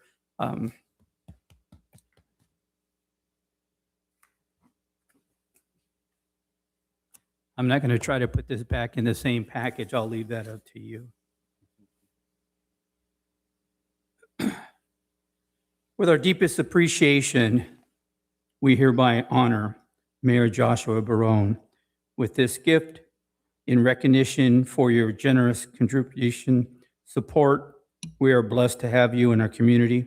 We are thankful for all you have done and continue to do for the students and schools. Thank you, Rotary Club of Southgate, May 2nd. And it shows a program frontal on there with your official title of the day. Thank you very much. So I will leave this with you, and you can pack that again. Okay, next year will hopefully be just as well attended and possibly move this event outdoors. Okay, thank you, and have a good evening.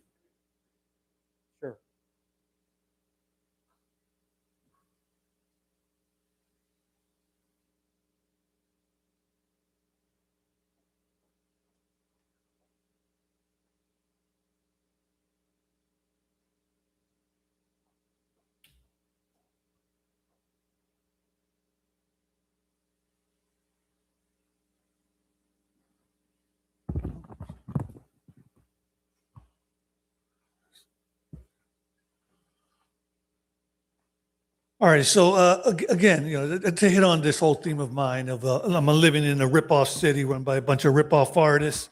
You know, we're going to have the Tweety Mile Advisory Board meeting in June, and one of the things I wanted to do was show them some images that would be projected on the monitors here of the front entrance wall to the building of the Leland R. Weaver Library, because I want to put a mural with the bid funds. And I asked Ms. Glaze, could I email you some pictures of the Leland R. Weaver Library, the front, you know, the wall, you know, the front entrance to the building. And she said, well, I need to clear it with the city attorney. And then I get an email from the city attorney telling me, oh, no, we don't allow that. We don't allow the residents to submit images in the form of a PDF so that the city clerk can run them in a like continuous loop, and so that the commissioners can see and visualize what the Leland R. Weaver Library is. So why is it that the residents aren't allowed to have access to their own projection system inside their city hall building? I got this idea from the city of Glendale. And on their city website, on the page for the agendas and minutes and all the stuff pertaining to the city clerk, they have a paragraph in there that states that if the residents want to submit images in the form of PDF during their public comment, they can do so two days prior to the meeting, and they'll be displayed in the presentation while they're speaking. So if Glendale can provide this for their residents and allow their residents to show images on their presentation system in their city council room, why can't we do the same for our residents here? You'll let everyone under the sun to come inside this building and show you whatever the hell they need to show you in their presentations, but you won't let us? What if you have a resident that wants to show you pictures of an intersection that needs special attention, or a road or a street that needs repavement, or a sidewalk that needs grinding? This would sort of give you the exact visual of what you need to see. So it isn't some sort of foreign concept to you. So I want to instruct, order, and demand the council members to allow the residents to make full use of the presentation system that we have here, so that we can show you images when we do public comment, and have the city clerk just run it on a continuous loop, like every, 10 seconds, 15 seconds, whatever. She just clicks through the slides or images so that you guys can see what it is we're talking about. All in with that. Thank you.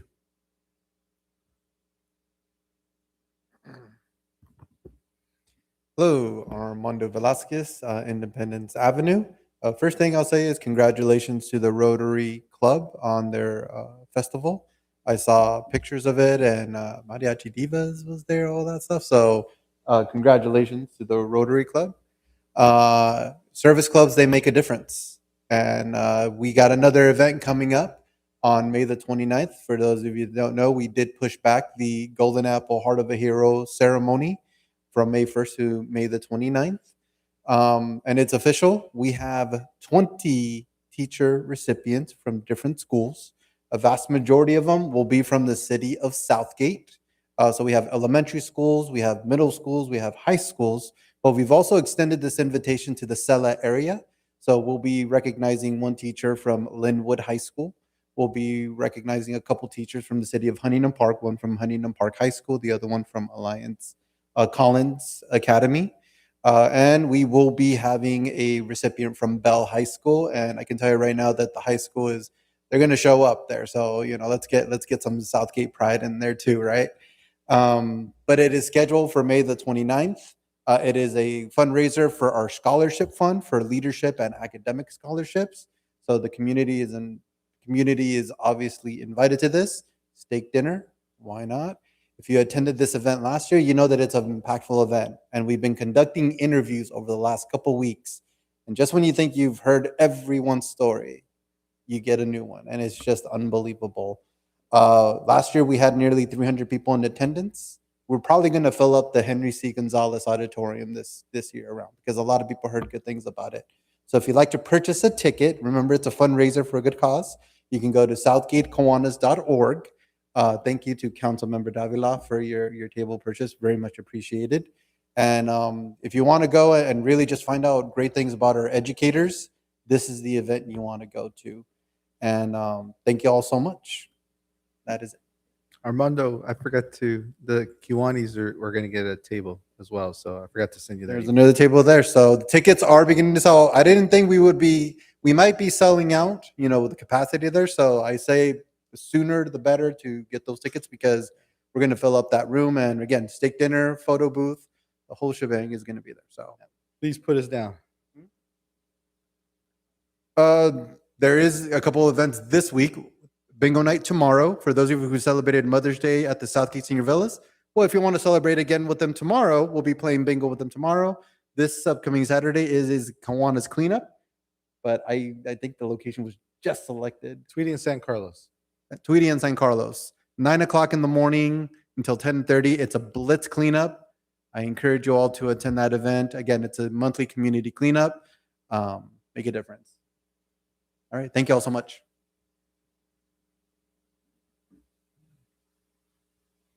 I have a couple of things. Yeah, so I wanted to thank the parks for having the art activities this last weekend at the museum. I attended uh, the exhibition that they have across the street, and it was pretty fun. I was talking to some of the folks there, and it was pretty good attendance. I kind of went like around 2, so it was great to see how many people were kind of coming in and out. We were weaving designs into pictures. So it was pretty challenging and fun, and it really made me appreciate the museum a lot more because of how thoughtful they are of how to bring in more folks from the community. And it's definitely working. I can attest to that. And it also brought me to think about how much those art programs are needed. The people that were there were, anyone from people my age to little kids. I mean, not so little, but elementary school age kids that I saw. And there was an article this morning that came out from The Guardian, or maybe it was yesterday, but talking about how art is linked to a slower pace of biological aging, and somebody my age is definitely appreciating it. Yeah, and I also attended the JA opening last weekend before that, which was really fun. I was able to go with my toddler and congratulate all the incoming players. And a couple of the people are actually parents that con los que convivo. And it was great to see them and really hear about their concerns, especially with the lighting issues at the baseball fields. One parent had a concern about why practice was stopped, and I think his understanding was that the lighting issues were limited to a couple of diamonds, and so he felt that other parents could have still continued using the rest of the field. So sorry I didn't email you about that before. Hopefully that'll catch you off guard. And another thing I wanted to bring up was just, to mention that I really do hold the integrity I have pretty high. I actually find it really hard to lie because I know some of you know, as a youth, I do identify as bisexual. I did have same-sex relationships, and that's not something that's accepted, and I did have to keep secret for a long time, and because of that I have a hard time lying, and so I take a great offense to being called a liar, and so I just want to put that out there. Thank you. All right, seeing no other comments, any emails, Madam Clerk? Yes, Mr. Mayor, I have 2 emails. So the first one is from Cynthia Anderson, President of Southgate JA, who thanked the elected officials, commissioners, and the Southgate Police Department Mounted Unit for attending and supporting the organization's opening day for youth baseball. She expressed appreciation for the city's continued support of the youth programs and community traditions. She emphasized the positive impact on local kids and families. I received the other one from Amy Liu, who I believe I saw earlier, but she couldn't stay. She wanted to share that there are some exciting events and special programs for students and families this summer at the Leland Weaver Library. Starting tomorrow, children ages 11 through 13 can sign up for the Music Stars, a hand-on learning series through the summer to learn how to play instruments such as acoustic guitar, electric drums, or electric keyboards. Also open is the STAR tutoring and interest forms. Families that would like to sign up for the reading or math tutorial for their students, grades 1 through 6, can visit LAcountylibrary.org/star-tutoring. And finally, summer lunches at the library will be returning this June. Meals first come, first serve for ages, for children 18 years and under. And she thanks you all. Thank you. All right, thank you very much. We'll go ahead and start with the reports from directors. I don't have anything to report tonight. All right, thank you.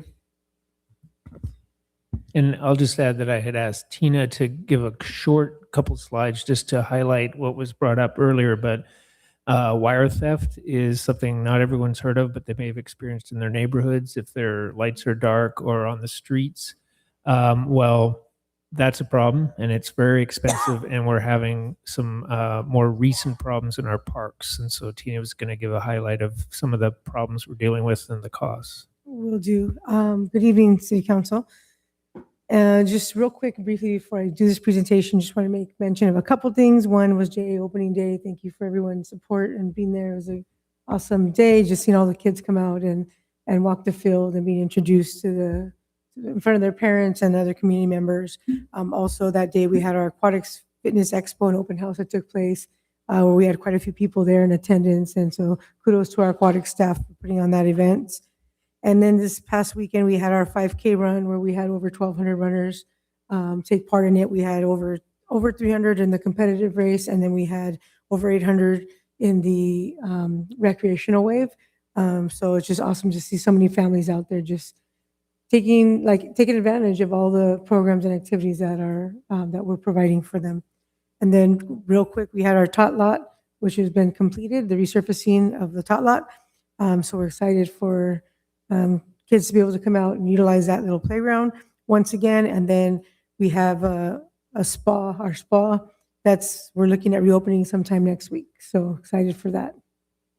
All right, let me move forward with talking about wire theft, as our city manager mentioned.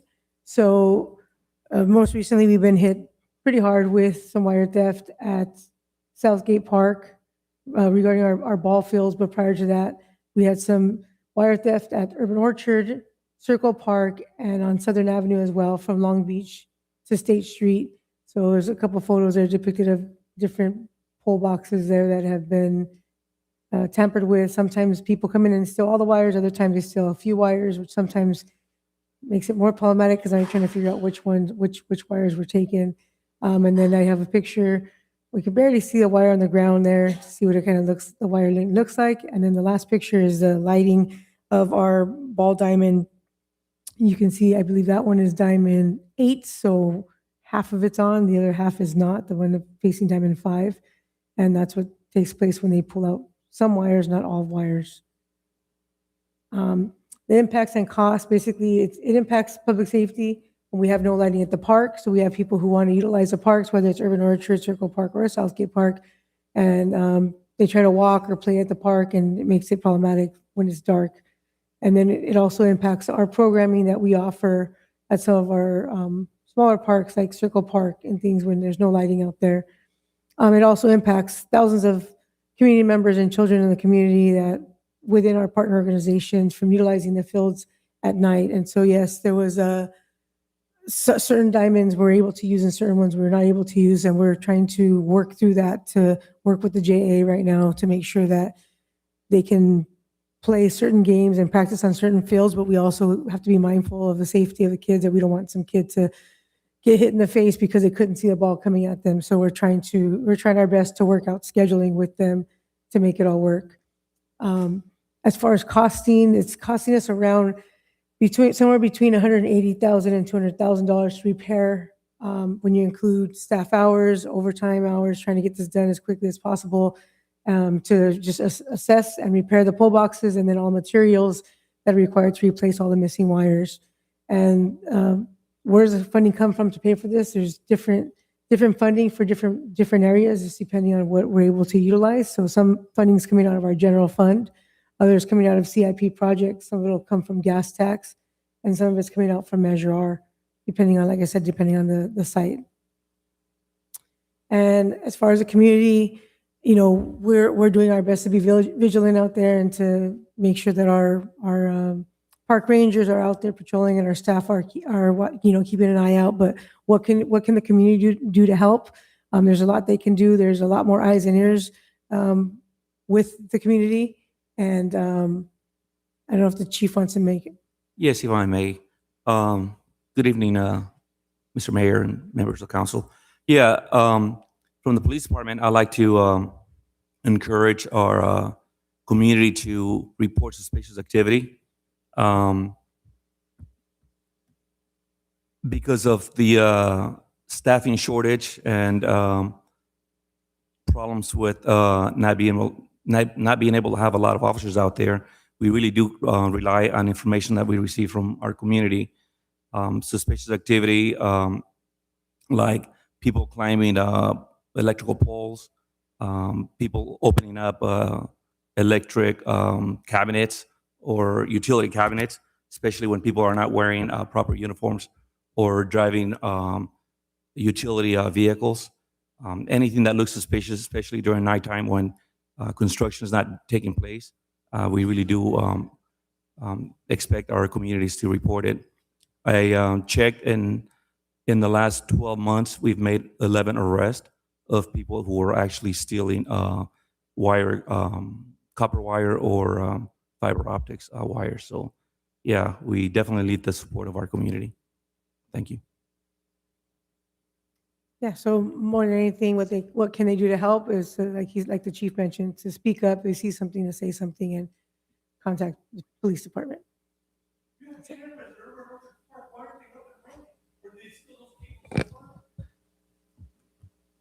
All right, thank you. All right, Gabe.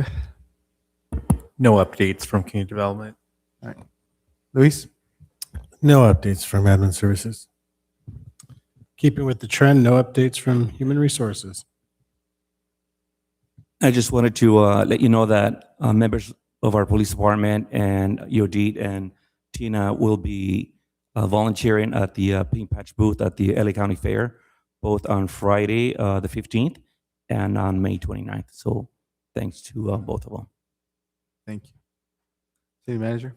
And is there a coffee with a cop coming up at Chick-fil-A? That is correct. We put out an email earlier today that we are hosting a coffee with a cop on Monday at 5:30 p.m.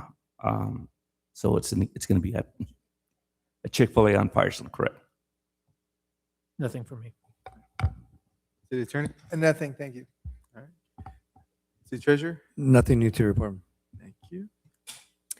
City clerk. I have nothing to report, although I did get a question on how many people were online watching YouTube, and there are 31 at this moment. Thank you, Mr. Mayor. You said 31, I'm sorry? 31. Thank you. Thank you. On YouTube. Thank you. All right. Councilwoman. Thank you, Mr. Mayor. Really quick, just to report that I did attended the JA opening season, and it was really good to see the mount unit, and I want to thank the officers for bringing out the horses. But one of the beauty of the horses is when the kids go up to the horses, and I know that some therapy for mental health, they use horses, and I think this is so good for the kids. It's very good to see. So I'm very happy that they were there and they really enjoy that. I also attended the Mariachi Festival, and also the I attended the Cinco de Mayo celebration at the Council General's home, and also Councilwoman Avalos was there too. So we were there representing the city of Southgate. Just very briefly, I do want to let you know that I will be attending the Contract Cities Conference. Actually, it starts on Thursday, and I will not be using any city money. Okay, I will be paying out of my campaign funds, which I can do. So I will be representing the city of Southgate at Contract Cities. Thank you. Thank you. Councilwoman Avalos. Thank you, Mayor. So thank you to those that are on YouTube and those that are still here in council chambers. Pursuant to AB 1234, I did attend the Greater Los Angeles Vector Control meeting that was held on Thursday, May 7th. During this regularly scheduled meeting, the Board of Trustees approved the consent agenda, which also included minutes as well as a resolution 2026-05 authorizing payments for the month of April, as well as agreements with Schuster Advisory Group, who will be conducting an evaluation of possibly putting Prop 218 measure next year. The board further discussed a potential future agenda item requested by a trustee to explore organizing a district facility tour for trustees that attend the MVCA 95th Annual Conference at Universal City in spring of 2027. I too also attended the General Council's hosting of a Cinco de Mayo, which was really interesting because I met a young lady or older lady who actually did the artwork for the Mexican consulate. And hopefully we can bring her in to be able to provide some classes. Hopefully they're at the park. So I'll be reaching out to you, Tina. Also wanted to make sure that we wish all of the women in our beautiful city of Southgate a happy belated Mother's Day, because they do so much for our families, but they also do a lot for our communities. Additionally, I have an FPPC filing compliance concern, City Attorney, regarding AB 2151, which is the local campaign filings. I would like clarification regarding as to the City of Southgate's FPPC filing status.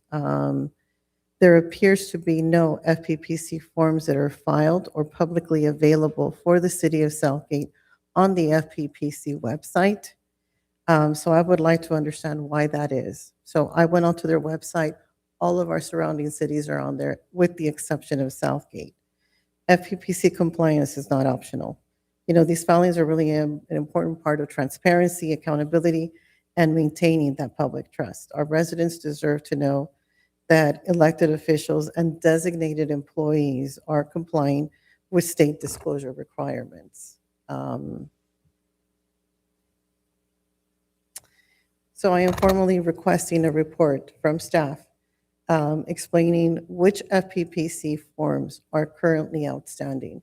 So when I went onto the website, it actually took me to the city's website, and it showed all of the 460s, all of the 497s, all of the 700 forms for each one of the council members and commissioners who had filed. The City of Southgate was not there.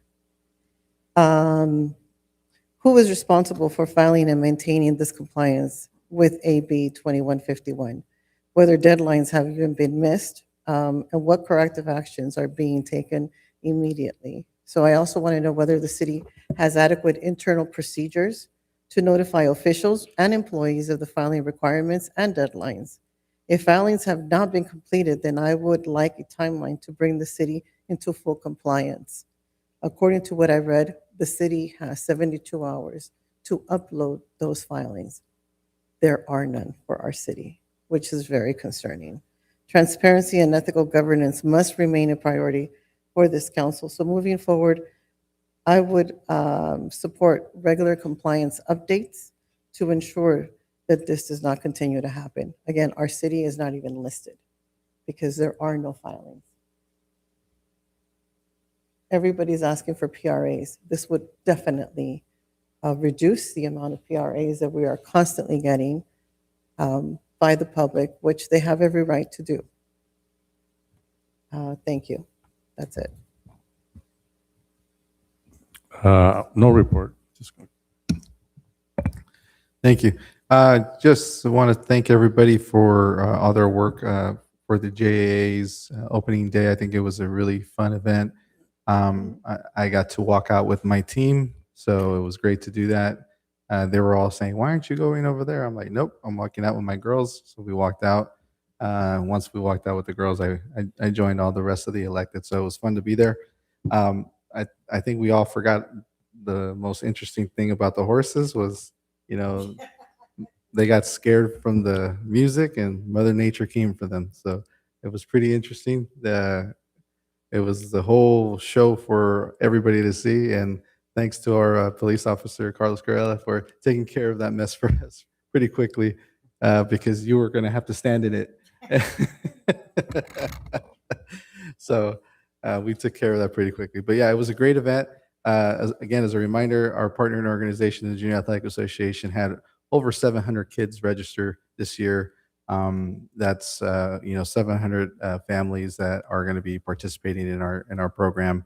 We had Chick-fil-A out there, we had Cane's out there, Bimbo was out there, distributing some information and some of their products.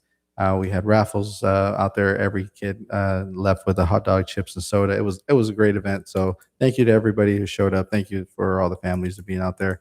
And please go out and I know that we got some bad news regarding the lights, but we're gonna do like we always do, and we're gonna adjust. We're gonna move on, and we're gonna try our best to make the season the best we can for the kids that are out there, and we'll make it work. Then. Yes, I attended the Mariachi Festival. By the way, we have some really great, talented mariachis that are participating in our elementaries, junior highs here locally, and in our high school as well. We need to continue to support them. A lot of these programs are after-school programs that are put on by the Woodcraft Rangers or some type of after-school program that's there at the school.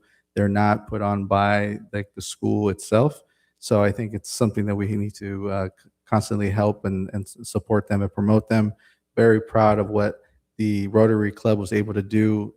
They were able to provide a $1,000 scholarship to each mariachi that participated that day. So hopefully it helps them go a long way. So it was an honor to be able to serve as their MC and be able to provide that service for them. Hopefully, we'll be able to make it next year bigger and better and greater. My parents were able to show up and they had a blast, out there. So yeah, it was a lot of fun. And yes, this weekend we had the 5K. I missed it on Saturday. My mom said that she had the only day available for me. It was Saturday. So I said, okay, well, I'm gonna go visit you on Saturday for Mother's Day. So I went out to see her on Saturday. So I had to miss on the 5K run. First time in a while, but I saw the videos. It was amazing. 1,200 participants is probably one of the largest we've had in some time. So really, really well done. I'm still waiting me and Raul are waiting for the fun run because he wants a rematch. So we're looking forward. So we're looking forward to that one. But yeah, really congratulations to the Parks and Rec staff. That was a really great event. I do want to just bring up one thing, I've been working with the city manager and also with our city attorney. Currently, Union Pacific Railroad and Norfolk Railroad are going through a merger. And I saw this as a good opportunity for us just to make a little bit of noise, right? And to try to get ourselves at the table and to get heard a little bit. So I asked the city manager to try to get our gateway cities to get a coalition of cities together to write a letter for, to send to the transportation board that's hearing their merger requests to hopefully get some conditions put on their merger that says that they need to keep their tracks in our cities clean. They need to keep their roadways clean. Two, that they have to have a agent that's able to contact us, that we are able to have a point of contact that actually returns our calls and we can have communication. So when we have issues like we currently have, that we can have that communication. And then three, that if there's railroads that are not in use, that we can identify that we have not seen them in use for some time, that there can be some conversations, legitimate conversations, that we can repurpose those tracks for additional uses.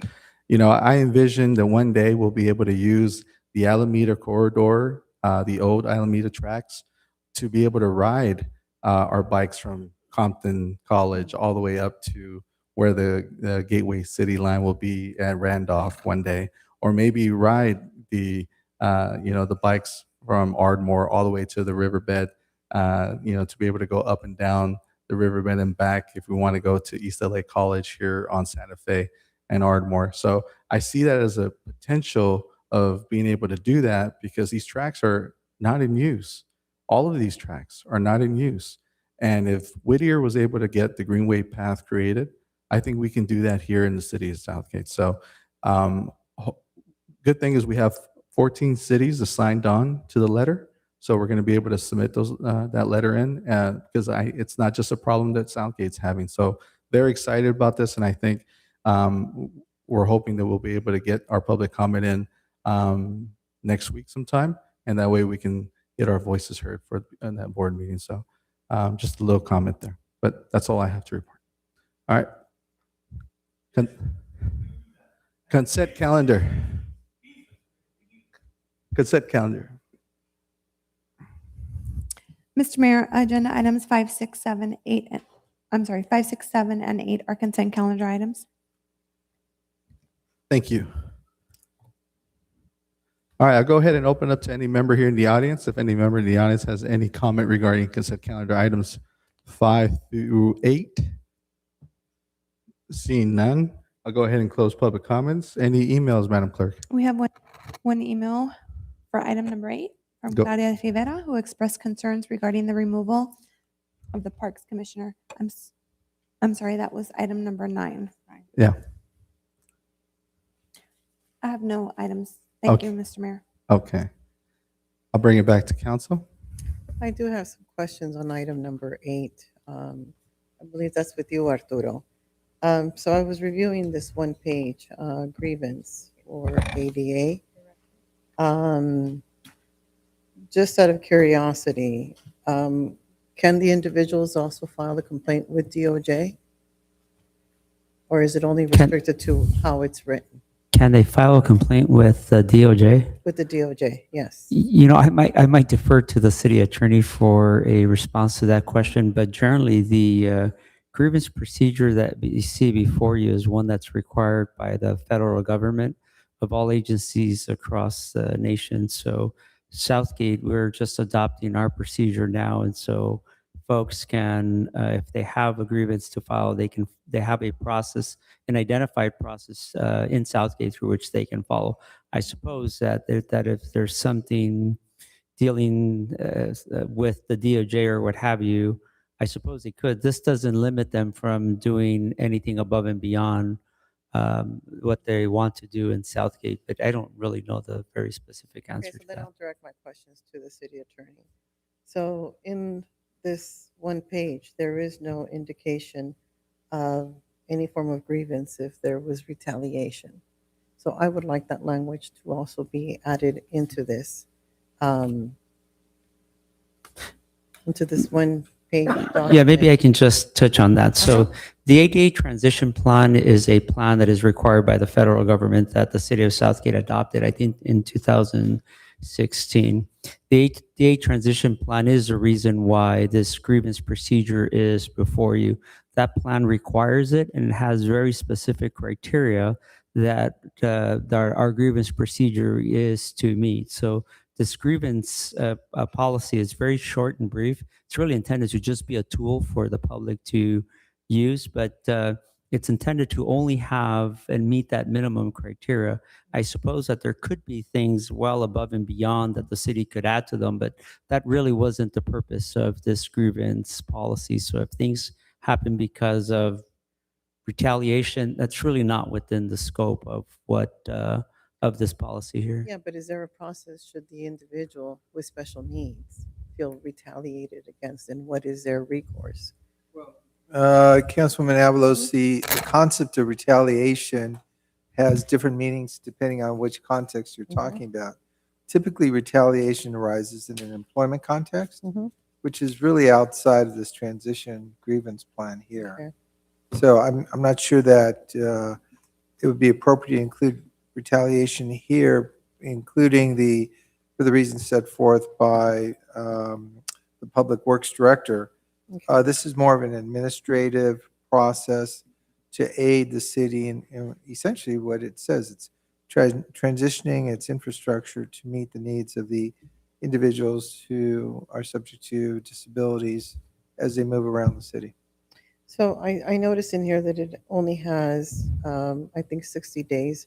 Can we make sure that we put in with flexibility? Because there are individuals with special needs that sometimes don't have access to certain technologies be able to comply within that 60 calendar days. I think aren't we following a standard protocol? Right, here? and that, yeah, that's the point that I was trying to make earlier. What you see on this plan follows or on this policy follows the federal requirements and that exact criteria. So the days that we're listing here are the days that the federal government requires. Could we also, and if we could add just the definition of discrimination services and programs, just for references, just the definition. So, We can take that under Yes. submission? Mhm. Is that fine? yeah, that's fine. Thank you. That's it. Can I add something to this? I was looking at the committee, mostly Public Works, including yourself, Arturo.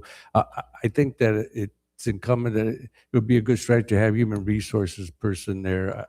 Just the committee, because it seems like all engineering, right? I mean, that's what I gathered from the report. I'm sorry, I'm missing the question. What was the question in terms of The being city's ADA coordinator is Yeah. designated and the transition plan. So you have 3 people that are part of that committee? Is that? Right. That there's the ADA transition plan that was adopted by the council appointed the director of public works to be the ADA coordinator. This is consistent with that. One of the things that that you'll see as part of this process is that after the grievance is submitted, I can respond to it and then they can appeal it. The appeal person would be the city manager or his designee. The idea would be that in essence, the designee could be, as an example, human resources or what have you. But there is an opportunity within how the policy is written to incorporate other departments. But the ADA coordinator was pre-selected by the council in 2017. Okay. Right, Vice Mayor Rios, just want to confirm that we're on the same page here. So this is external to the hiring and employment practices at the city. So there's a body of law that deals with how you treat employees that uses the words like retaliation, discrimination, and that sort. That's a wholly different context than what we're talking about here. This is really more with members of the public who have one or more disabilities and are bringing mobility and transition issues to the attention of the city, and they have grievances over that. So, for example, someone with a disability that wants to get a handicap parking stall may want to use this as a grievance there. It may not be appropriate, but that's the kind of infrastructure topic that we're talking about with this project. Got it. Okay, thanks. You done? Yeah. Okay, well, I reviewed these. I'll make a motion that we go ahead and approve the consent calendar items as presented. Second. Okay, we have a first and second. Roll call. Councilmember Avalos? Yes. I'm sorry. Yes. Councilmember, I'm sorry, Davila? Yes. Vice Mayor Rios? Yes. Mayor Barron? Yes. Thank you. All right. Now we'll go to item number 10, warrant register. The City Council will consider approving the warrant register for May 12th, 2026. Grand total is $3,098,044.46. There are no cancellations. Thank you, Mr. Mayor. Thank you, Mr. City Auditor. Thank you, Mayor. Open up to the audience. Any questions related to the warrants? So the thing I want to say about these warrants here, a couple of meetings back, we had a resident by the name of Jimmy Ozaeta who disclosed that $17,998.28 in expenses were for horses and the cost of having these horses for our police department so our officers can prance around and patrol our streets with their horses. Now, the thing I want to say, council members, if it weren't for Jimmy Ozaeta digging through the warrants like a miner looking for some gold, I mean, would you have ever known of these expenses? Like, how long would it have taken you to figure this out? What, a year, 2 years? Probably never. So in light of this, I would like to suggest that the council members present Jimmy Ozaeta with a certificate of appreciation for having made this discovery and having, you know, because you had your own city hall official, former chief of police, Darren Arakawa, say last year that it was going to be funded with, you know, not a dime of city funds was going to go towards this, but it would be funded by the officers themselves. Were it not for Jimmy Ozeda, you would have never known. So I think it's only fitting and proper that Jimmy Ozeda should get a certificate of appreciation. You guys hand these things out like as if they're candy at, you know, for Halloween. So, I mean, he's earned his. So I'll end with that. Thank you, Mr. Dominguez. Anybody else? Okay, we're closing it, the public part of it. We'll bring it back to council. Just wanted to say there's no emails. Motion to approve. Second, is there a second? Second. City clerk, motion is a second. Councilmember Avalos, Yes. Councilmember Davila, Vice Mayor Rios, Yes. Mayor Barron. Yes. Thank you. Motion passes. All right. All right. Thank you, everybody. Meeting's adjourned.